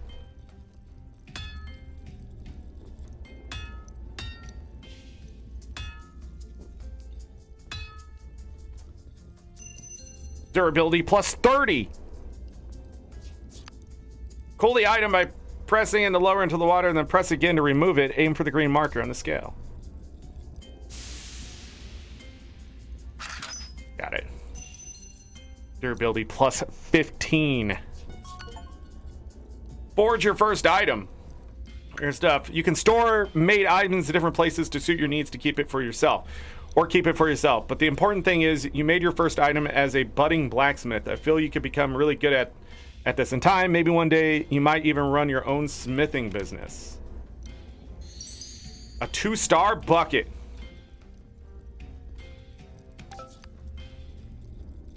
All right. Well done. You make a fine smith. You're welcome to use the forge anytime, but you do need to provide the ore. I will pay you per item you make at selling table. One day you might even make something as great as a hammer my father gave me as an heirloom. I daren't use it as it's so precious. Have a good one. Hold on. Can I now gift him...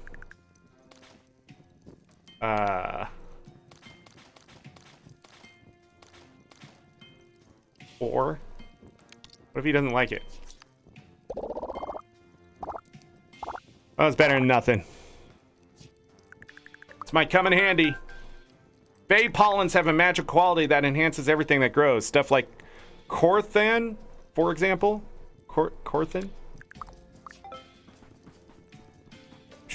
Alright. We need to go milk the cow, I think.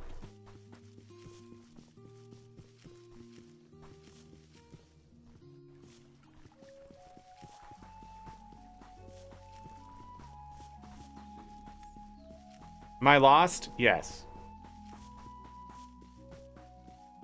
Hold on. Tools. Oh, this is only 1 star. Interesting.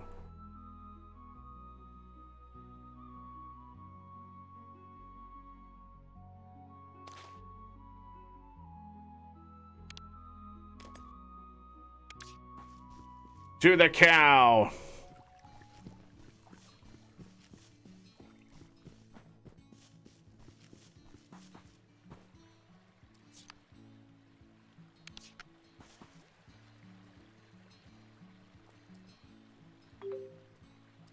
I got milk. I need to go to...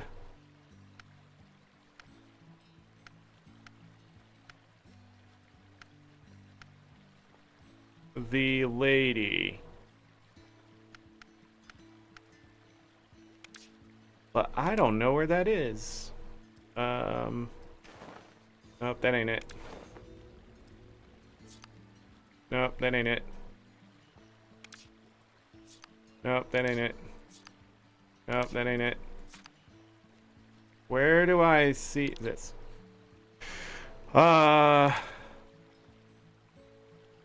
And that. Cat rescue. Alright. Yeah, this is the one. Candle Witch Cottage. The hell is that?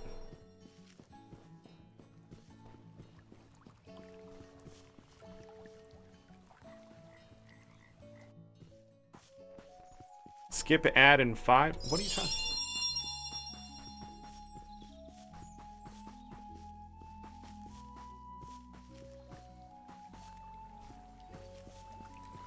Thing try to trick me.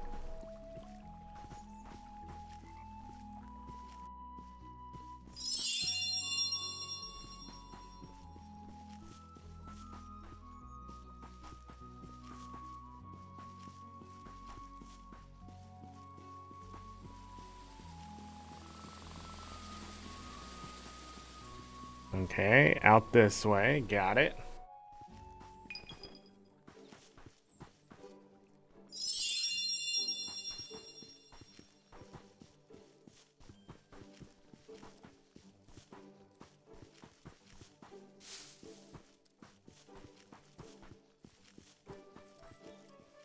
Those are people I've never met.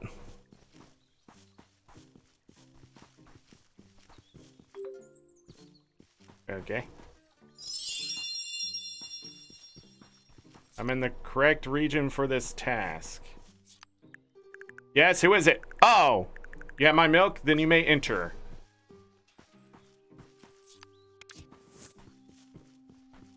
Okay. Well, where are you? Free tomatoes. They say tomatoes banish the pale and found they are within the veil. Great for helping you see in the dark by setting them on fire. Veil is home to hardy carrots, brighter than the brightest parrots. It's raining. Moonfish. Moonfish like to come and play in any pond on even days. Exotic, exciting cycling. 3 words that you can use to describe it. Cabbage. More like legumes, but they do know how to stop it. Should I be planting these?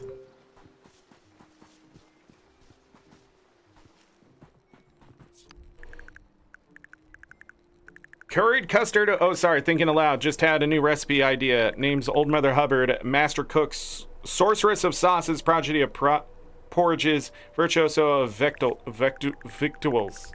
Victuals? I don't know. The gardens of the goddesses themselves are perfumed with the aromas coming from my kitchen. That's how I am. Now, as a master, it is my sworn duty to pass on my skills to anyone who wants to learn. So if you want to become a doyen of dough, a guru of gruel, or a shaman of soup,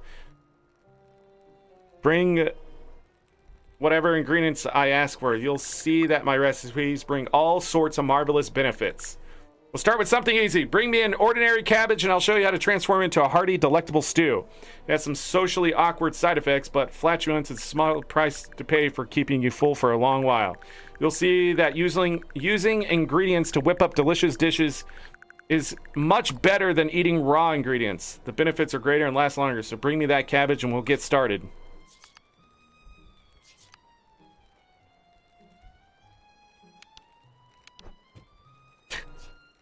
Why did I have to press it? Thanks, just what I asked for. The pig must love you.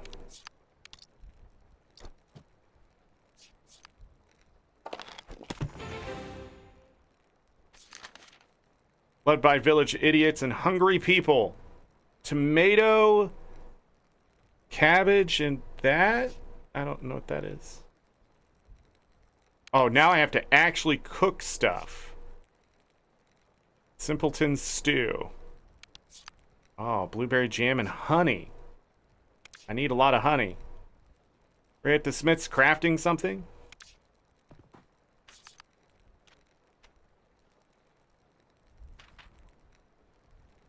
Uh-oh.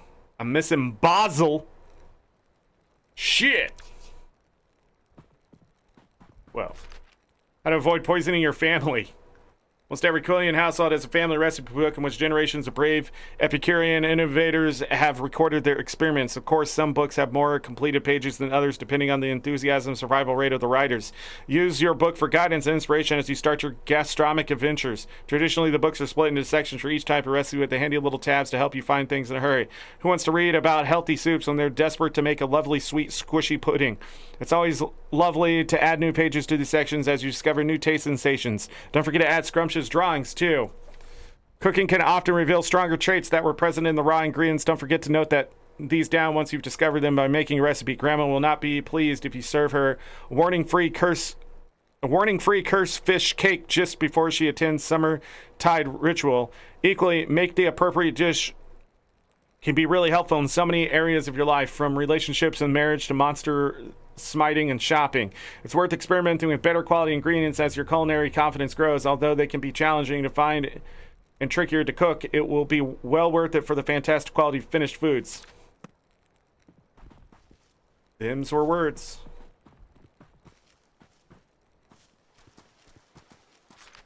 Gardener's friend.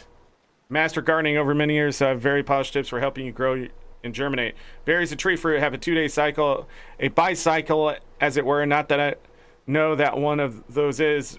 Tomatoes have a 3-day growth cycle and do not need watering. Collect them from the trellis. Make sure they are nice and firm by giving them a squeeze. Then check your tomatoes. Barley and wheat do not need watering, but everything else needs a sprinkle daily. The use of fertilizer will really help create bigger, hardier plants. So grab your wooden bucket and hold your nose. Be sure to check if a crop is in season to be aware of active jinxes and curses. If nothing is growing, it is not necessarily a bug, you know, greenfly beetles and so on. Ahem. The amount of fourth wall breaking. Bellfolk adored the sweet, sweet berry more than even golden cherry. Hey. Probably need one more. Yeah, of course. Okay.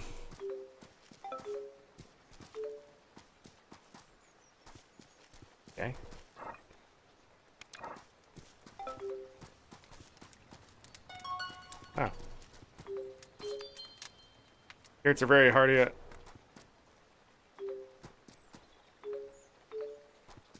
I don't replant them, what happens?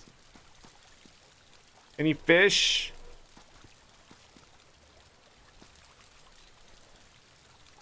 Yes.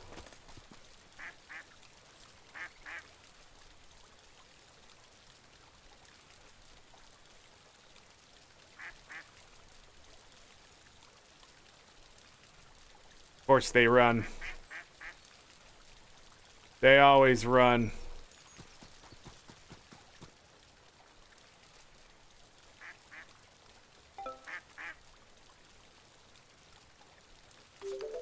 I didn't even see me catch it. Catch them with precipitation.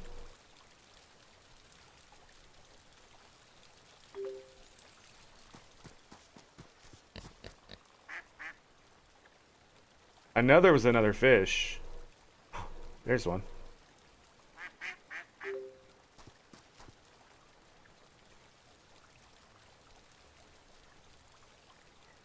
Oh, I didn't go for the hook.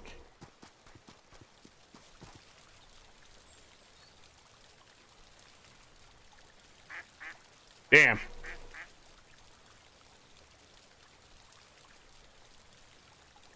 Yeah, I know you're feeling sleepy.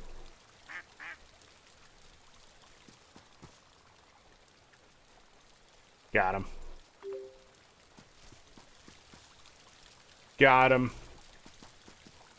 I don't see any more. We gonna pass out soon. Whoa, whoa, whoa, whoa. Basil, weighted down deep in the middle of the veil, you can find basil bunched by the bale. To get basil is going to be an interesting experience, I'm sure.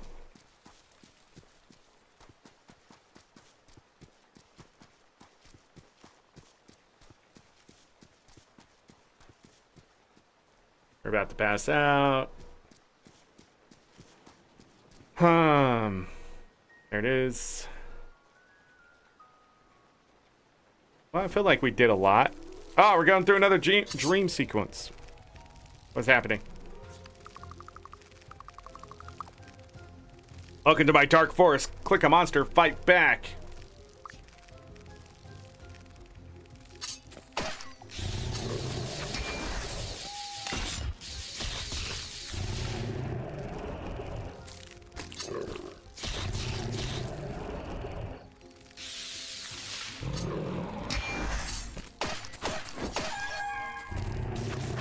Oh.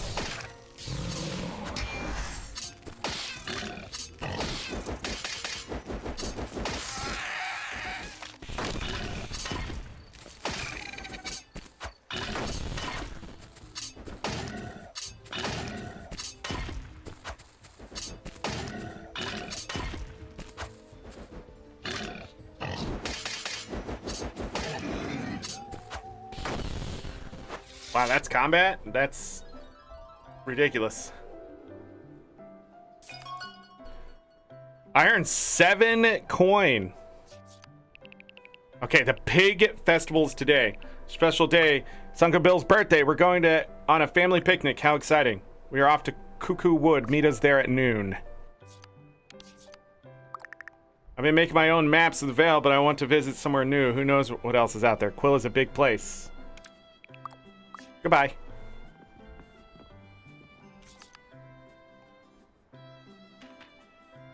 Okay.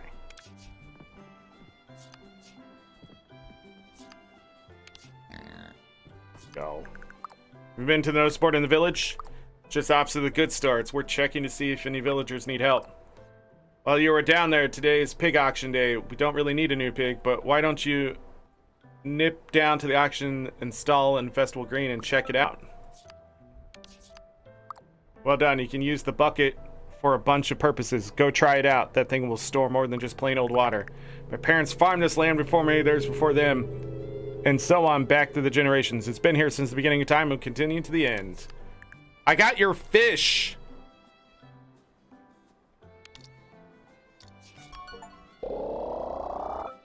Form a bond of love with a villager. Whoa! You remember my birthday. Thank you, Zorric. Here's a secret for you. I heard Herbert Lemon really doesn't like apple. Good one. Goodbye. Does he like poo? I don't understand what just happened. Hold on. No, really, did it just say he likes poo? Oh, I can see the other people.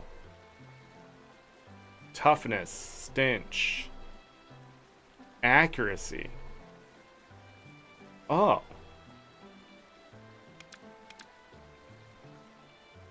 Shrinking, poisonous.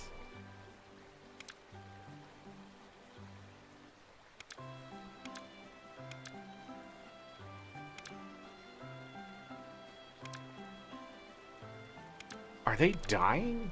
What's happening? Why is everybody shrinking?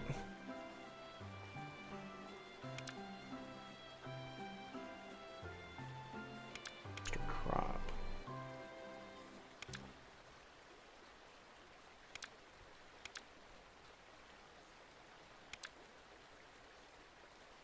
Socialite. Huh. Wait, she has +3. I don't have any talents. Should I, though? Should I? It is raining hard.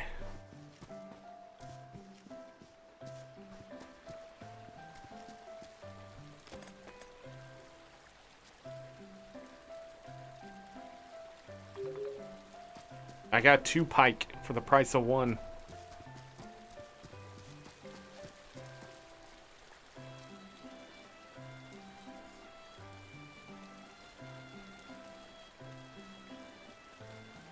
Where'd the fish go?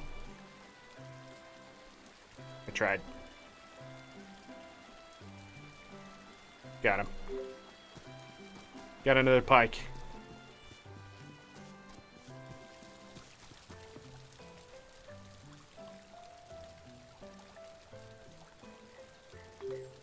Rainfish. Not scared very easily. Oh, the pond lurker wasn't. Pond lurker preferred the sun. Lurking in light is much more fun. Cool. Going in some pigs because we really need them. Yeah, I'm curious about that.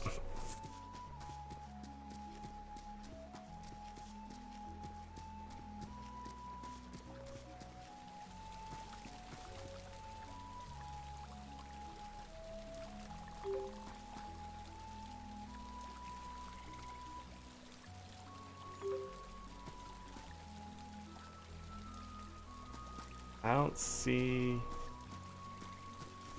I did see.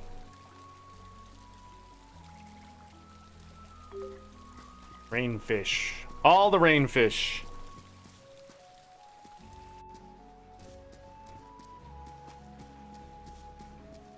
Wait a second. We didn't feed truffles. Only the best for my truffles. Fullness.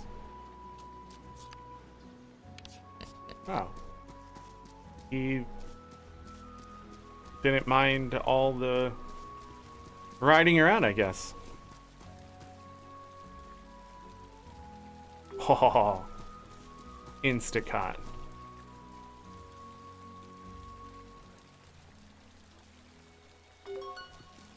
Pike.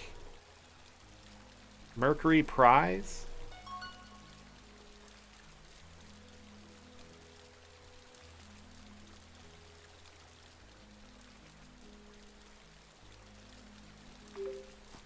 Oh.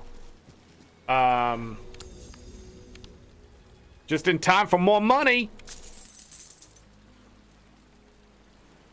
Yeah.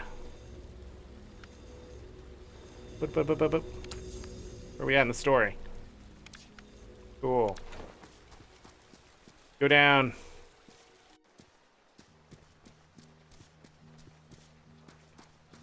Hold on. How do I,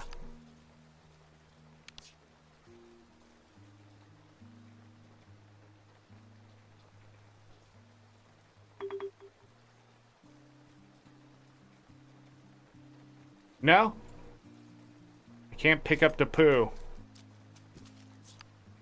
Come on, Truffles. See if we can find ourselves a pig. I'm lost.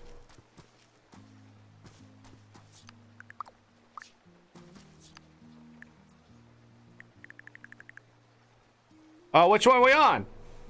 This one? I want 40 on the pig.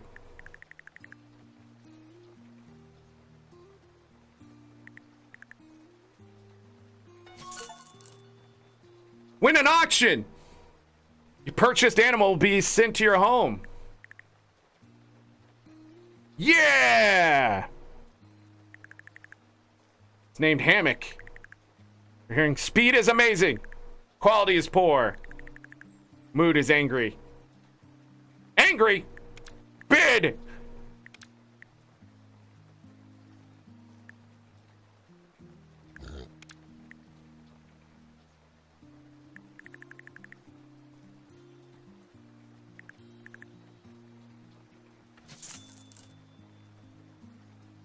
Got another one!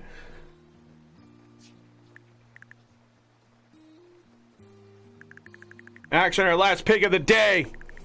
This pig is named Trot Along Cassidy. We're hearing speed is amazing. Quality is average. Mood is friendly. Oh. Sadly, we cannot get that pig.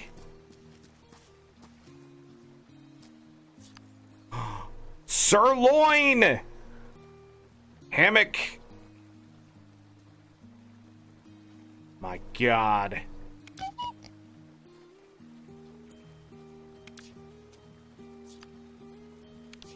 Feed Hammock. Raise that mood.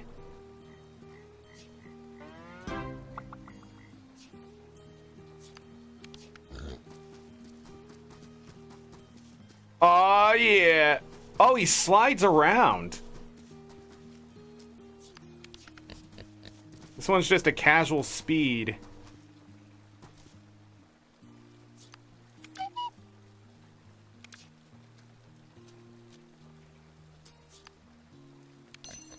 Oh, we can't ride because he's so small. Sirloin, you need food. Yes.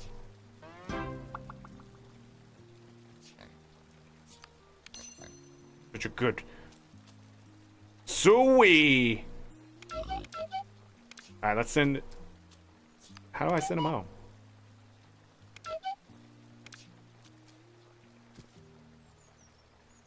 Where was those fish over here?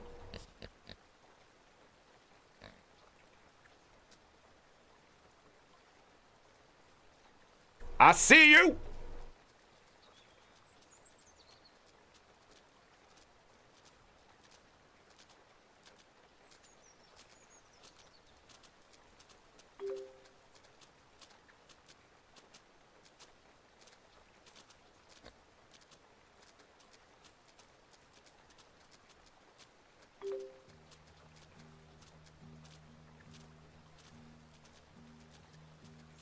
They're so skittish. Got him. Got two.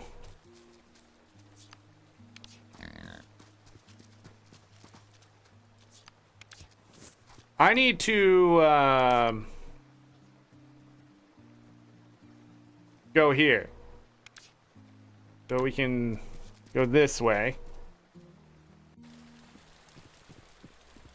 I have a feeling those pigs would just end up getting in my way. That's why I sort of sent them back home immediately. I don't think getting more pigs like that was a good idea, but, you know, I did it.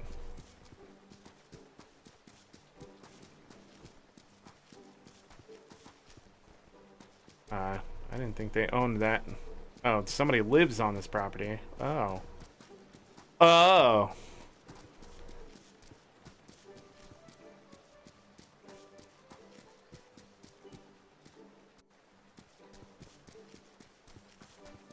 Alright, now I need to find my family.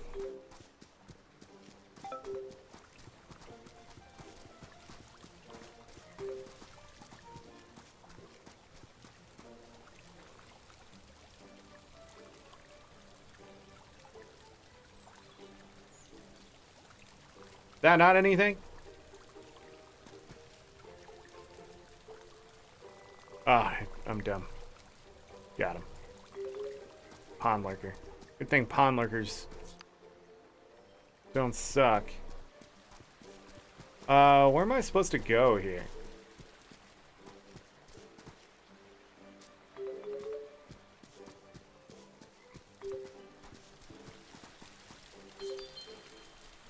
Deer can be found by tree stumps with blue flowers around them. Okay. This is something. All year round and in the morning. Okay, they're in the morning. Got it.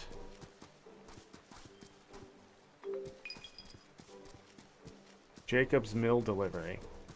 Sorry, Jacob, I never found the extra harvest yield 5%. That was loud as shit.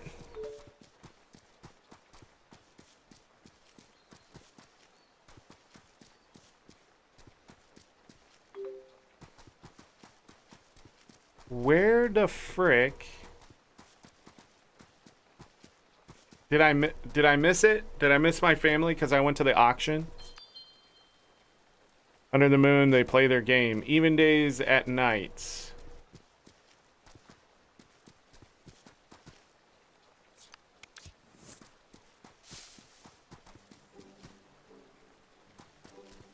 I think I spent too long messing around. Well, hopefully they're not mad at me. How do I get up there? Wee. Whoa. Blood feud can be found by strange faced statues on the ground.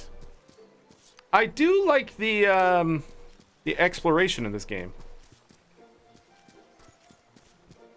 3 more to find.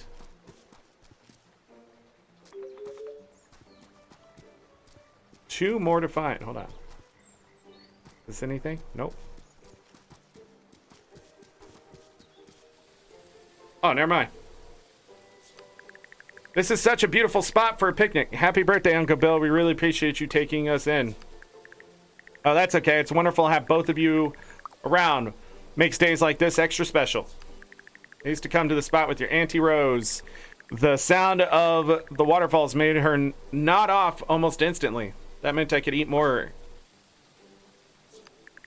What happened to her, Uncle Bill? I can't really talk about it. I miss her every day, and what happened still churns my stomach every single time I think about it. Oh, I'm so sorry, Uncle Bill. Oh, that's okay. Brr, let's forget all that. Shall we concentrate as lovely food, fine location, wonderful company, in the rain? Now, I have a question about that shoe you lived in. What? Sure, I saw a nugget of gold in this pond.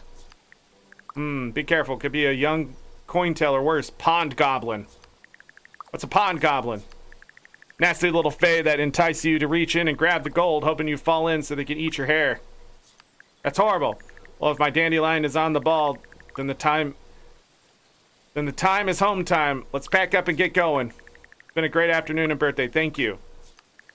Huzzah! See you back at the house, lazy bones. Hold on. Gold, you say?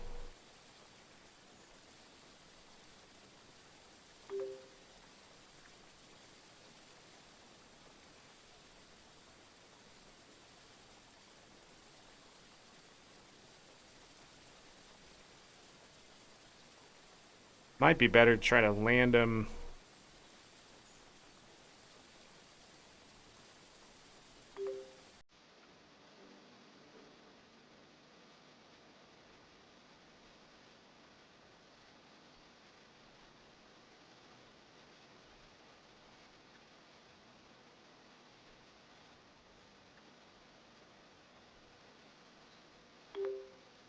Is there a fourth one?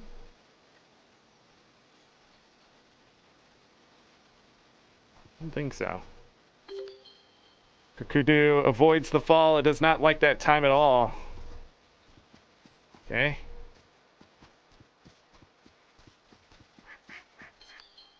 Mint. Summer down. Herbs all seem to grow only in the morning glow. I need to get out in the morning and find them.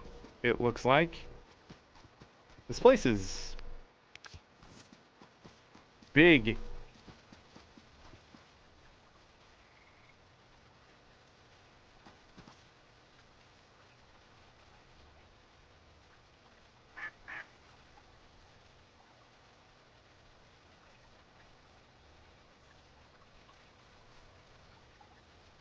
Oh.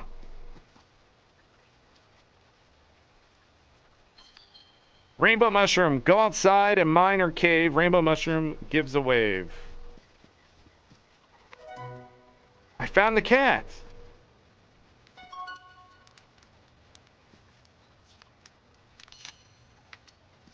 I don't have anything to...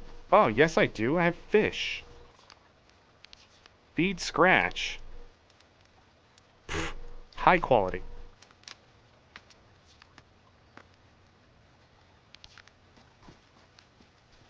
Do I want it to follow me? Not sure.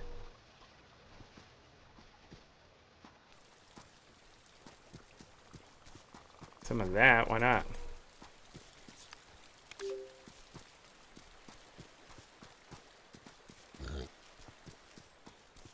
Oink.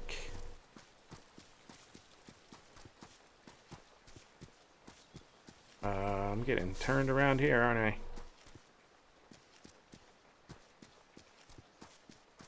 Did I go this way? Nope. Rainbow mushrooms lay about, waiting for rain to make them sprout. Oh, so I can get them now?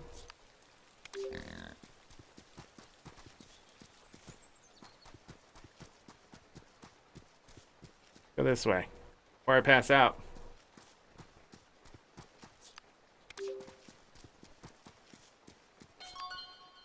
Wheat grows strong in mellow dirt. Frail seeds the crops unhurt. Mushroom. Mushroom can certainly bet to find them whenever it is wet.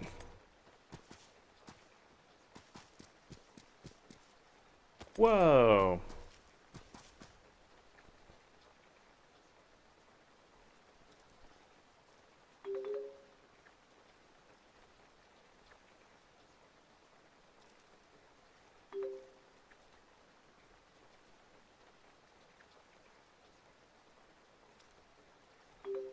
Okay.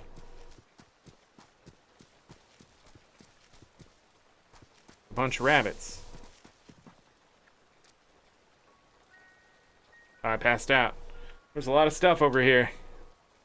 I found the kitty.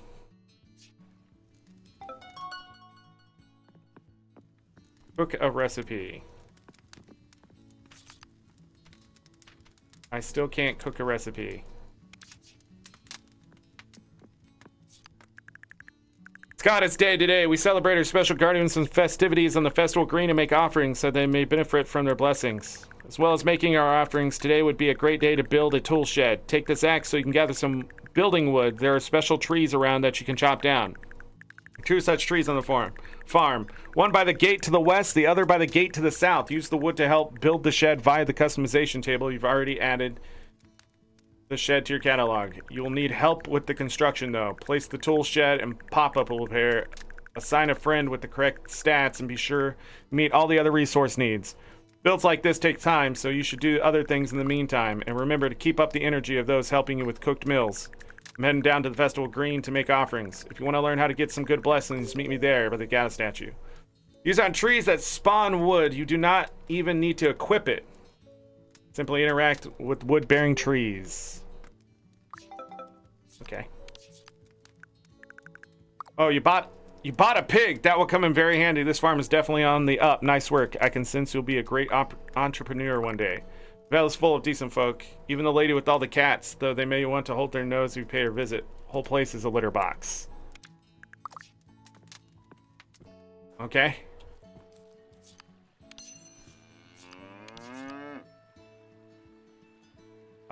Do you want a carrot? Oh man, the mood.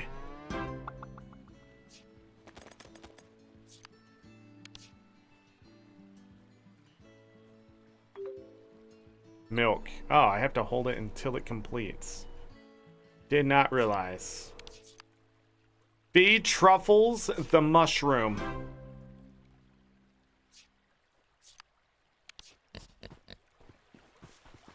Look at my pigs. You can have a carrot. Pigs like carrots. It can see better.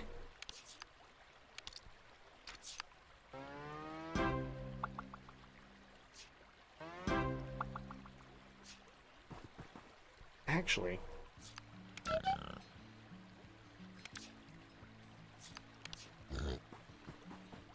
let's take this ridiculous speedy pig. Now, where do I get wood?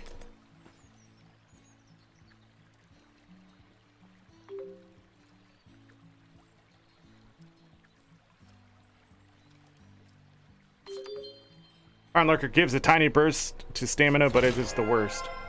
Increased further.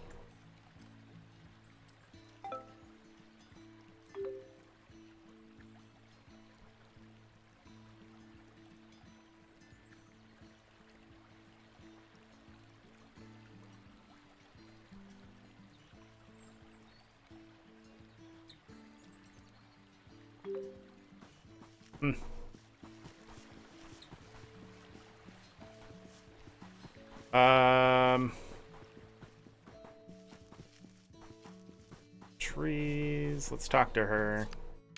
Talk. How did you afford that pig? Uncle Bill must be pleased. Nice to see you some initiative. We're wandering around and it gets dark. There's spare lantern outside the house unless you have already found it. You can focus the beams. The modern world we live in. Goodbye. My pigs. Let's go see what this blessing is about. Autumn treat, make the blueberry taste so sweet.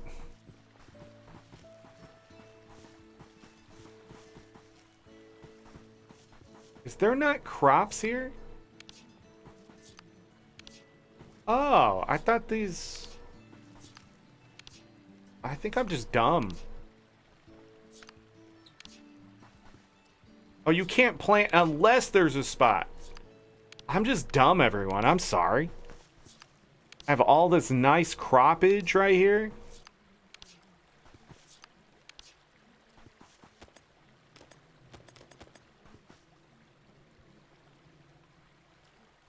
Oh.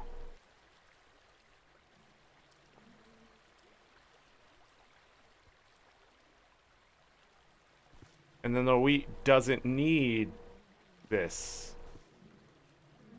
It needs something else.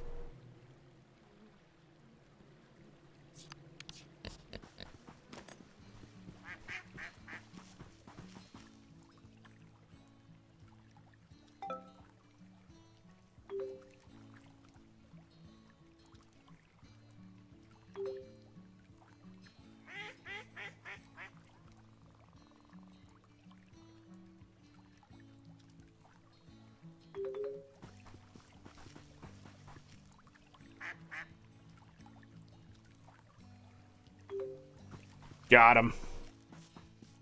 Easy game, easy life. Go, pig, go. Do a blessing.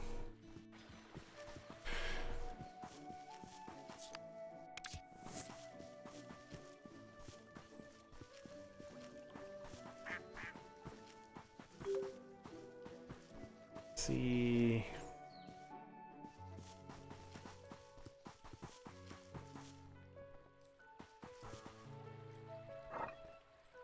Oh, this is where they are.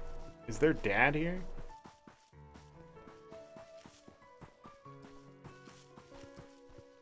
Are they all sick? Are they dying? Keep asking these questions, but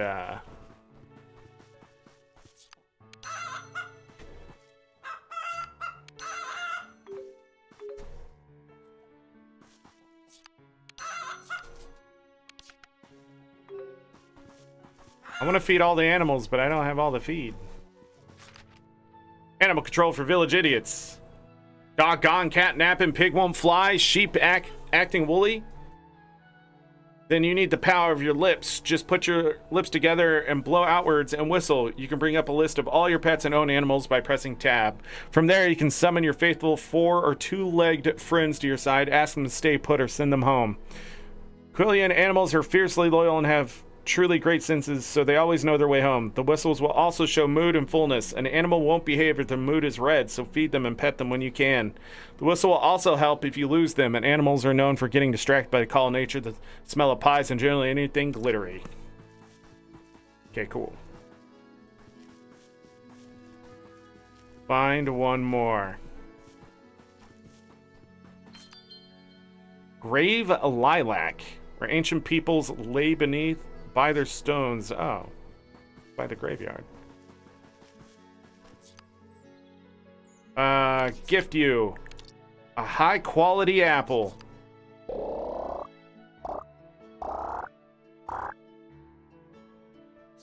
Close.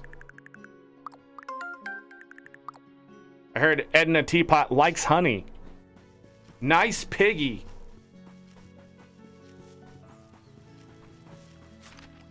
An ode to Geruda. Oh, goddess fair of Appleson hair. Oh, beauteous. Okay.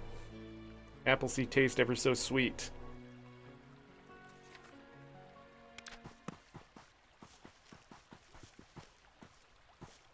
Yes.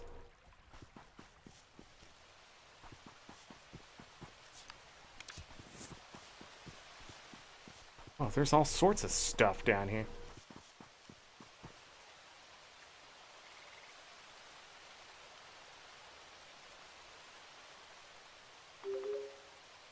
An awful tinch.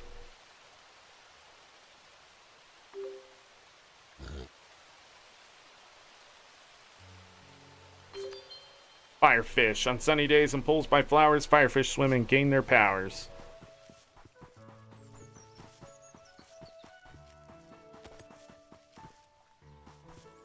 Spiderweb.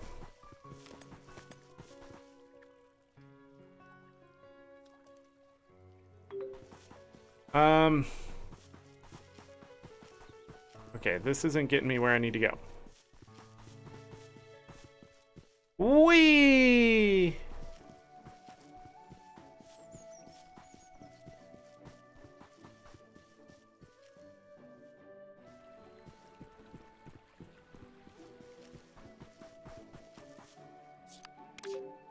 Store.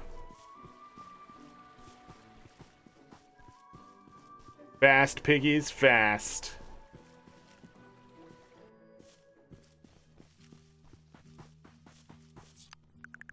Glad you can join me. There are a few things I can teach you that are more important than the rituals of the goddesses. How we worship determines how we live and what fate has in store for us. Everywhere you go, you'll find goddess statues where you can make an offering on Goddess Day like this one. But what pleases one goddess may offend another, so take care to see what effect your offering will have. Whatever blessings you earn will last all week, but so will the misfortune. So be sure to choose wisely and consult the statue to see where you stand with each goddess.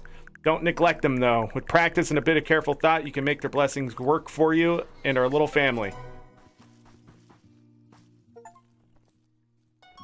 Encourage the villagers to like you. What is happening? It is Goddess Day, and the chosen goddesses are Geruda and Frail.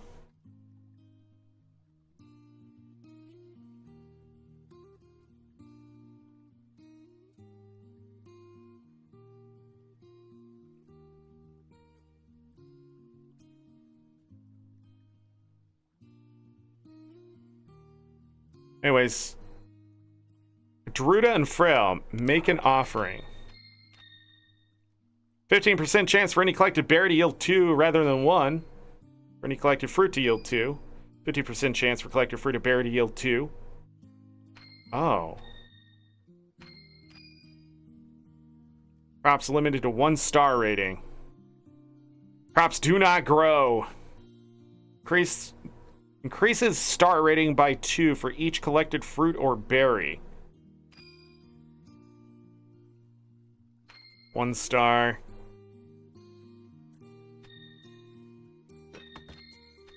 Oh, flip it the other way. 20% chance to harvest growable. Like, are these ever... Are they just the opposite, or...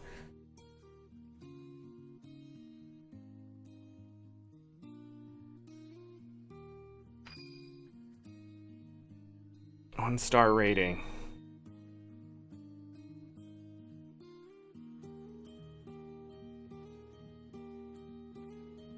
%20 chance for a harvested will yield 2. Random in-season crop given with every crop harvested. Or all berries and fruits are limited to 1-star rating. I'm not understanding something about the star ratings. But this is interesting. I have nothing to give. Okay. What? I don't think I can give anything here. Oh, because I need a 2-star.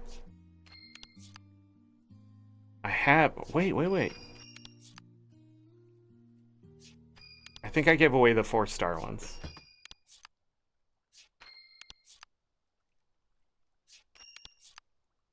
Yeah, I don't have... So you have to have that. Additional day to grow.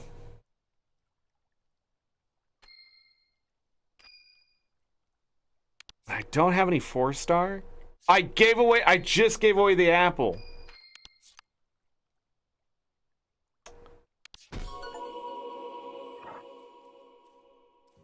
Nice. Make an offering to the goddess.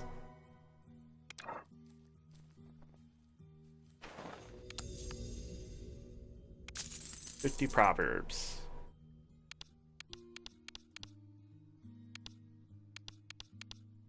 Okay.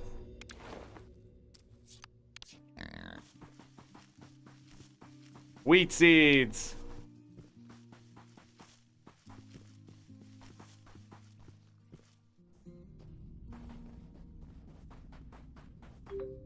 Yeah. And I'm guessing this stuff replenishes over time. Oh, I never opened the one.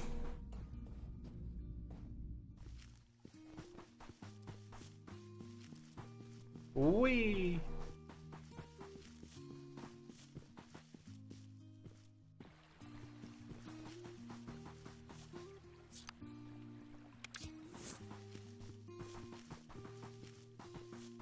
Okay.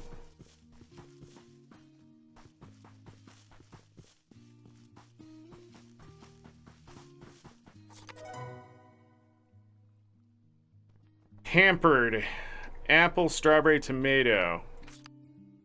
I need a bundle of items. 7, 7, and 8.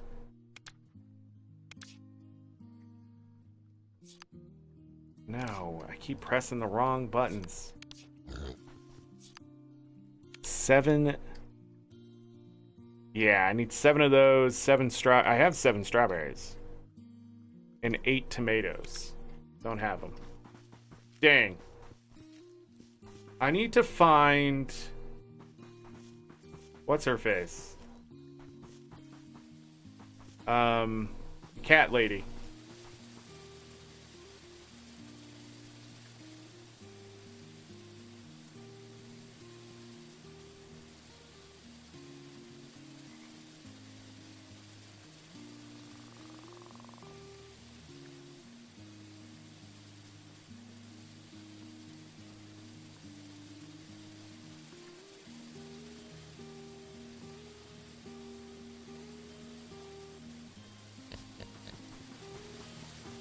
Go this way.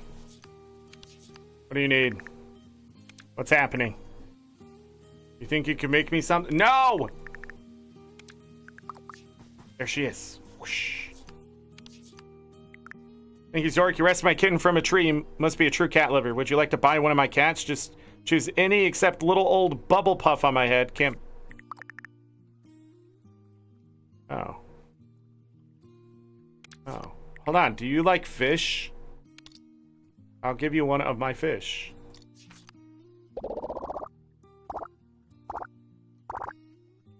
Yeah, she's not... would be hard to miss. It's like perfume I asked for. Mudkipper just loves golden colors of autumn. Hypnotizes them. Goodbye. I can buy a cat. Sky, Tom, or Peter Purvis.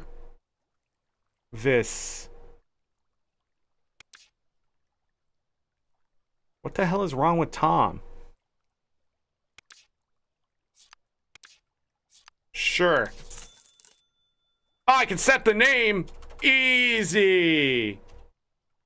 Chazzy.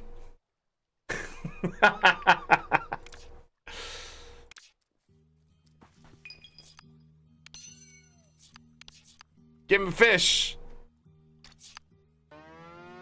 Easy.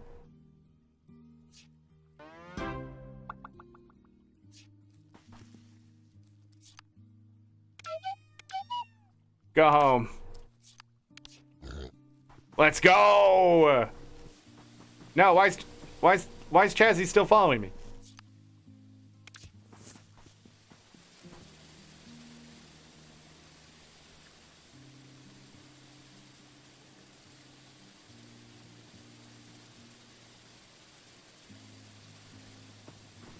So hard to catch them.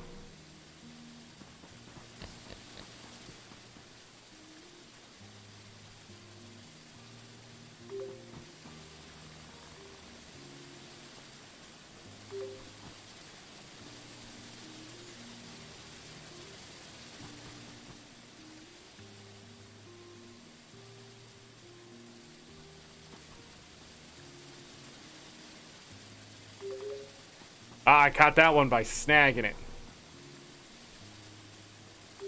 That one too. Anyhow. I think it's time we go back home. Except you need to get a little Chazzy to ride on your head for bonus attack damage. What? Is that a thing? Is that a thing? Oh, well, I think Chazzy's still a kitten.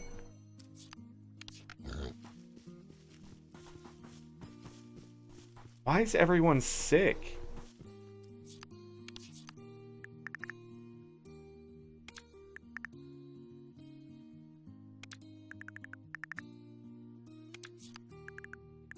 How do... That's a 5-star gassy apple. I have 4 of them.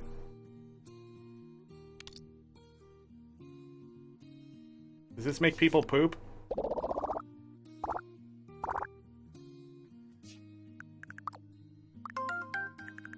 There's a secret for you. I heard Holly Kittle likes pumpkin.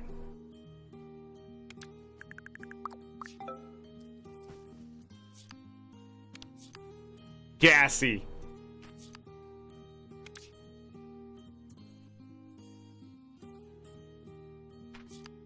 So I'm guessing gassy isn't exactly a bad thing.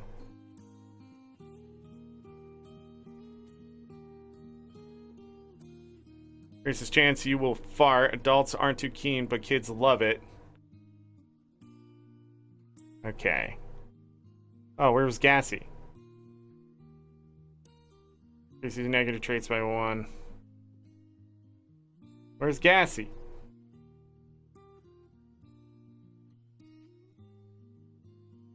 Turns you into a gnome. First.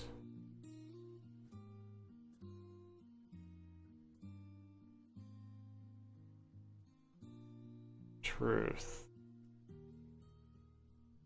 Okay. Is gassy just flatulence? Or is there more?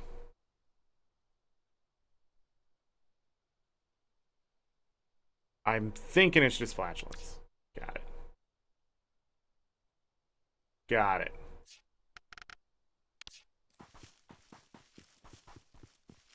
Anyhow, I'm getting distracted again, aren't I? Everybody wants a goddamn L. Yeah, I'm gonna have to make potions to make them feel better. Oh.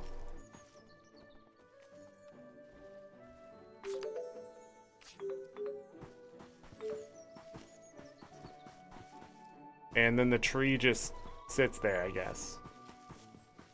Like you do. When you're a tree.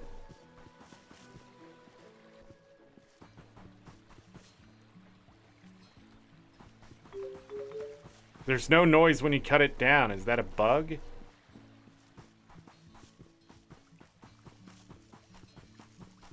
Hello?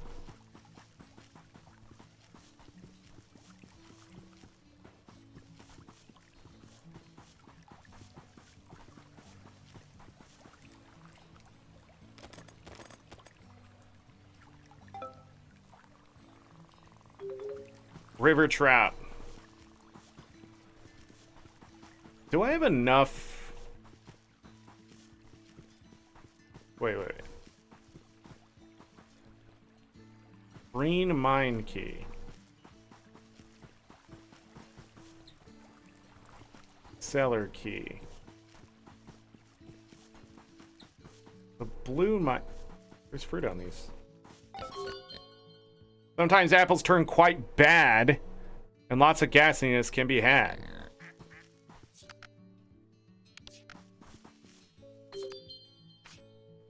Hi.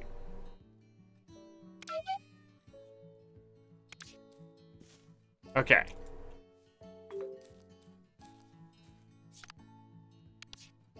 No.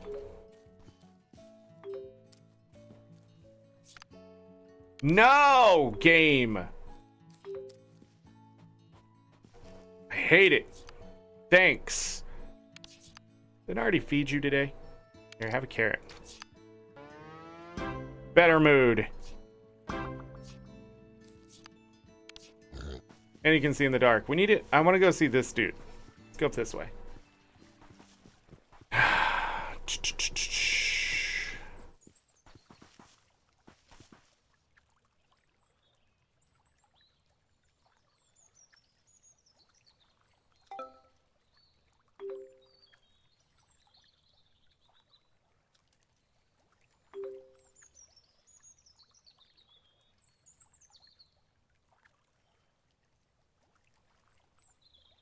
What?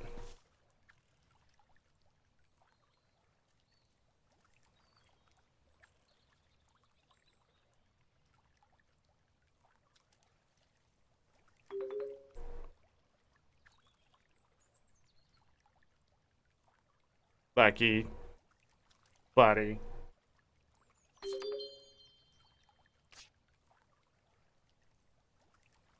Uh-oh, I think he thinks he's stuck in here, and he's not. Hey! I found it. I gotta give that back. I think, yeah. Boom. The trick to being a great fisherman or woman is to learn the skills. I taught myself all the techniques from when I was a little nipper. My parents had no time for me and were always out. I had to make my own entertainment and learn everything myself. One day I picked up a stick with a string tied to it and dangled it in a pond behind our crumbly old house, just like that I'd seen Dad do now and then. Almost immediately, a big old fish grabbed it and pulled me into the water. I learned respect for fish that day, but also learned something else. Determination. I was determined to master the rod, maybe hope one day I'd make my parents notice. Currently active fish using the angling map feature on the map screen. Oh, they need to be 2-star. At least.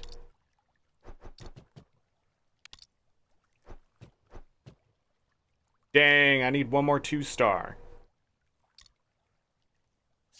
Almost had it.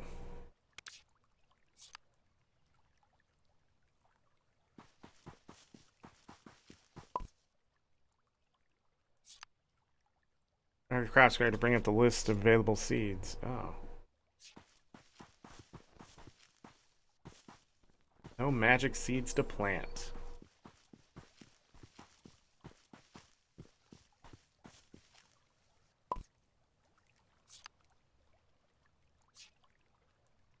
Spoilers.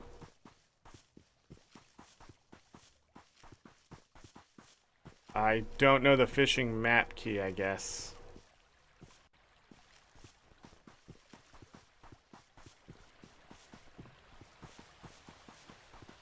Oh, I never cut these away? Out of the way. Out of the way. Out of the way. Woodstone Nymphwing. Wow.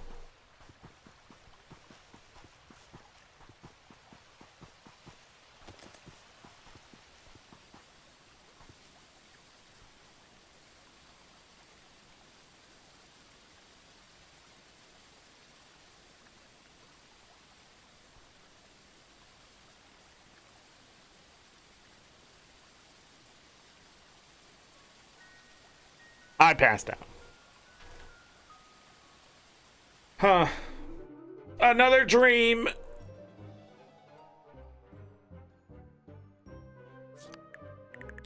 Aha, take a look at what I just found. Something exciting?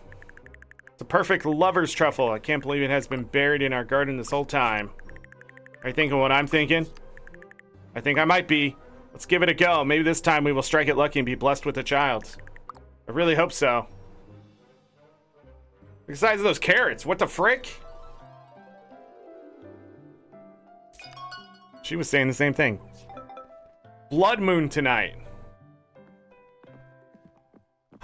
Kitty.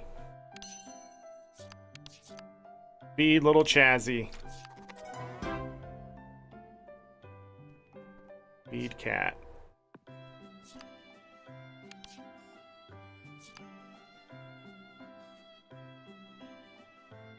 Wait, did his color change? Does it change based on when you feed him? Because that would be crazy, wouldn't it?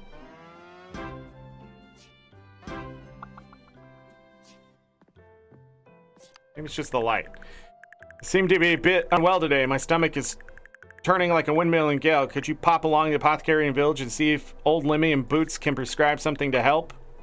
Thanks. Aim to shake whatever bug has got a hold of me. Any luck finding some restorative herbs? Goodbye. Uh-oh. Uncle's sick.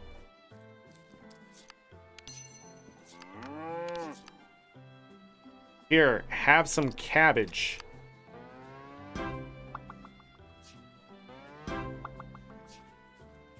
Here you go, poop. Okay.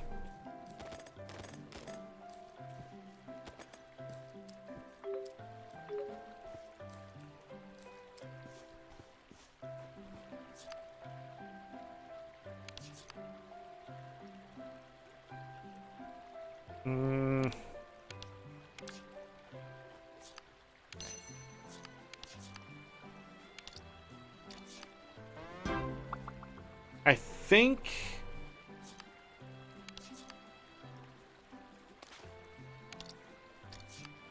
I can feed him a fish. Let's go.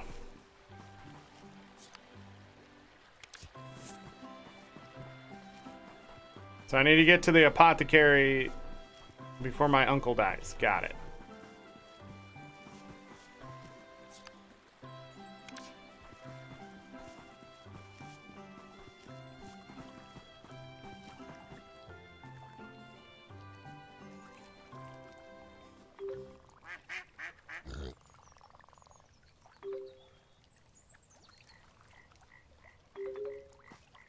That's how you fish. That's how you fish right there. I know there's more, but we gotta go. Gotta go, gotta go, gotta go.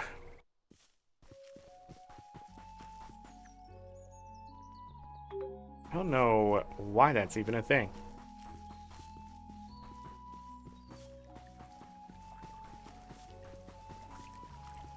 Need to find Melanie Jug. Give her back her effigy.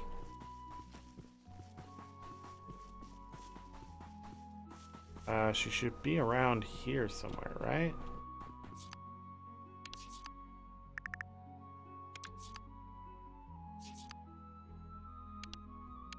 Yes. I'm friendly with the villager.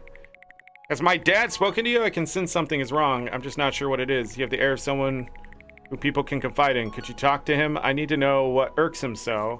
I see him smiling, joking with customers, but I feel his soul is as empty as the kegs come closing time.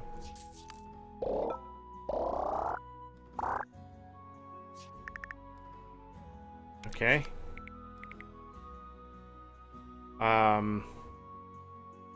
Do you like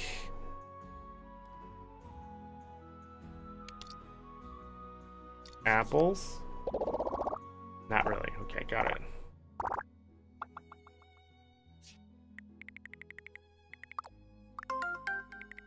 Here's a secret for you. I heard Jacob Crackle likes milk. Bye. How are you? I'm good, thanks. Always up for a challenge. I set myself a little task, get a nice reward if I complete them.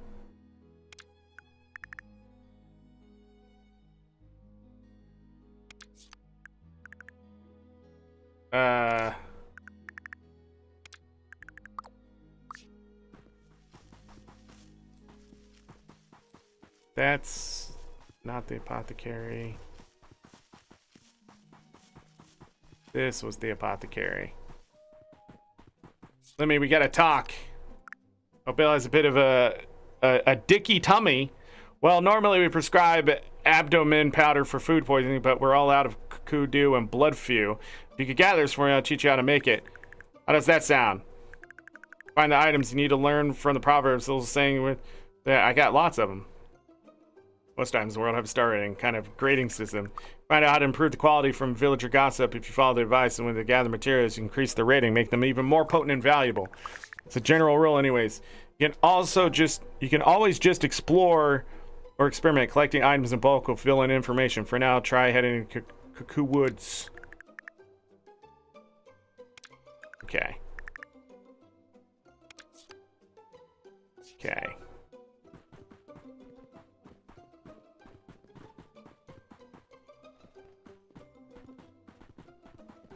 Oh.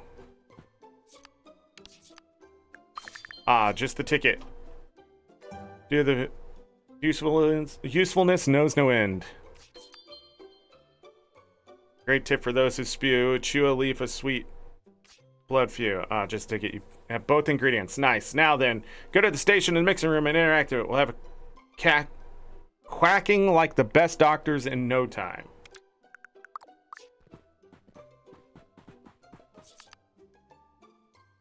Anti-sickness.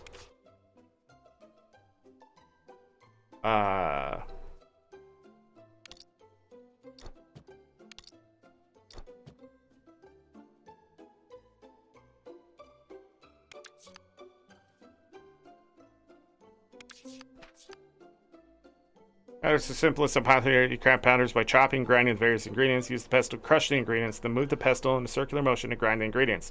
Release the pestle whenever the dust stops forming, then repeat crushing, grinding until complete powder automatically dips into the packet.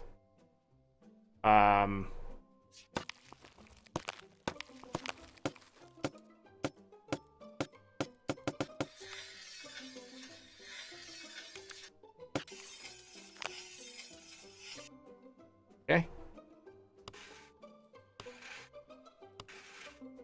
Got it.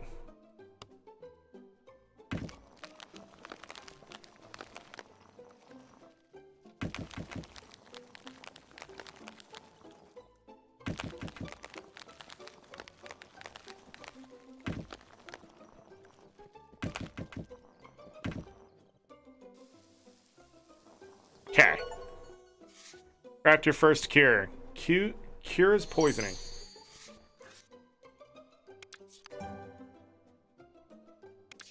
Oh, I'm too stupid. Nicely done. You'll make a great chemist in time, I'm sure. Should read the various books lying around and tell you more about traits and recipes. Running an apothecary can be a little trickier than other businesses, but it's very satisfying and rewarding once you get into the swing of things. The hints and tips section of the pause menu can also get you additional information as well as the varying upscreens when crafting. Now be off with the... Oh. Yes, 1 second. Digestive. Anti-sickness.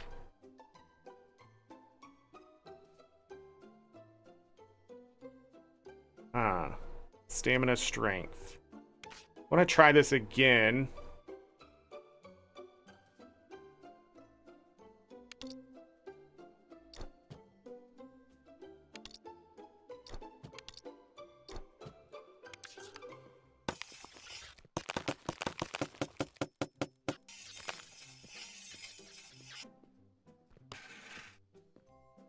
Whee!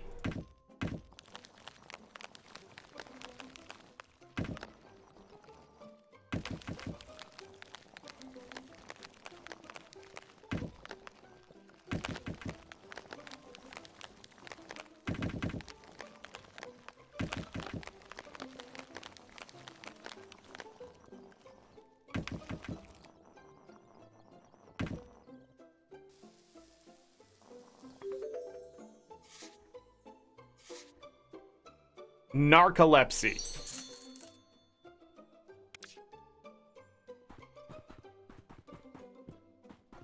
Well, I can cure stomach problems, but I can also give people narcolepsy.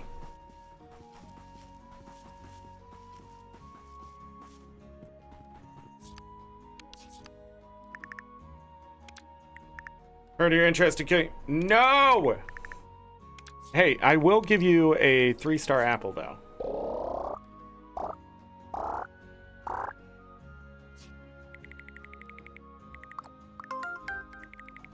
Gummy mushrooms respect an adept sickle wielder. We gotta get better.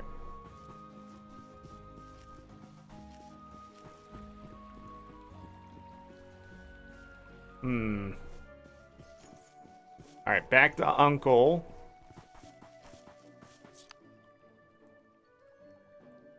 Ginger dye. Chicken drumstick pork chop. An effigy. Prickle thick recipe. Great for windy nights.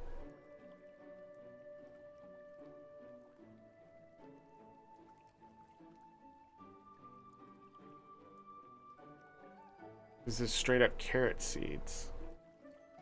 Beet seeds. Flour! Dope!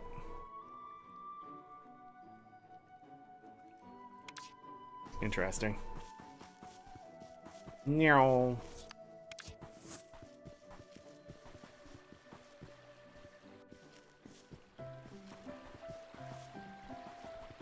Where to Uncle?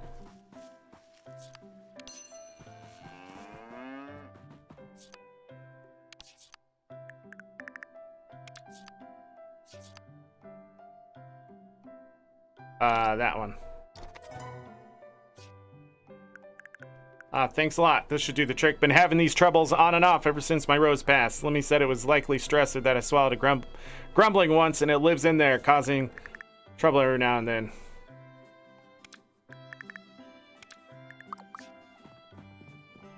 No points.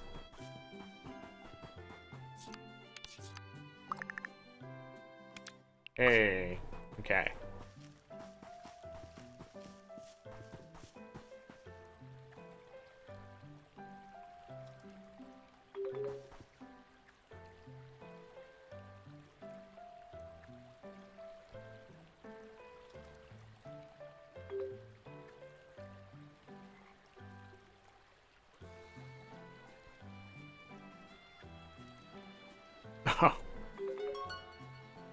Catch 100 fish.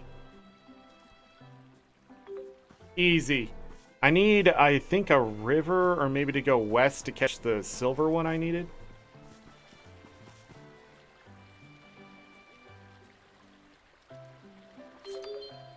salmon. Salmon does not like the cold. They swim away in winter's hold. Oh, I forgot to water my crops, but she's doing it. My sister's the best.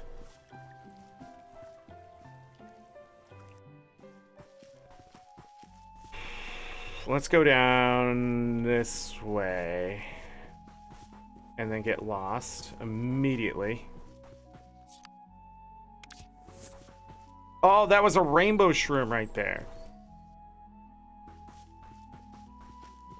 It's not raining anymore.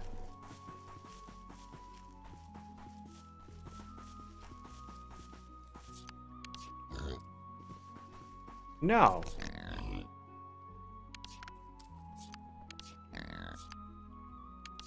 I don't know. I think I can keep petting the pigs. I can't.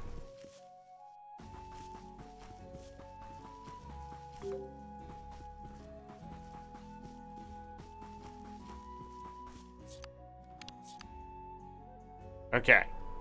He does not like apples. Got it. Talk. Gift.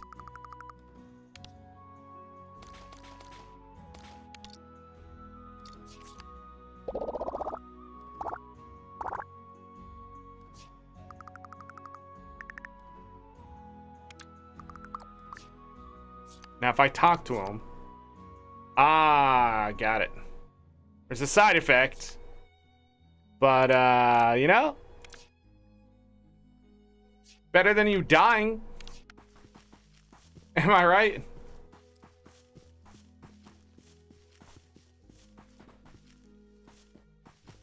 We can get more eggs.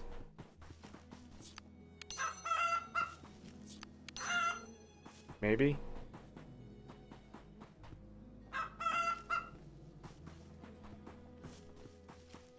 Maybe.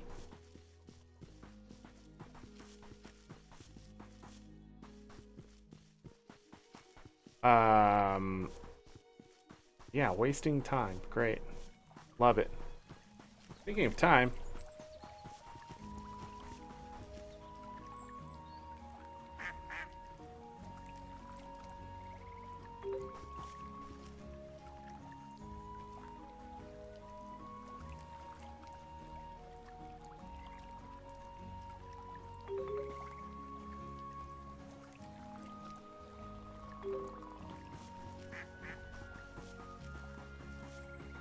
It's not what I was looking for.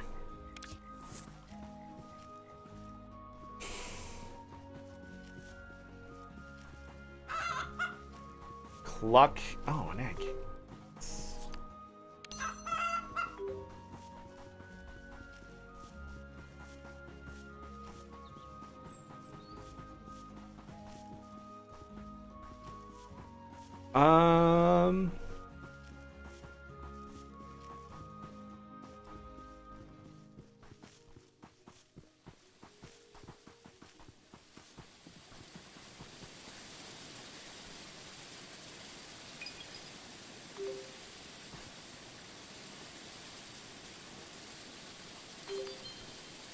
Raises charms from barter skill, but cointel reason does kill.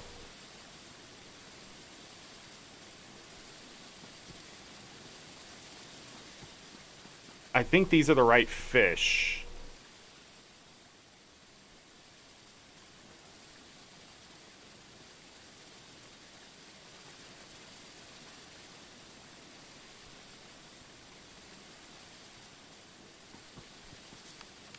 Hi. Edna Teapot. Must be my long-lost cousin, the short and stout one, right?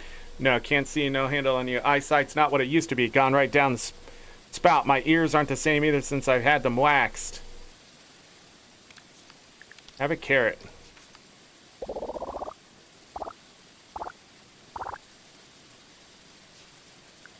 Ah, more healthy stuff. It was just what I needed to remind me how boring life can be. Here's a secret for you. I heard hazelnut really doesn't like gassy apple. Goodbye, I suppose.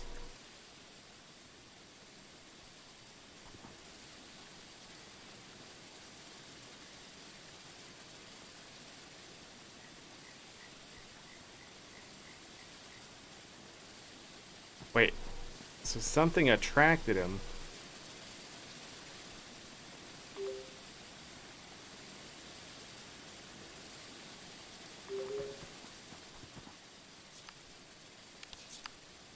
Ned, do you like gassy apple? First time liked gift? Wow! You always bring a smile to my face, especially with gifts like this. Legend says that five craftsmen with a slingshot made legendary apples when it shot them from trees. Well, it made them a bit better.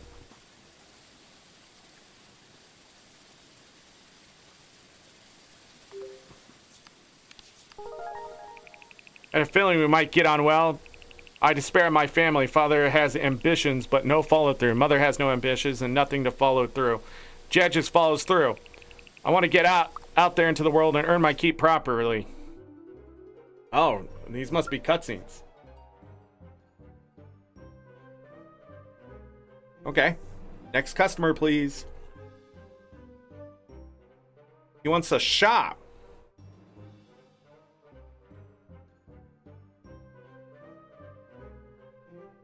I have a boil on my... He wants to do one of those. Maybe not an apothecary. Lol.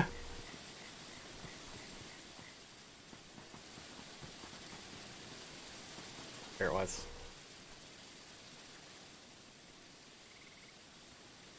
Got it. I did not have the fish I was looking for. I'm sad.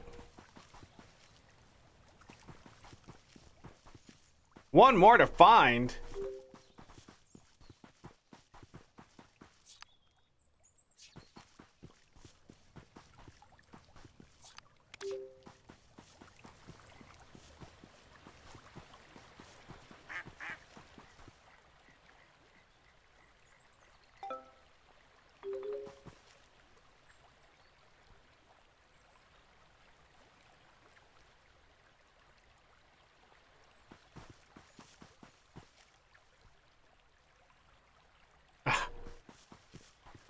Wait.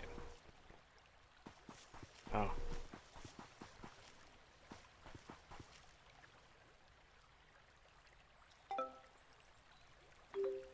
Four-star river trout.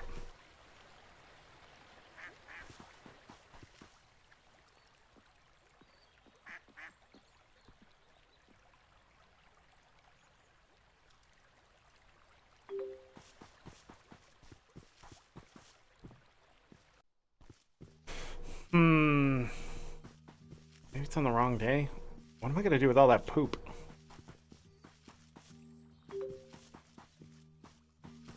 Blood few. I still don't understand how to get those berries.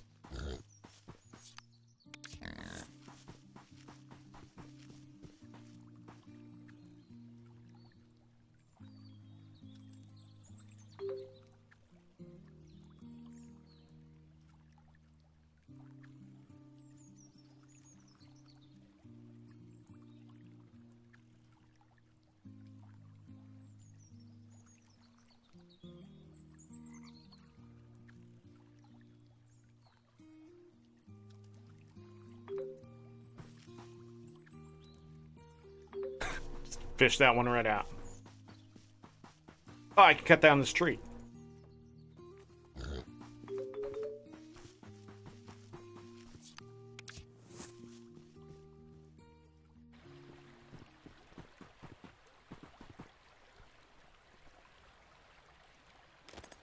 Oh, I didn't realize it would do that.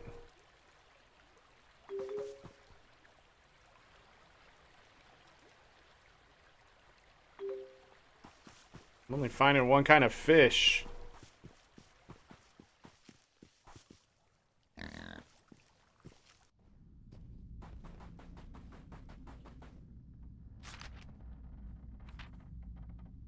The good folk of Ill allowed the miners in Deepstone to work our tin mines that even those experienced minimum were too scared to knocking started, then they left. Now it's just the knockers and me. I stay here trying to mine the ore as my family needs the brass.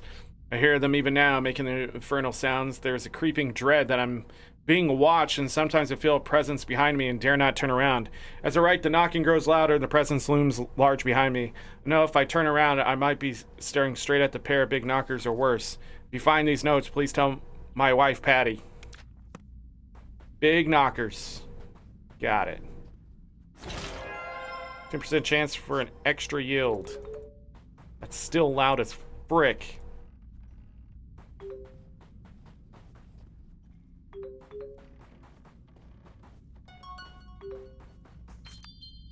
Quill, they always raise a kettle, a midsummer murder, and old John Nettle.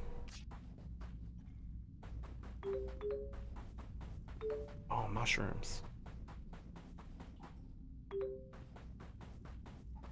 I finished many challenges. Money.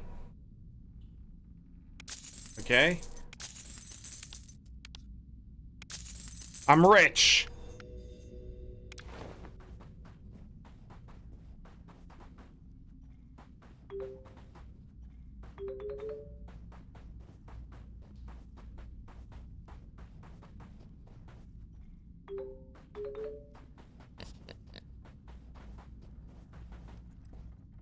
What? Where am I? Radish have a curious look found in around the mellow brook.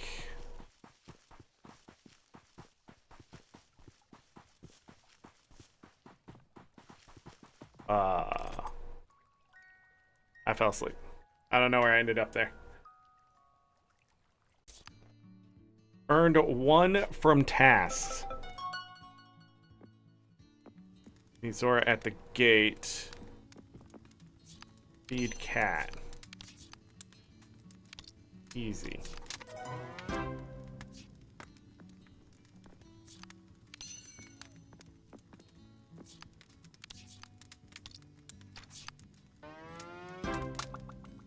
Mood.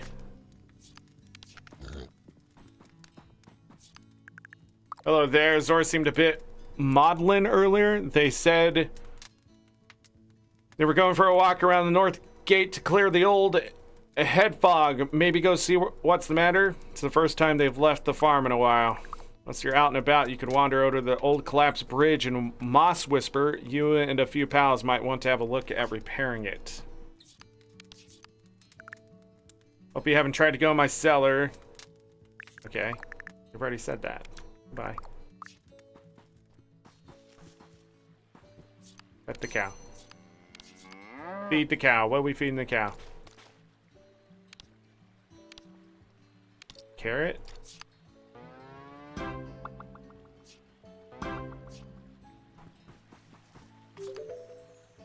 Wait. Do not put down your pants. It chafes. No seeds to plant. Oh.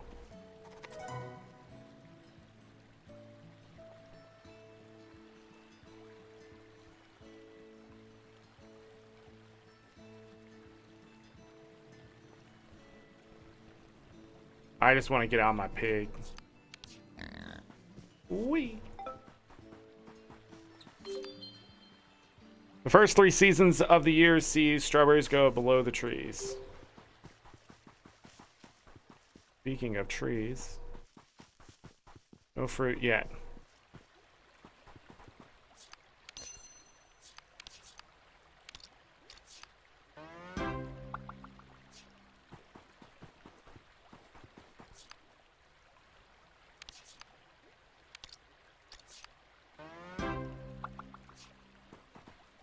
Happy little pigs.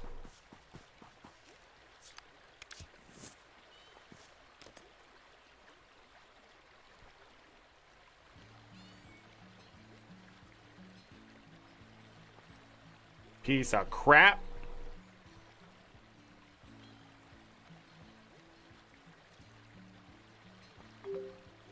Damn pike. Messing with me.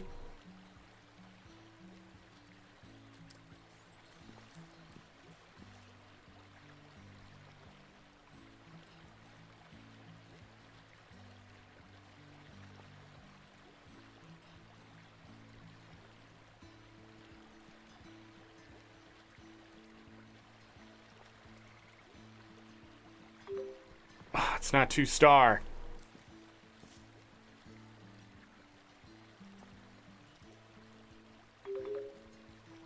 I don't know how I got that.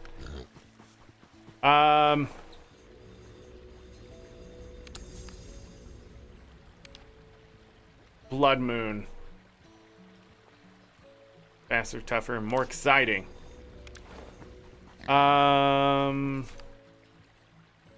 We're gonna meet Zora at the North Gate. Fill water trough. Oh.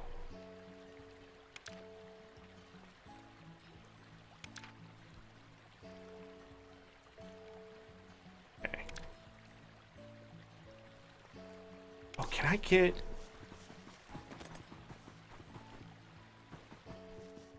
Where's the... Oh, hi.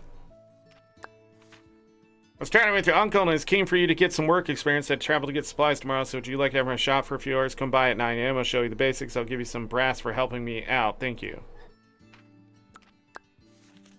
Hope you're doing well. I have a little quest if you have time. I am so run off my fate. I need a bunch of items, but I have no time to gather. Could you help me? Well, Jesus Christ. Okay. No, what am I trying to do? I need to find...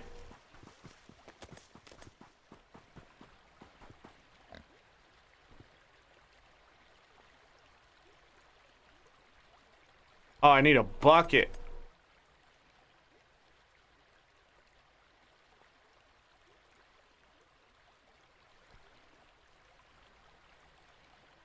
I wonder if I could have put that in the trough. Let's find out. Can I give the pigs milk?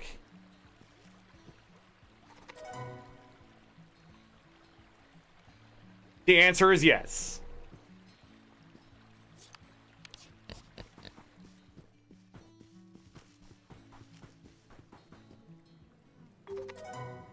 I have honey. This is just sitting here?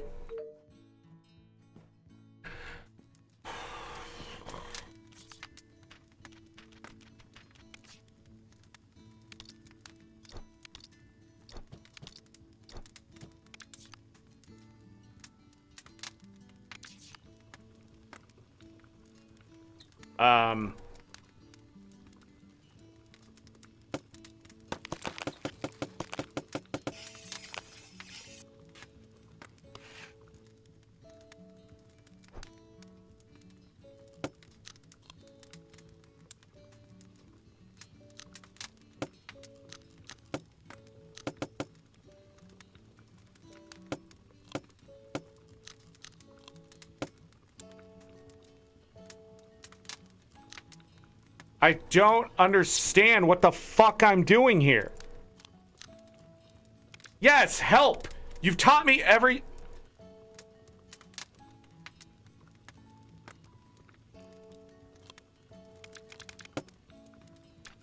Why would that button be there and I have to press... That's fucking it. Fuck it, I don't want to do it. Exit. I'm done. Way to make cooking not fun. Fuck me in the fucking face, dude.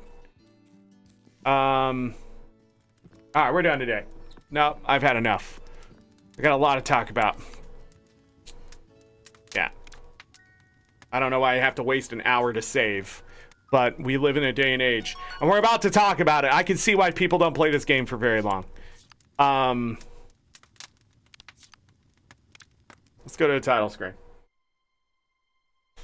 4 hours and 41 minutes. I wanted to go the full 5 hours, but I'm getting a little bored. Because I'm just a child running around, blah, blah, blah. Let's talk about it. Because I got a lot to say. First of all, there were so many complex systems that don't need to be complex. I understand there were going to be mini games, but now I get to the cooking one, I'm not going to be taught how to cook. Weird. The inconsistency screams early access syndrome. That's what it screams. But this game has been around for 7 fucking years. Why they haven't fixed some of this stuff, just means they chose for it to be that way, which sucks, which absolutely lands this already in a position of an 8 out of 10 game. There's so many better ways to do it. Or just cook the fucking item. Don't sit there and go batch cooking in 3. Listen, devs, I understand you're trying to create something and revolutionize the wheel. I completely understand, but it has to be fun. It has to be fun. I have no idea what was happening with that knife. I cut the romaine. What the fuck do you want from me? Why is it doing the thing? Why is it not doing the thing? We'll never know. And then I open up the help thing and it's just a list of shit. Get the fuck out of there with that shit. Streamline and simplify. Players do not have time to waste on learning shit that I shouldn't have to learn it. At the end of the day, if I want to cook, let me cook. If I want to fucking milk the cow, it's as easy as it is. You have fishing and other things, that's simple, but then when it comes to actual crafting, you're going to make it annoying as possible. Let me tell you something. I hate fucking crafting. Can I shut it off? We're going to find out. If I can't, it's just going to be a shitty fucking time, isn't it? But that is the essence of what's wrong with this game. There are just so many systems. I have no idea what the fuck is going on here. Also, days are going by, but is the tutorial literally like the summer? Am I going to grow up? Am I going to do something? I understand why when this game released, you had promised something, but then people are saying you weren't delivering it. Because how long is it going to take me to get there? How long is it going to take me to start learning like what affects this or that? Everything so far has just felt like a tutorial, and I'm fucking almost 5 hours into gameplay, 4.5 at least. And I'm sitting here thinking, is it another 4.5 hours before I actually get to the game? Because let me tell you something about stuff like Stardew Valley or even Sunhaven so far. Tutorials there, and then it's gone. And there's a reason for that, because the game should be as simple as you start understanding every system as you teach the other ones. So it's easier to pick up. Also, the fluff and the dialogue and all the books lying around and all that kind of stuff screams modern age just problemism. Because that's what it is. Stop filling your game with bullshit. Let us live and play the lore. Let us have that. These NPCs have to be fluffy as fuck. I understand that. But when I'm running around and it's not an NPC telling me the story, it's just some NPC wrote something down somewhere, that's a cop-out. I'm tired of devs copping out by just leaving lore books around. That's insane, just stupid level design. It's just, that's where we are in this game. We have writers. We have nobody to develop the systems around those writers to make it deliver to you in the essence of story, gameplay, or otherwise. All we ever get now is a lore book. When I play these games, I constantly run into lore books. Oh, but where would you find history of the world, Zorric, in real life? Is it always in a fucking book? No, 9 times out of 10, someone's teaching it somewhere or telling me. I'm not going out of my way to learn about World War II. All right, I didn't grow up and just be like, man, World War II just seems interesting subject. Let me go to the library. Nobody does that. Lore is something you stumble upon, and it's usually by word of mouth. It's something usually somebody pulls you in. But this game has an issue. I'm exploring, it's fun, day ends. I'm exploring, it's fun, day ends. I'm exploring, it's fun, it's tutorials, day. It's constant bombardment of just all this shit. It's just chaos. This is the same problem Sunhaven had, but there's not an arcadey feel. I do like the idea of collecting resources, building something, but I'm not. So far in 4.5 hours. If this was just a part 1, this game would get a 6.5 out of 10 from me. There's just nothing happening here. There's a lot to this game, but none of it's actually game. It feels like you had some writers and then you had some people with an idea of what they wanted to do. So far, nothing is fucking moving, in my opinion. I get tools, and then you tell me I don't even have to use them. I don't understand that. When I actually get the tools, I don't need to use the tools. Unless it's something intentional like fishing or the bucket, but even then, like, I'm just at a loss here. I don't know what happened in its development. But what's crazier is you just sent out this big build update for DLC, but nobody has complained about these systems. Nobody. That's insane to me. Because I know people have quit this game because of the complexity of these systems. There's too much going on. Less is more. Unless You introduce it in a way the player purposely goes after. Why am I learning how to smith? Why am I learning how to do apothecary? Why am I learning how to do this? Why am I learning how to do that? Because it's there, let me show you the tutorial. But what if I don't want to go down those paths? What if I'm not going to run an apothecary shop? I haven't even learned how to sell stuff, and I know you're throwing the event at me already, right? Because the guy's like, come to my shop at 9 a.m. to learn how to sit there and just tell people, here's your fucking shit. All right, I've seen these games before, and they usually ride along only one or two paths. You already have 6 different goddamn paths going on here. We got cooking, we got smithing, we got fishing, we got, what was that other thing? Well, just the barter system in general, so we're going to be selling stuff. Then we got, I'm already forgetting things. I know there's 2 more. I was counting them as I went. It doesn't matter. Because there's menus inside of menus, the complexity, and then you're telling me stuff before I even have access to it. There was so much you need to go back and undo and redo that it shouldn't be in this shape. After 7 fucking years of knowing this game exists, I'm extremely disappointed that it's in this shape. And how disappointing for the next 1,000 players to come along, pick it up for $15 and realize, man, that's a lot of complexity. They're just going to put the game back down immediately. You got to hook players, pull them in, start teaching them things, but you got to do it in a way that feels fun. And these games just do not get that. They don't understand it.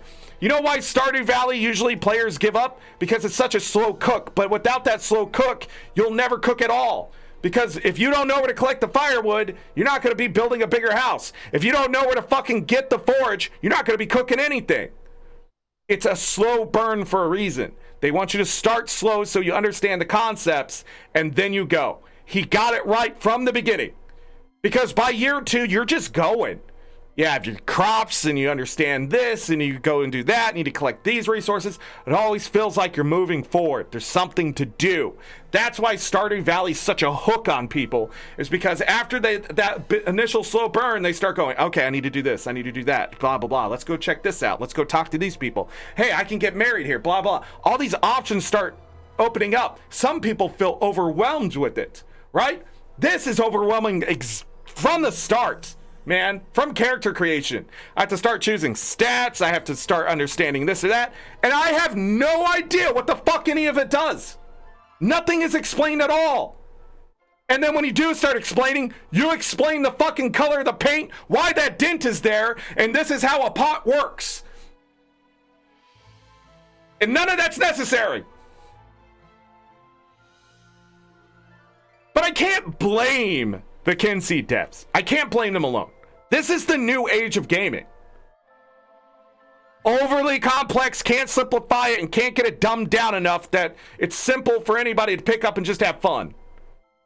They can't do it, man. Devs today just cannot do it.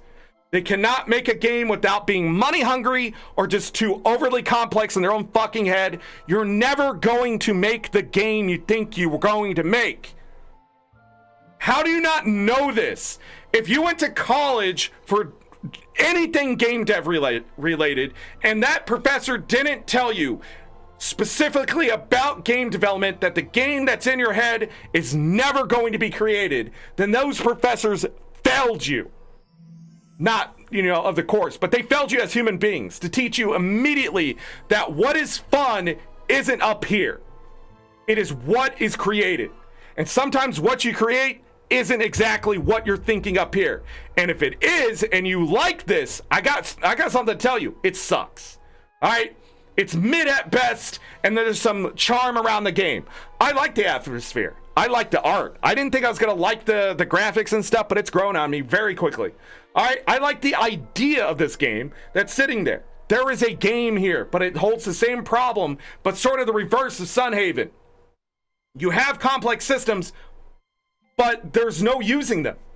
They're there, you're teaching me, and they're gone, right? And it leaves these sort of like, okay, try to get to the next thing, but that's what I'm in right now. A rat race to find the fun. When do I get to start building my own farm? When do I get to start doing this stuff? Do I have to play 10 fucking hours before I get there? Because if I do, half your player base is immediately gone, if not more.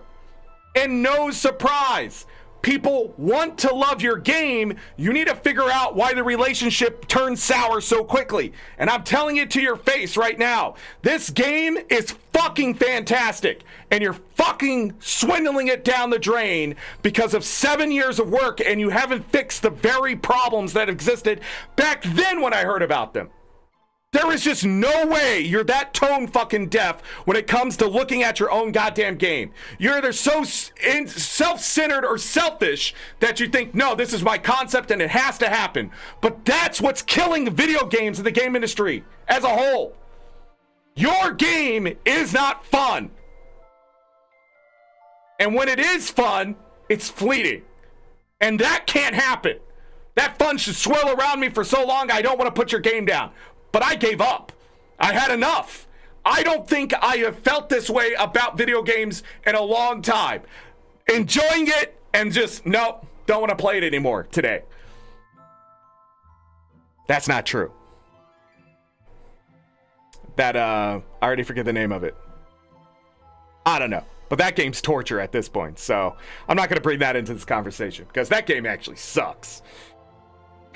Like fully.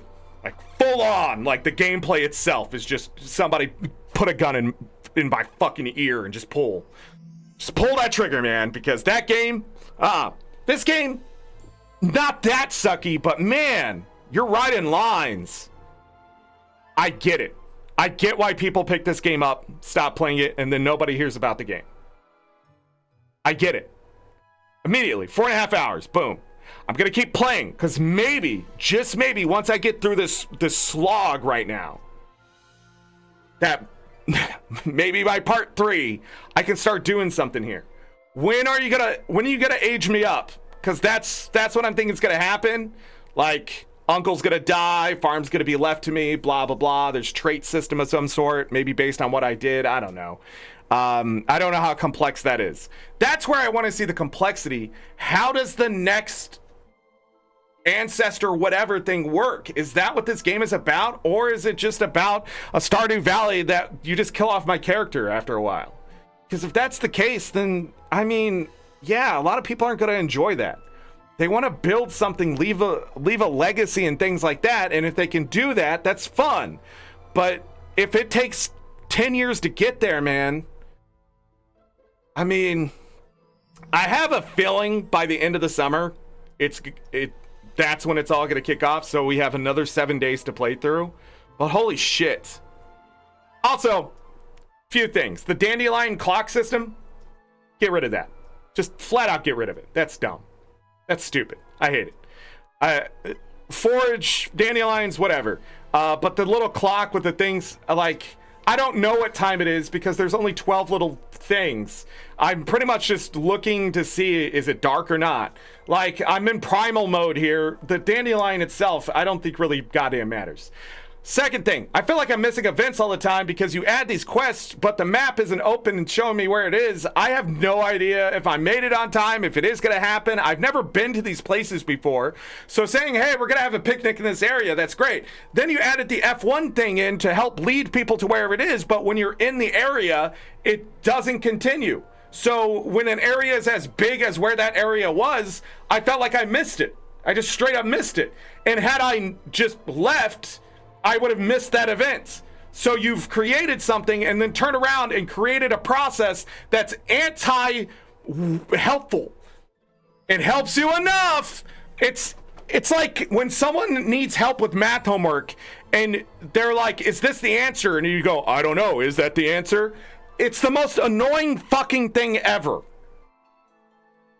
But when you have this much shit in your game, it's not that you needed a system of clairvoyance to go show me where it is. It's the fact that you needed it in the first place that should have made you go, maybe this is too complex and this mapping system needs to be simplified.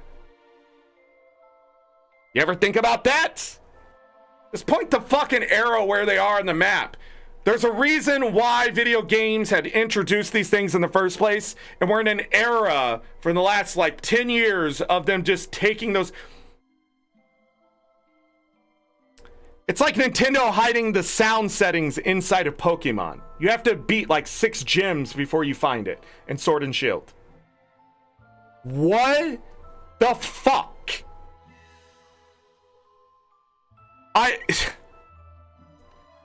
Like, that's where I'm at with the game industry, and especially indie devs.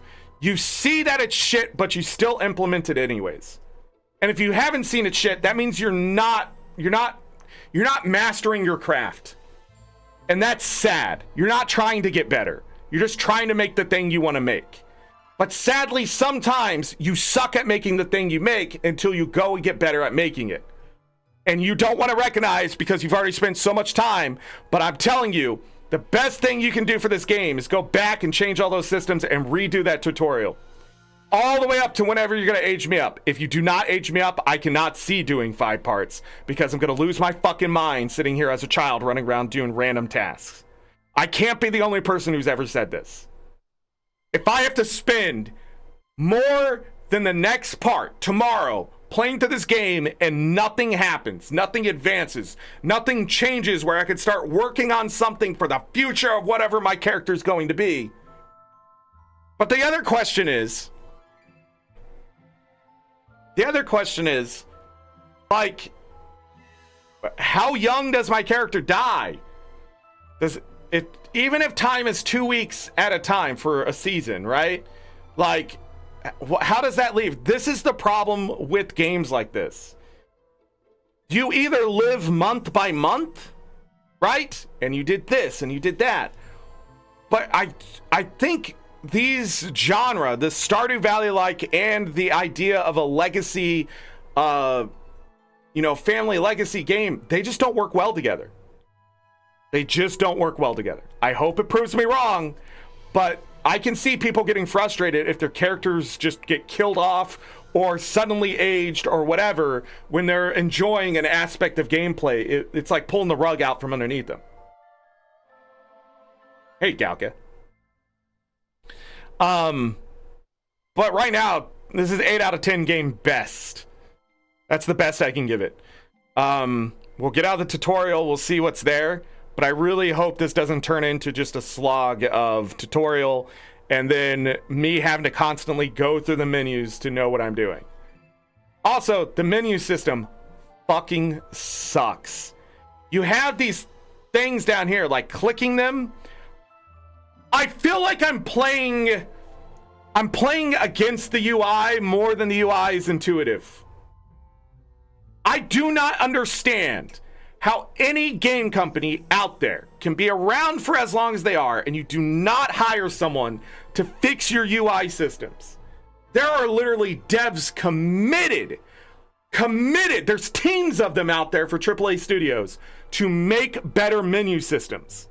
Yet, I see constantly that people do not hire them and fix their game.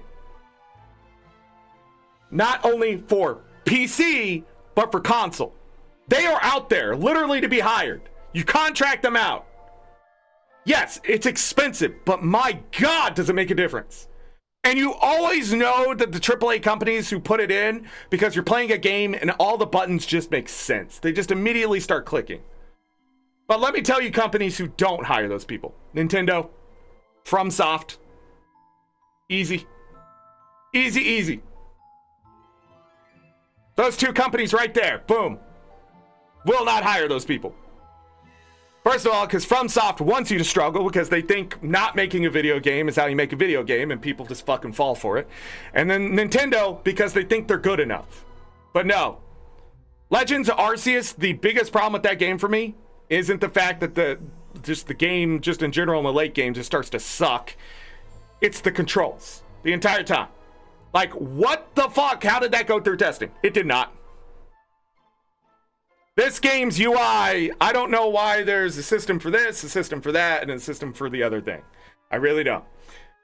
So I have to go in. I keep getting lost. I don't know where to find the quest stuff. It's in the calendar. Makes sort of sense, but it doesn't also make sense. Calendar should be in its own section. Why it's just sitting there on the bottom left over here, I have no idea. It should be a menu I bring up just like any other fucking video game. I know you're trying to be charming. I know what you're trying to do there, but it sucks. And at the end of the day, you cannot have a sucky UI system because that'll also drive players away. So not only do you have a long-winded fucking complex tutorial, you have a goddamn fucking bad UI system. your game will slowly slide into that 7 out of 10 territory, guaranteed, unless you fix this shit. And then it'll slide up to the 9 out of 10 territory because people will be like, oh yeah, this stuff's fixed, that's great. Or when they start playing it, they don't feel like me, where they have to stop playing because, my God, there's something better out there for me. Let me tell you, Sunhaven has a lot of problems externally, and the game just sort of fucking is a cash grab, right? But at the end of the day, it sort of sticks to its guns of being an arcadey, chaotic mess, all right? I will deal with arcadey, chaotic mess, all right? I played Forager. It was done right. We should probably go back to that game sometime this summer because there was new content added and we should start fresh and see all that stuff. 6x6 puzzle, just put it in the calculator. That was probably one of the biggest faults. But when you can fault a game only by 6x6 puzzle and the fact that maybe it's a little too arcadey and a little too chaotic, but they do it right. You just have fun. The entire time you're playing it, like 10 hours flies by and you're like, holy shit, I gotta go, right? That's what you want out of your video game. For Stardew Valley-like, I want a cozy, nice-paced game and just...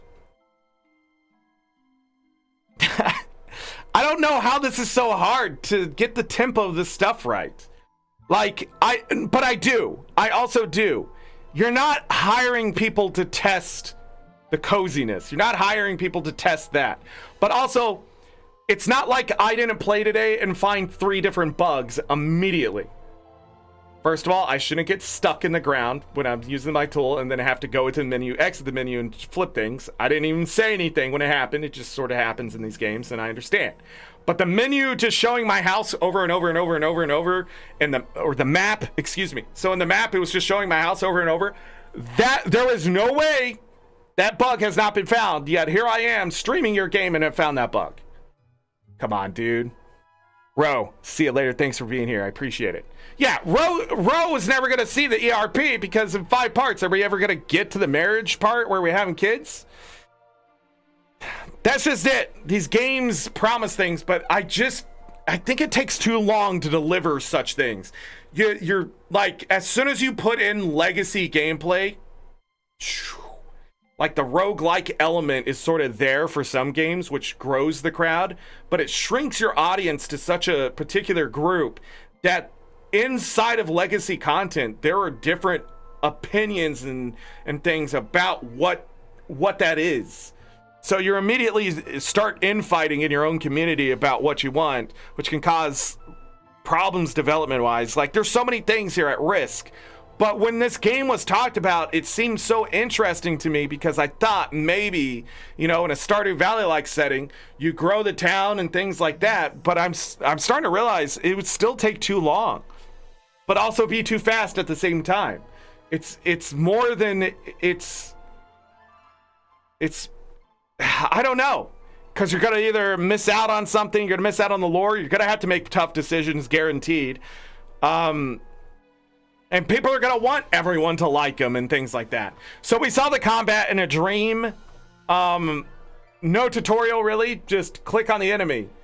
So you had 3 orbs. They slowly regenerate over time. I don't know if there's anything else to combat. If there's another tutorial for combat, would not be surprised. But then why the dream sequence? This is the thing. Like, am I going to start running? Are you going to re-tutorial me because you know the main tutorial took so long that I'm going to forget stuff? Or is it sort of that disjointed early access syndrome shit where you had to introduce it earlier, but you couldn't remove it because this might break the code or something like that? Like, but that's just it. This is why I stopped playing early access games, right? And I usually only judge games that have come out in 1.0 or later now, because the teams behind them and the indie developers behind them don't realize how much early access games hurt them. At the end of the day, building something, updating it, changing because the community didn't like this, changing this, blah, blah. It makes so much spaghetti code and such a mess that when 1.0 comes out, the game is either completely different than what people have been playing, or you didn't fix the major problems and we still run into this stuff yet again. And I can feel something in Kynseed. It's adjacent to that early access thing. I have no idea what's going on here, but it just adds to the chaos. But again, if I see the tutorial again, early access syndrome. If I don't see the tutorial again, or there's something not building into a complexity, Yeah, it's just so many systems, man. Combat, by the way, combat was one of the things. Also, I can get a bucket of milk, a bucket of honey. I don't know how to pick up poop. Yeah, that's just the other thing. There's just stuff you can interact with, but nothing to do. There's, like, I could get the carrots off somebody else's farm, but do I replant them, or are they gonna grow something else next season? Like, there's so many questions, and I bet there's not an answer for most of them. It's just gonna be stuff that's there, and you either interact with it or just not care about it.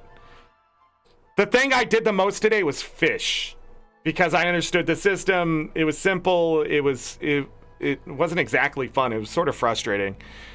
Like, you want to just hit the target and just grab the fish and reel them in, but like, it's so inaccurate and you don't know if it's gonna work, stuff like that. But it's the thing, I got 2 of the things, almost 3 of the mastery spots done for it already. Like, does that stay on my character? Is it gonna go away? How does it affect the legacy stuff moving forward? Is that like permanent bonuses that will always happen from then on in the bloodline? I don't know. Or maybe we're just never going to have any kids or anything like that before the 5 parts are over, because the game is just that slow simmering. There are times I feel like this game was never meant to be fast-paced at all. Like, it was meant to be really slow. Like, I just get that feeling. But I don't know. There's so much stuff here. I'm just not sure. I didn't follow the development of this game as closely as I wanted to and all that kind of stuff. I've only watched early gameplay before the updates and stuff like that. I don't even remember the opinions about the game. That's something too. If it was overly terrible, I'd remember. If it was overly great, I'd remember. But if it's just sitting middle ground, you know. Again, 5, 6, 7 out of 10. While it's still a good game, because it's technically not in the bad territory, it's forgettable. And that's what you don't want in your video game. You want an 8 out of 10 or higher.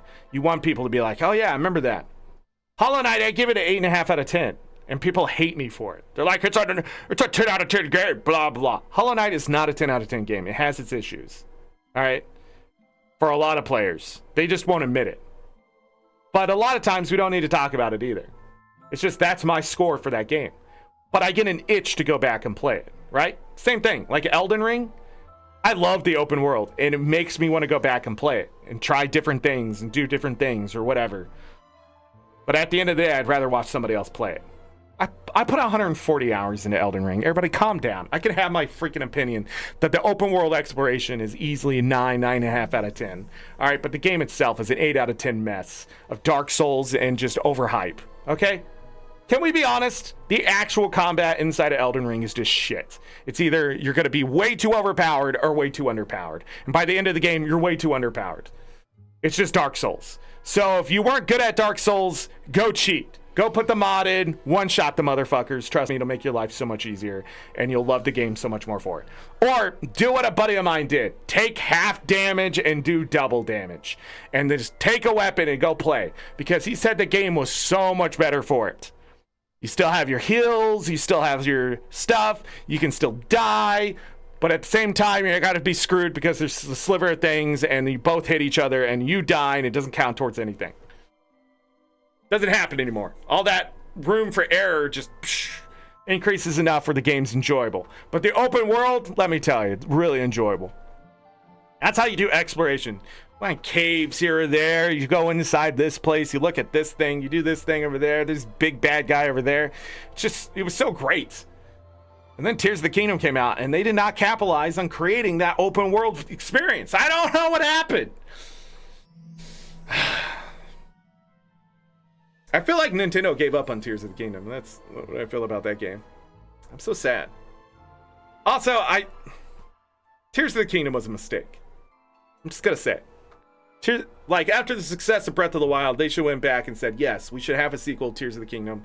But what they should have done was made the underworld, the new world, the overworld, a new piece of the overworld, and still had the familiarity of the past on the surface, getting invaded by the underworld. I think that would have worked so much better for that game. where you had the familiar. Yeah, I played Breath of the Wild. I know this. No, you don't. Once you go down into the depths, that's where that's all new. You have new exploration, new quest things to do.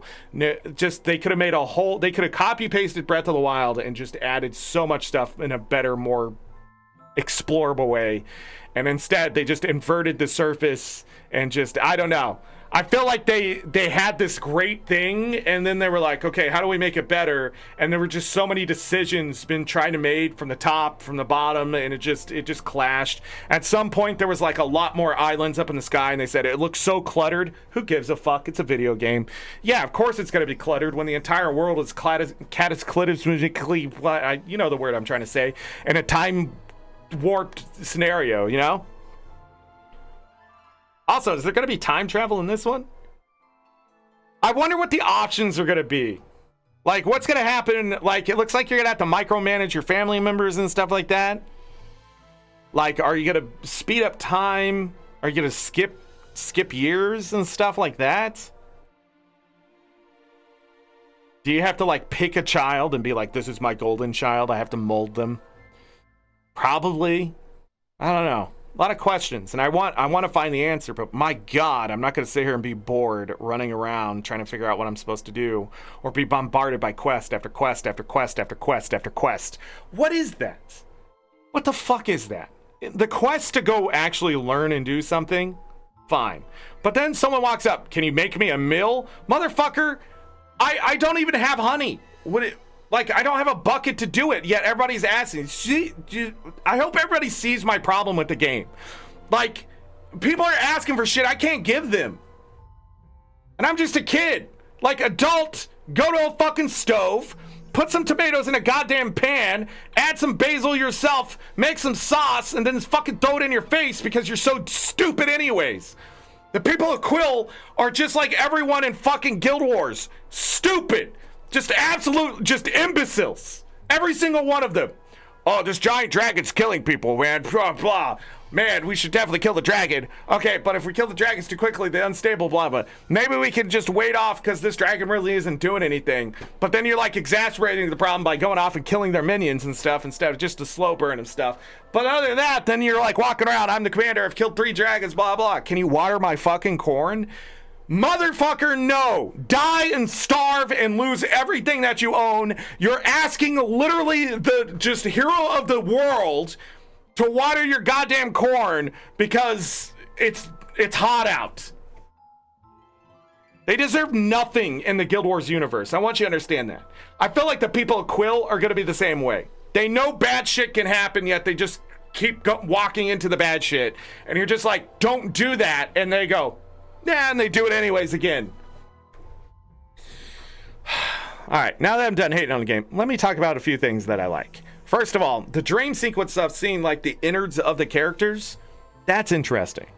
Like the kid wants to grow up to be a shopkeeper. Is that something I can use later? You know? Like give him a job as a shopkeeper. I see you can buy shops and stuff, so that's interesting. The challenge stuff makes it a little weird, but it is a way to earn money. It feels very Minecraft-like. If you played modded Minecraft, there's like ways to earn rewards in the journal. It feels like that. And that was something added in mini games all at the same time. That's why you see it in Minecraft. It's a good idea put in, but I don't understand why that's my main function of earning money.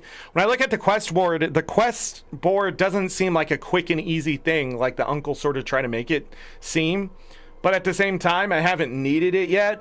So as long as I don't need that to make money and I can earn money in different ways, like just picking fruit and stuff like that, maybe it won't be so bad. And I see that as a good thing.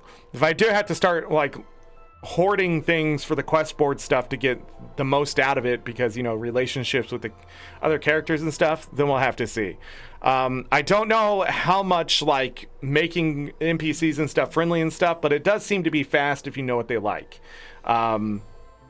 And things like that. We did get several achievements, most of them tutorial related. So 11 out of 70 achievements we got. So that's 15% of them.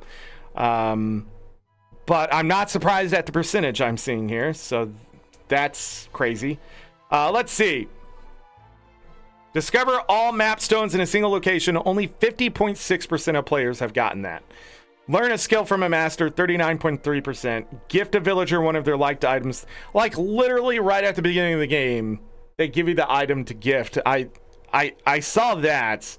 I can understand if other players don't think to just gift it or whatever, but I was exploring the UI a little bit, and that's why I found that. Win an auction. Only 20% of players have gotten that achievement. I earned a bunch of money, so I was able to do it. I don't know if I'm just playing better than most people who pick this up, or I'm just wasting resources at this point, but I am willing to go ahead and look at global achievements to see if I missed anything. Cook my first meal at 28.1%. It says complete the prologue. 24 point. Less than a quarter of players have completed the prologue. Dads, just listen to me. Please save your game. There is a fantastic game here. You gotta get people through that prologue. 2 hours max in a tutorial. If this game does have that much micromanagement, you probably should warn players before they buy this game. If not, and you're hoping just to pocket the money, that sucks. Good business move, but absolutely terrible for the gaming industry as a whole. It continues to happen. Yeah, it goes half the players of the top achievement to 39.3, 36%, 34.7, 32.8, 29.6, 28.7, just drops under 30% and just continues to drop. Okay, so there's spoiler. So cook a 5-star meal, 12.8% of players. There's story tasks to be had. Have a baby / adopt, 8.5% of players. Isn't the main part of this game getting children to take over your stuff when you die? Only 8.9% of players have actually gotten married in the game. Holy shit.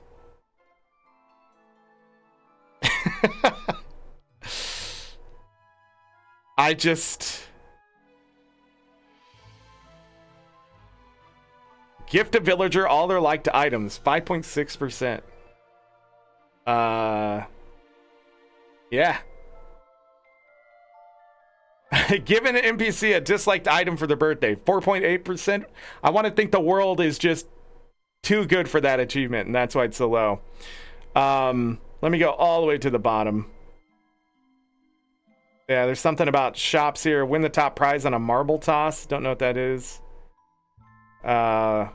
Learn all the skills from the masters. Only 0.5% of players have done that. Yeah, I'm not surprised. I understand that the devs probably really love this game. It looks like a lot of work is put into it. But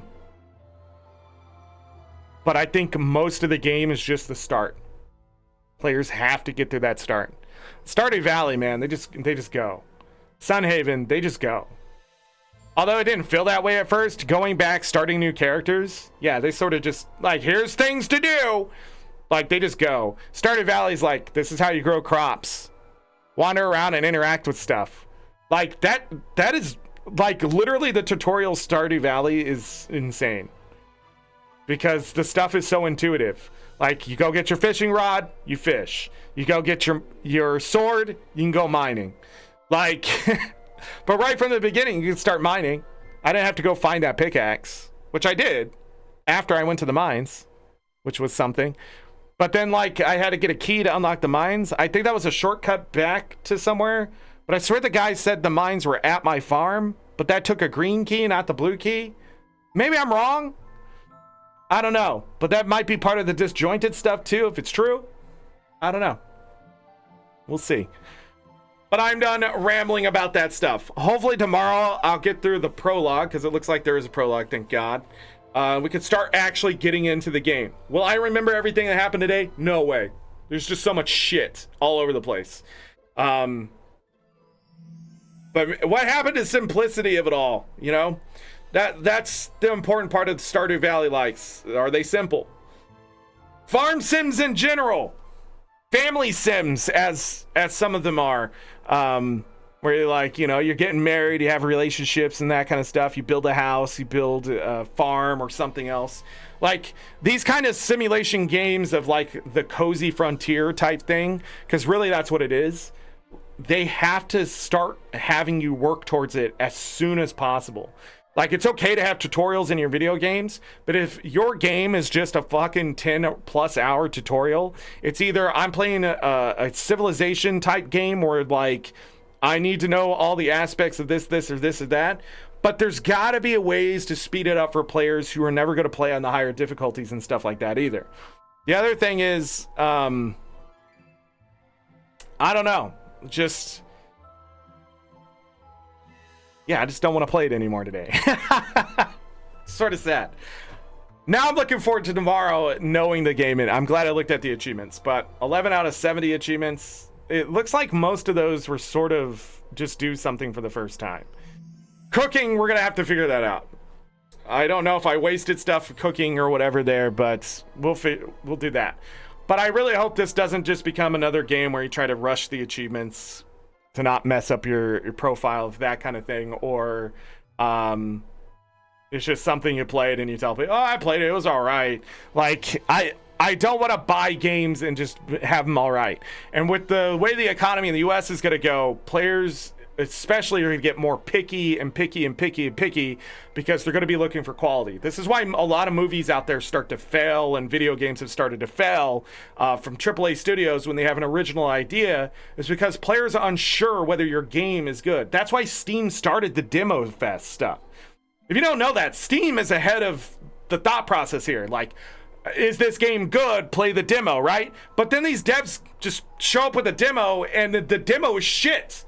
Just absolute trash, and they get told that the game has these problems and this, and these developers act like that isn't a free beta test, you know? Like, Steam is doing them a favor, and these developers just do nothing to make their game better. Like, are you in it just to release a game? Then itch.io's right over there, all right? itch.io. It's right over there. Just release your game for free, or charge people $5 to play your garbage. All right, if you're actually looking to make a game, sell the game, and sell fun to people, then you need to listen to that criticism and stop acting like you're some fucking top dog because you know how to program, or you have a degree, or you've already made a game and it was partially successful. You can't do that. That egotism is what's killed the industry and got it where it is today. That's why Nintendo is shit right now and overcharging people for their product. All right, their games aren't worth $80. I saw the Mario Kart World shit. Is it worth $80? Fuck no. Back down to $60.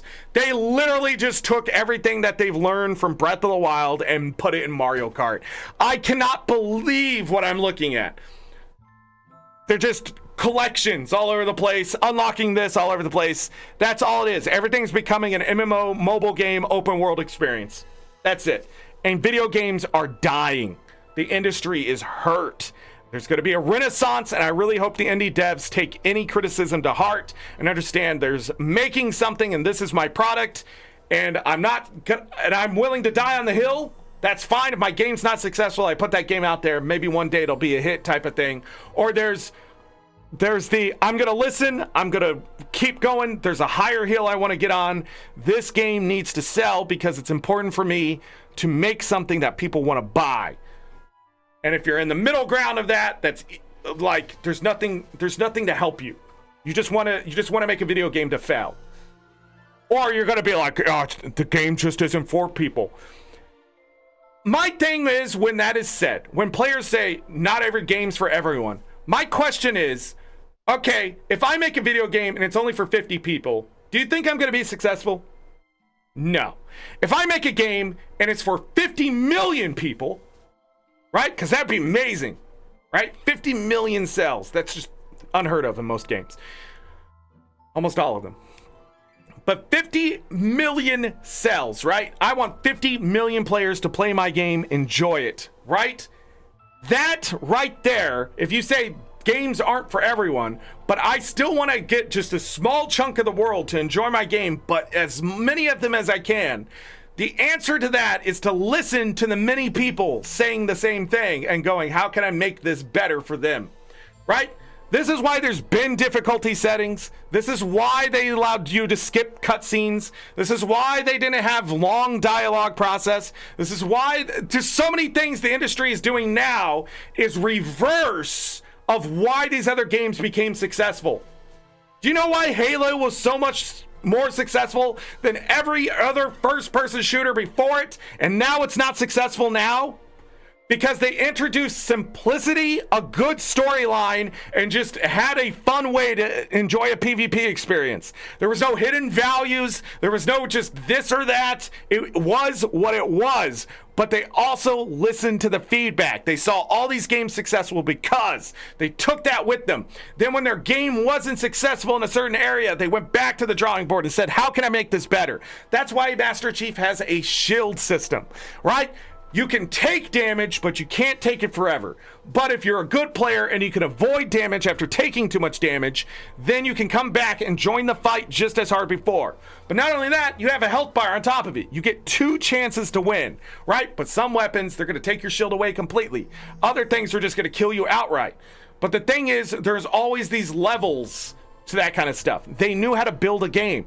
I just don't think game devs today understand why all that shit was created, and they just, oh man, I want to go back to retro.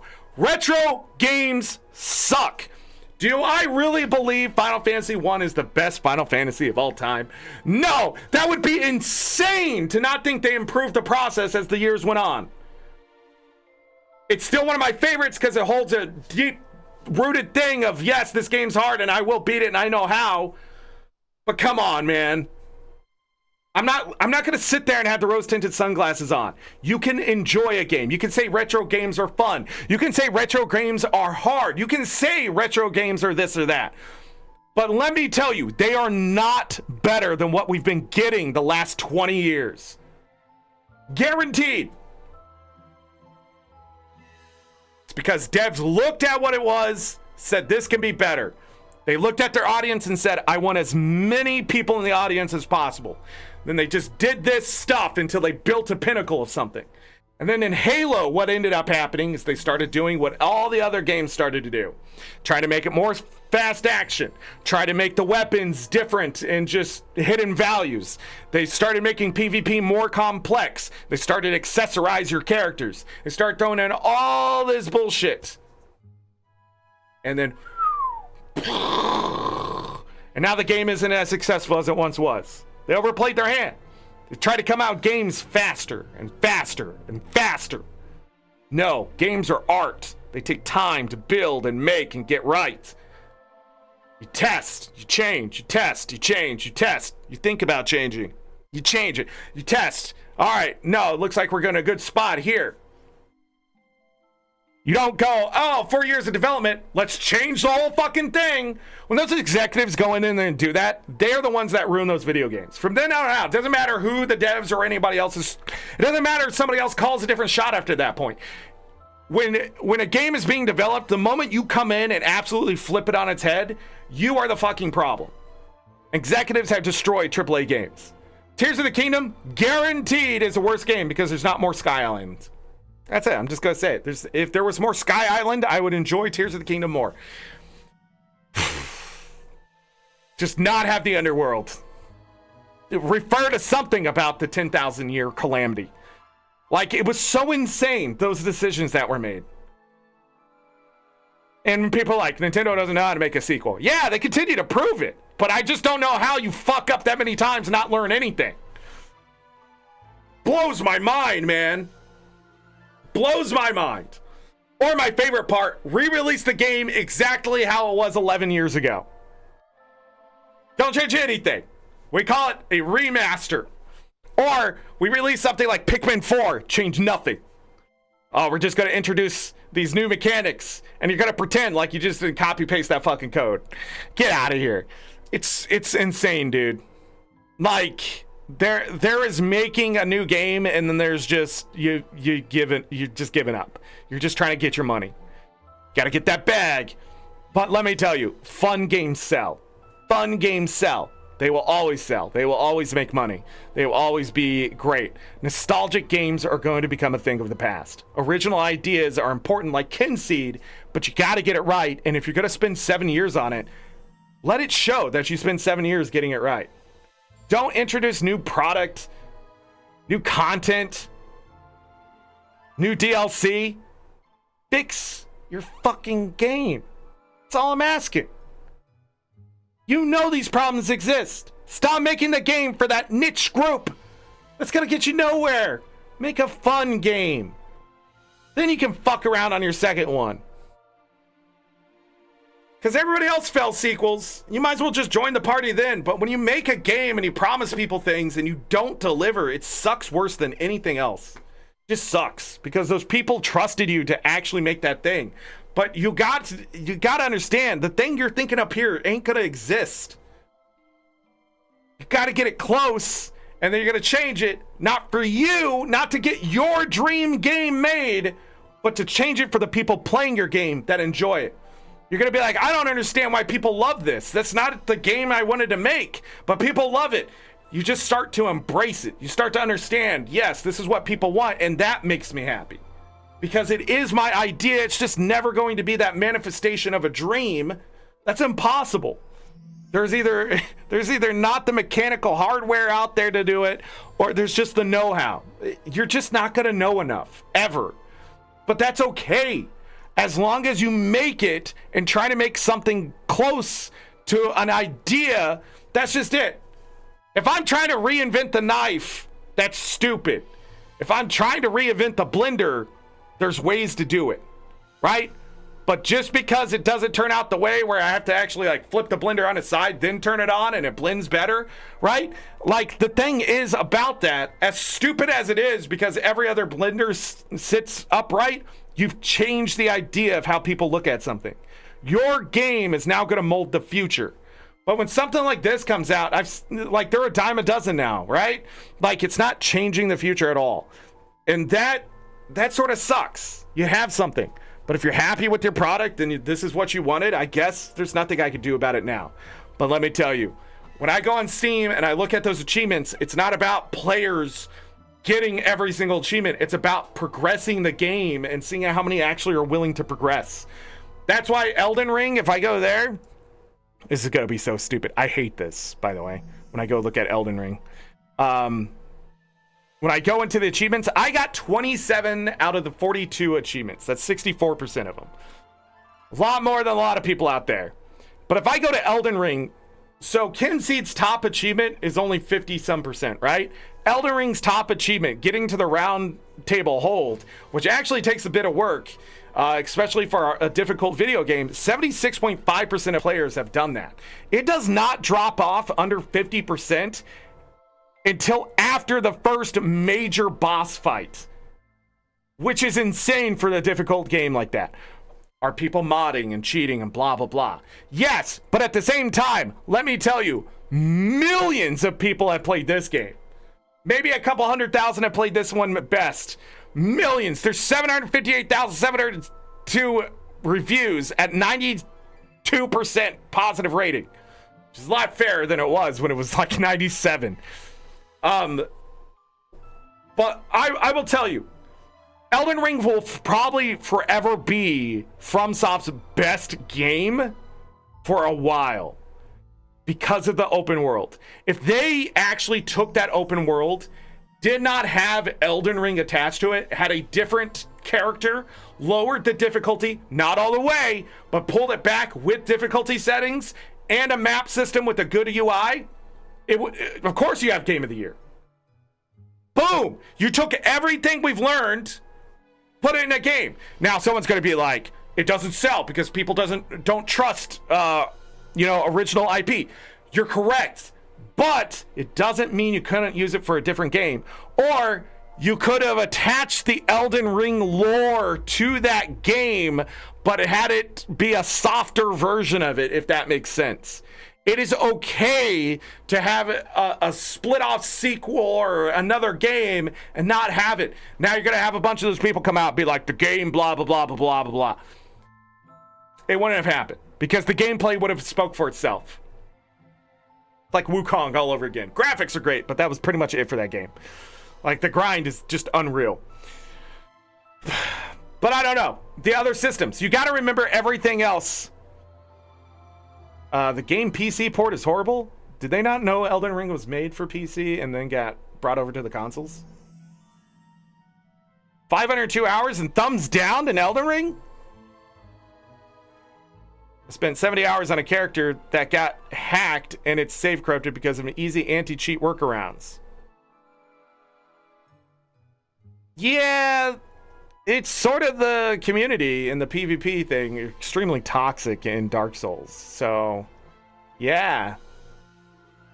Be careful if you're gonna PvP. I mean, that's any PvP game, I think, like Dark Souls. People think cheating and beating somebody else is fun. And I'm sure it is in somebody's mind, but like, especially in hard games. Like back in the day playing Battlefield and someone's like freaking, you know, auto aim nonsense, right? Like, that was just the thing. When you get so good at the game and people say you're hacking, but you're not, that's my fave. And you just don't get that anymore. Because they have the assistants and stuff like that. I used to be so good at the original Halo on PC, Halo CE or whatever it was called. I used to be so good at the sniper rifle. People used, like, literally, people who own the server would watch me to see if I was cheating. Like, they have to sit there and be like, is he cheating? Because I was killing the bots, the actual cheaters.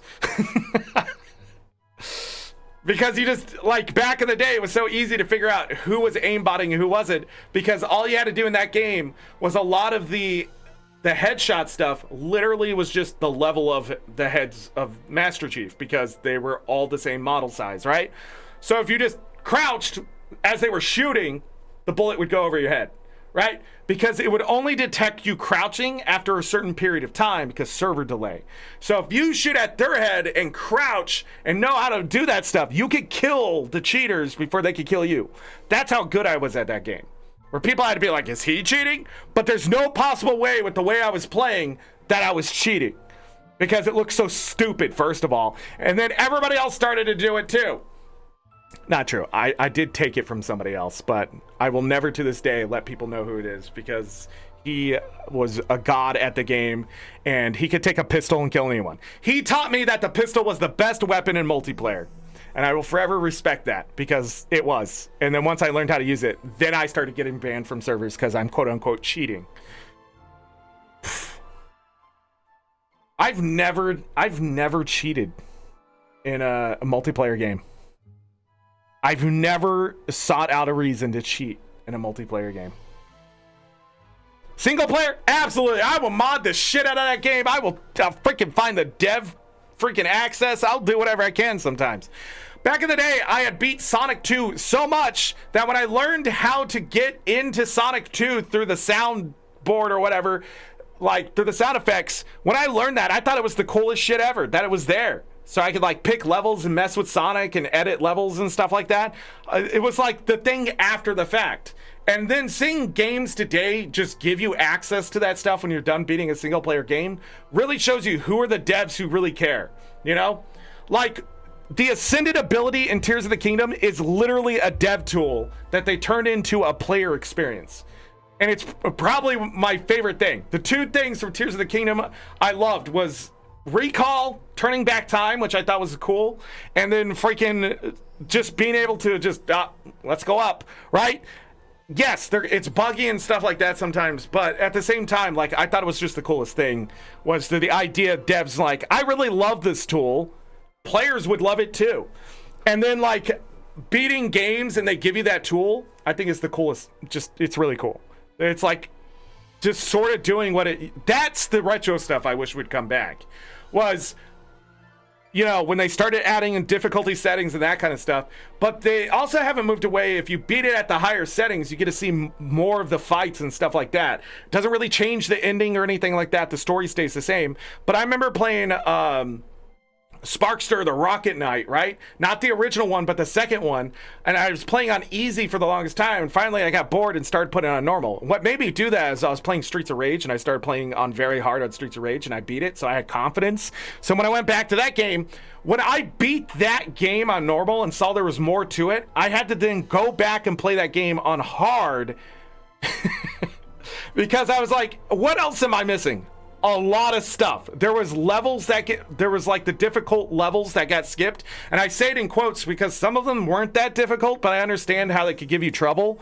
Like, that's the stuff I'm okay with. It's not exactly taking away from the player, but it is like taking away from the player, if you know what I mean. It rewards those who want to go through the full process, but at the same time, those who are unable to go through the process, the ability to skip or just ignore combat and stuff, I love that accessibility. But like the way people call it, like the accessibility stuff today, I just hate it. It's always been there. They just forgot it existed or refused to accept it.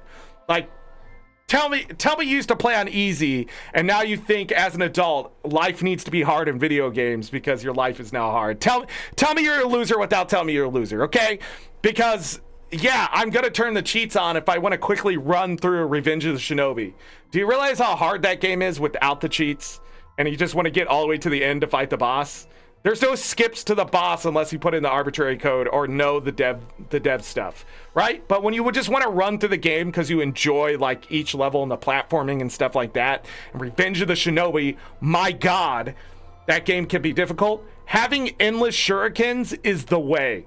Does not mean you're going to beat it though. That was the thing, too. I either have to put that on very easy to run through it easier, or just die. Revenge of the Shinobi was the Dark Souls of its time. So was Ninja Gaiden. They weren't, though. They were never meant to be. You know what was Dark Souls of its time? Zelda 2. There's a link. I'm going to run all the way back.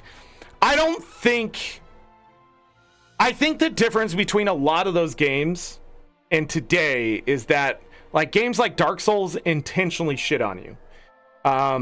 They just become annoying or just tedious very quickly. While those games, they had continues and lives to give you a certain amount of chances to do it. But the thing is, a lot of those games had difficulty spikes that were nice gradual slopes versus what you get today, where it's difficult all the time, right? Like, even running to the boss can be difficult. Back in the day, like, enemies were enemies. You just quickly got through them or you just avoided them, right? Like, but now, like, trying to avoid enemies and stuff is almost a gotcha. Like, oh, but you can't avoid these. Like, it's so dumb. I feel like so much assholeness exists in video games now compared to then. And it infects things as simple as Kynseed and stuff like that. Because devs see it as sort of the normal process now to like, I'm having a bad time, or this is the way this retro game used to be.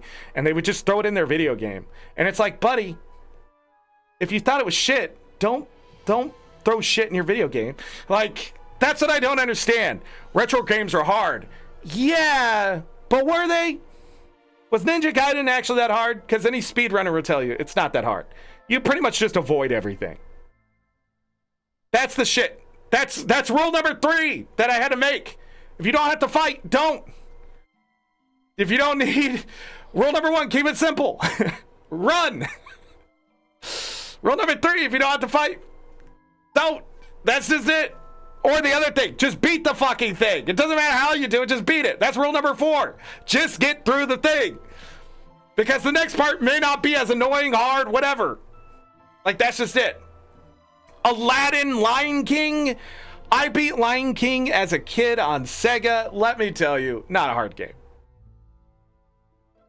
Jank as shit? Absolutely. Not a hard game. There's a difference between a game just being bad at its programming, like grabbing onto a ledge or whatever and it not working, and then just straight up, it's just difficult. Like, the actual mechanics of the game make it difficult. The thing about Lion King, Aladdin, it's arguable, but no, you just skip the stuff.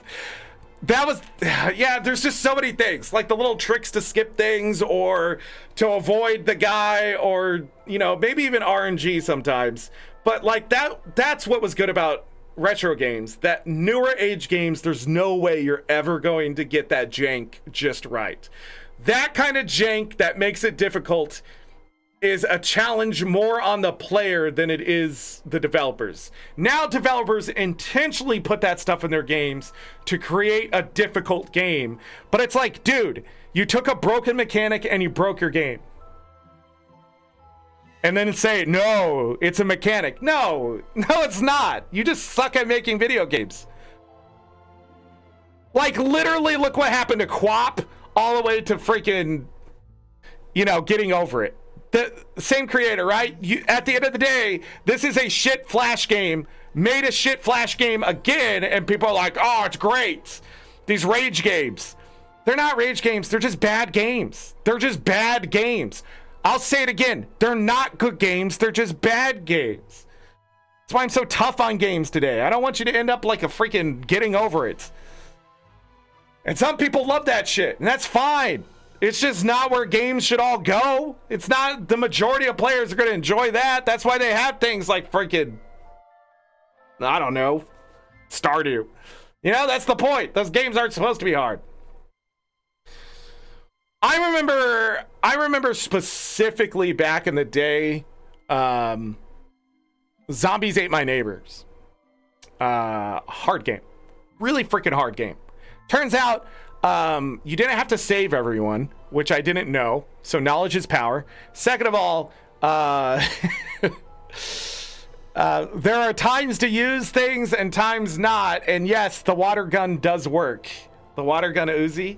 And rule number 3 applied so hard in that game, I just didn't realize it. You just lure things to a place, use a rocket launcher to a specific spot, and go around them.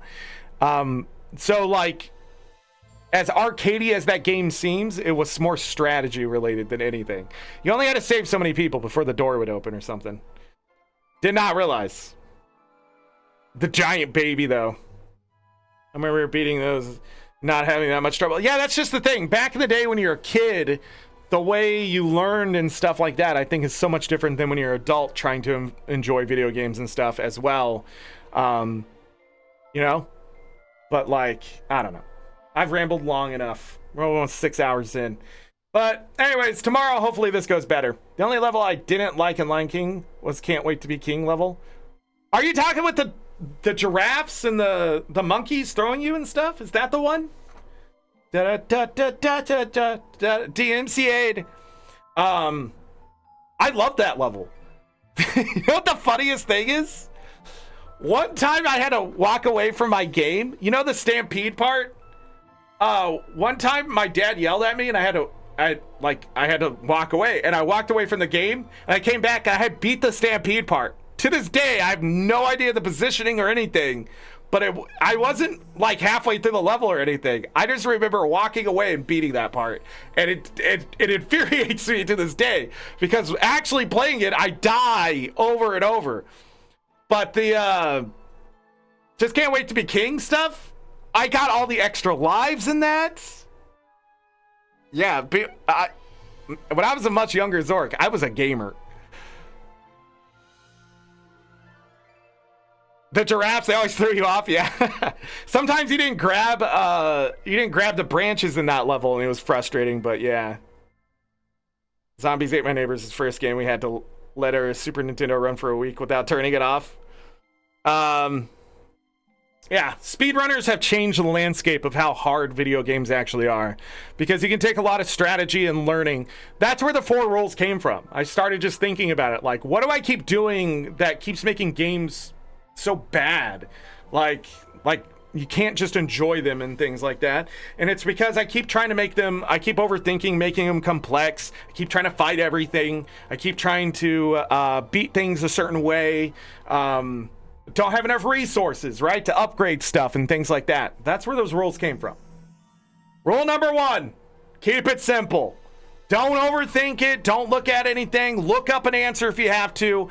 Do not slow down your fun or lower your fun because you have to do something a certain way or whatever. Don't do it.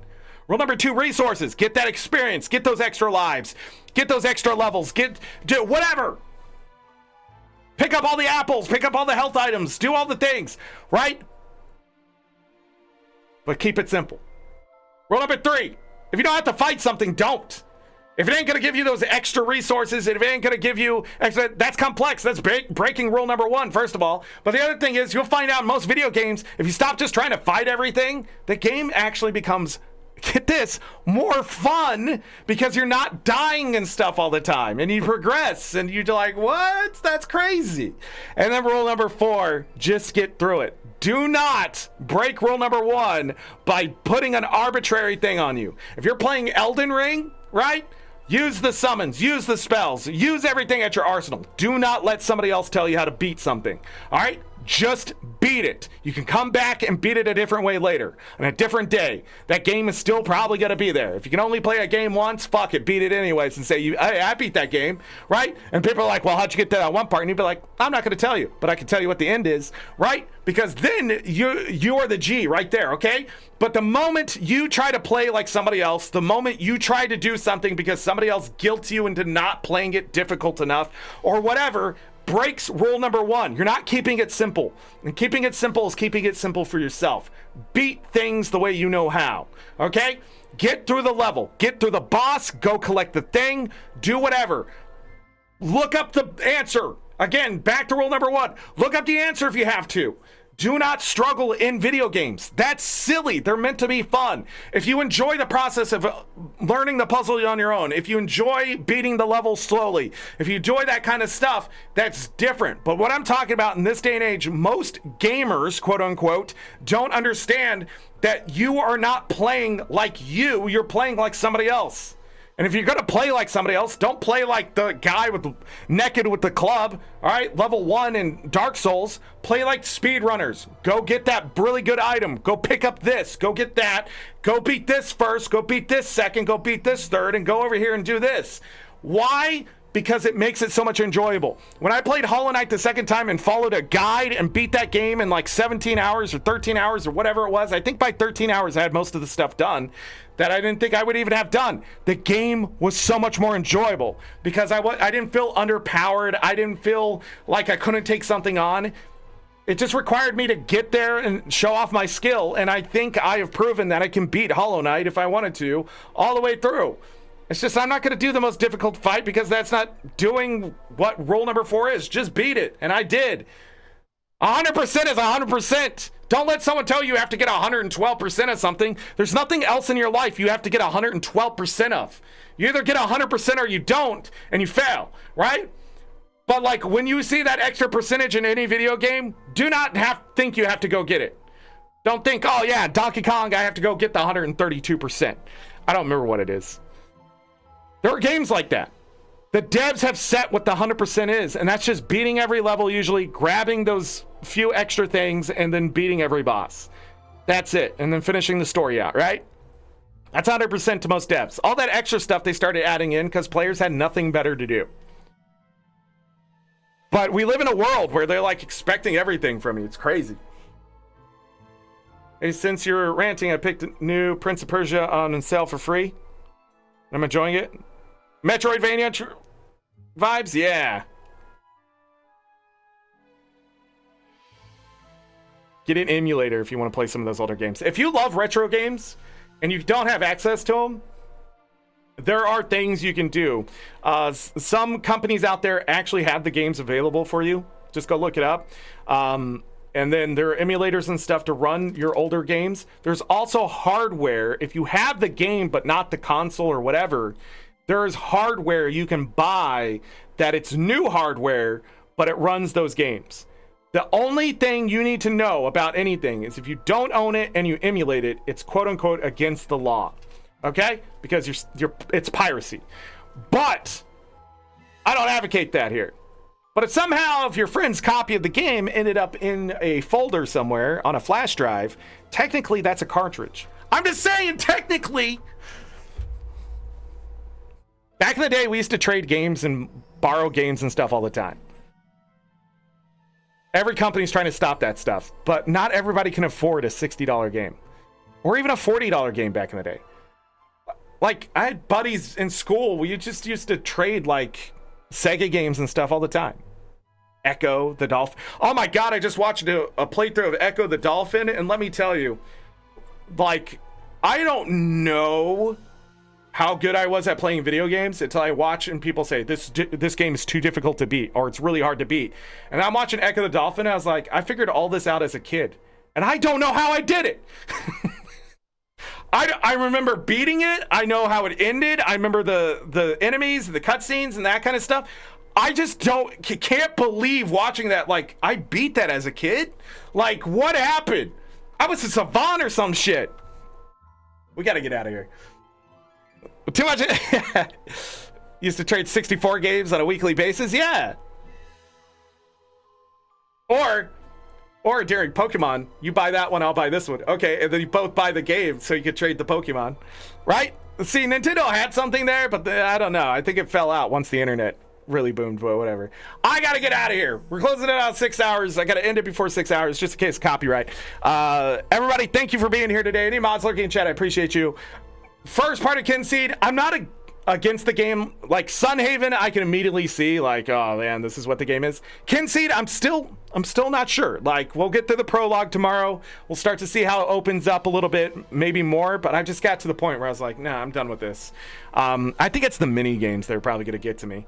But we'll see how it sort of streamlines and things, because it has to. I feel like if it doesn't, then yeah, it's gonna get very boring and repetitive very quickly, but I hope not. I can't wait to explore more of the areas too. That's actually fun. I like exploration lately. I don't know why. Man, that's why Elden Ring was so fun, is because I just got into an exploration phase and then just started clicking. Like every game I've played with the exploration, when the exploration is fun, the game is so much better for me. And maybe I'm just getting old. Maybe that's it. Yes, Chaz, thank you for the game. I gotta get out of here. And as always, I leave you with this. Take care of yourselves. Take care of each other. We're all we got. Have a great night, day, evening, morning, afternoon, whatever time it is. Make it great. If you're going to bed, sleep well, get that rest. You'll need it. Trust me. If I don't see you for the rest of this week, we're going to be playing Kynseed. Unless it gets really brutal. We will do 5 parts of Kynseed. But if by part 3, I feel like there's no game here, and it's torture, we'll go to something else. Like Sunhaven was on just boredom. Like I was just bored of that game by part 3. Again, achievement hunting and trying to go as fast as I could in that game kept it interesting, but I would have been bored even more if I didn't do what I was doing. This game, I don't think is going to be that way, so I do think we're going to get 5 parts, okay? Next week, we'll be back in Stardew Valley Expanded. I'm thinking about at least 2 parts next week for Stardew Valley Expanded. Just sort of keep pushing into year 2, and then we'll be back in Guild Wars 2 to talk about some things next Tuesday. And that'll sort of finish off the month, so we'll be in May. And then after we're done with that next week, we will be in Roots of Pacha the following week, all 5 parts then. That's what I'm hoping to do. But if things have to start queuing, we will do that, and we'll see what happens. But I'm out of here. Thank you, everybody. Go do other things. Bye.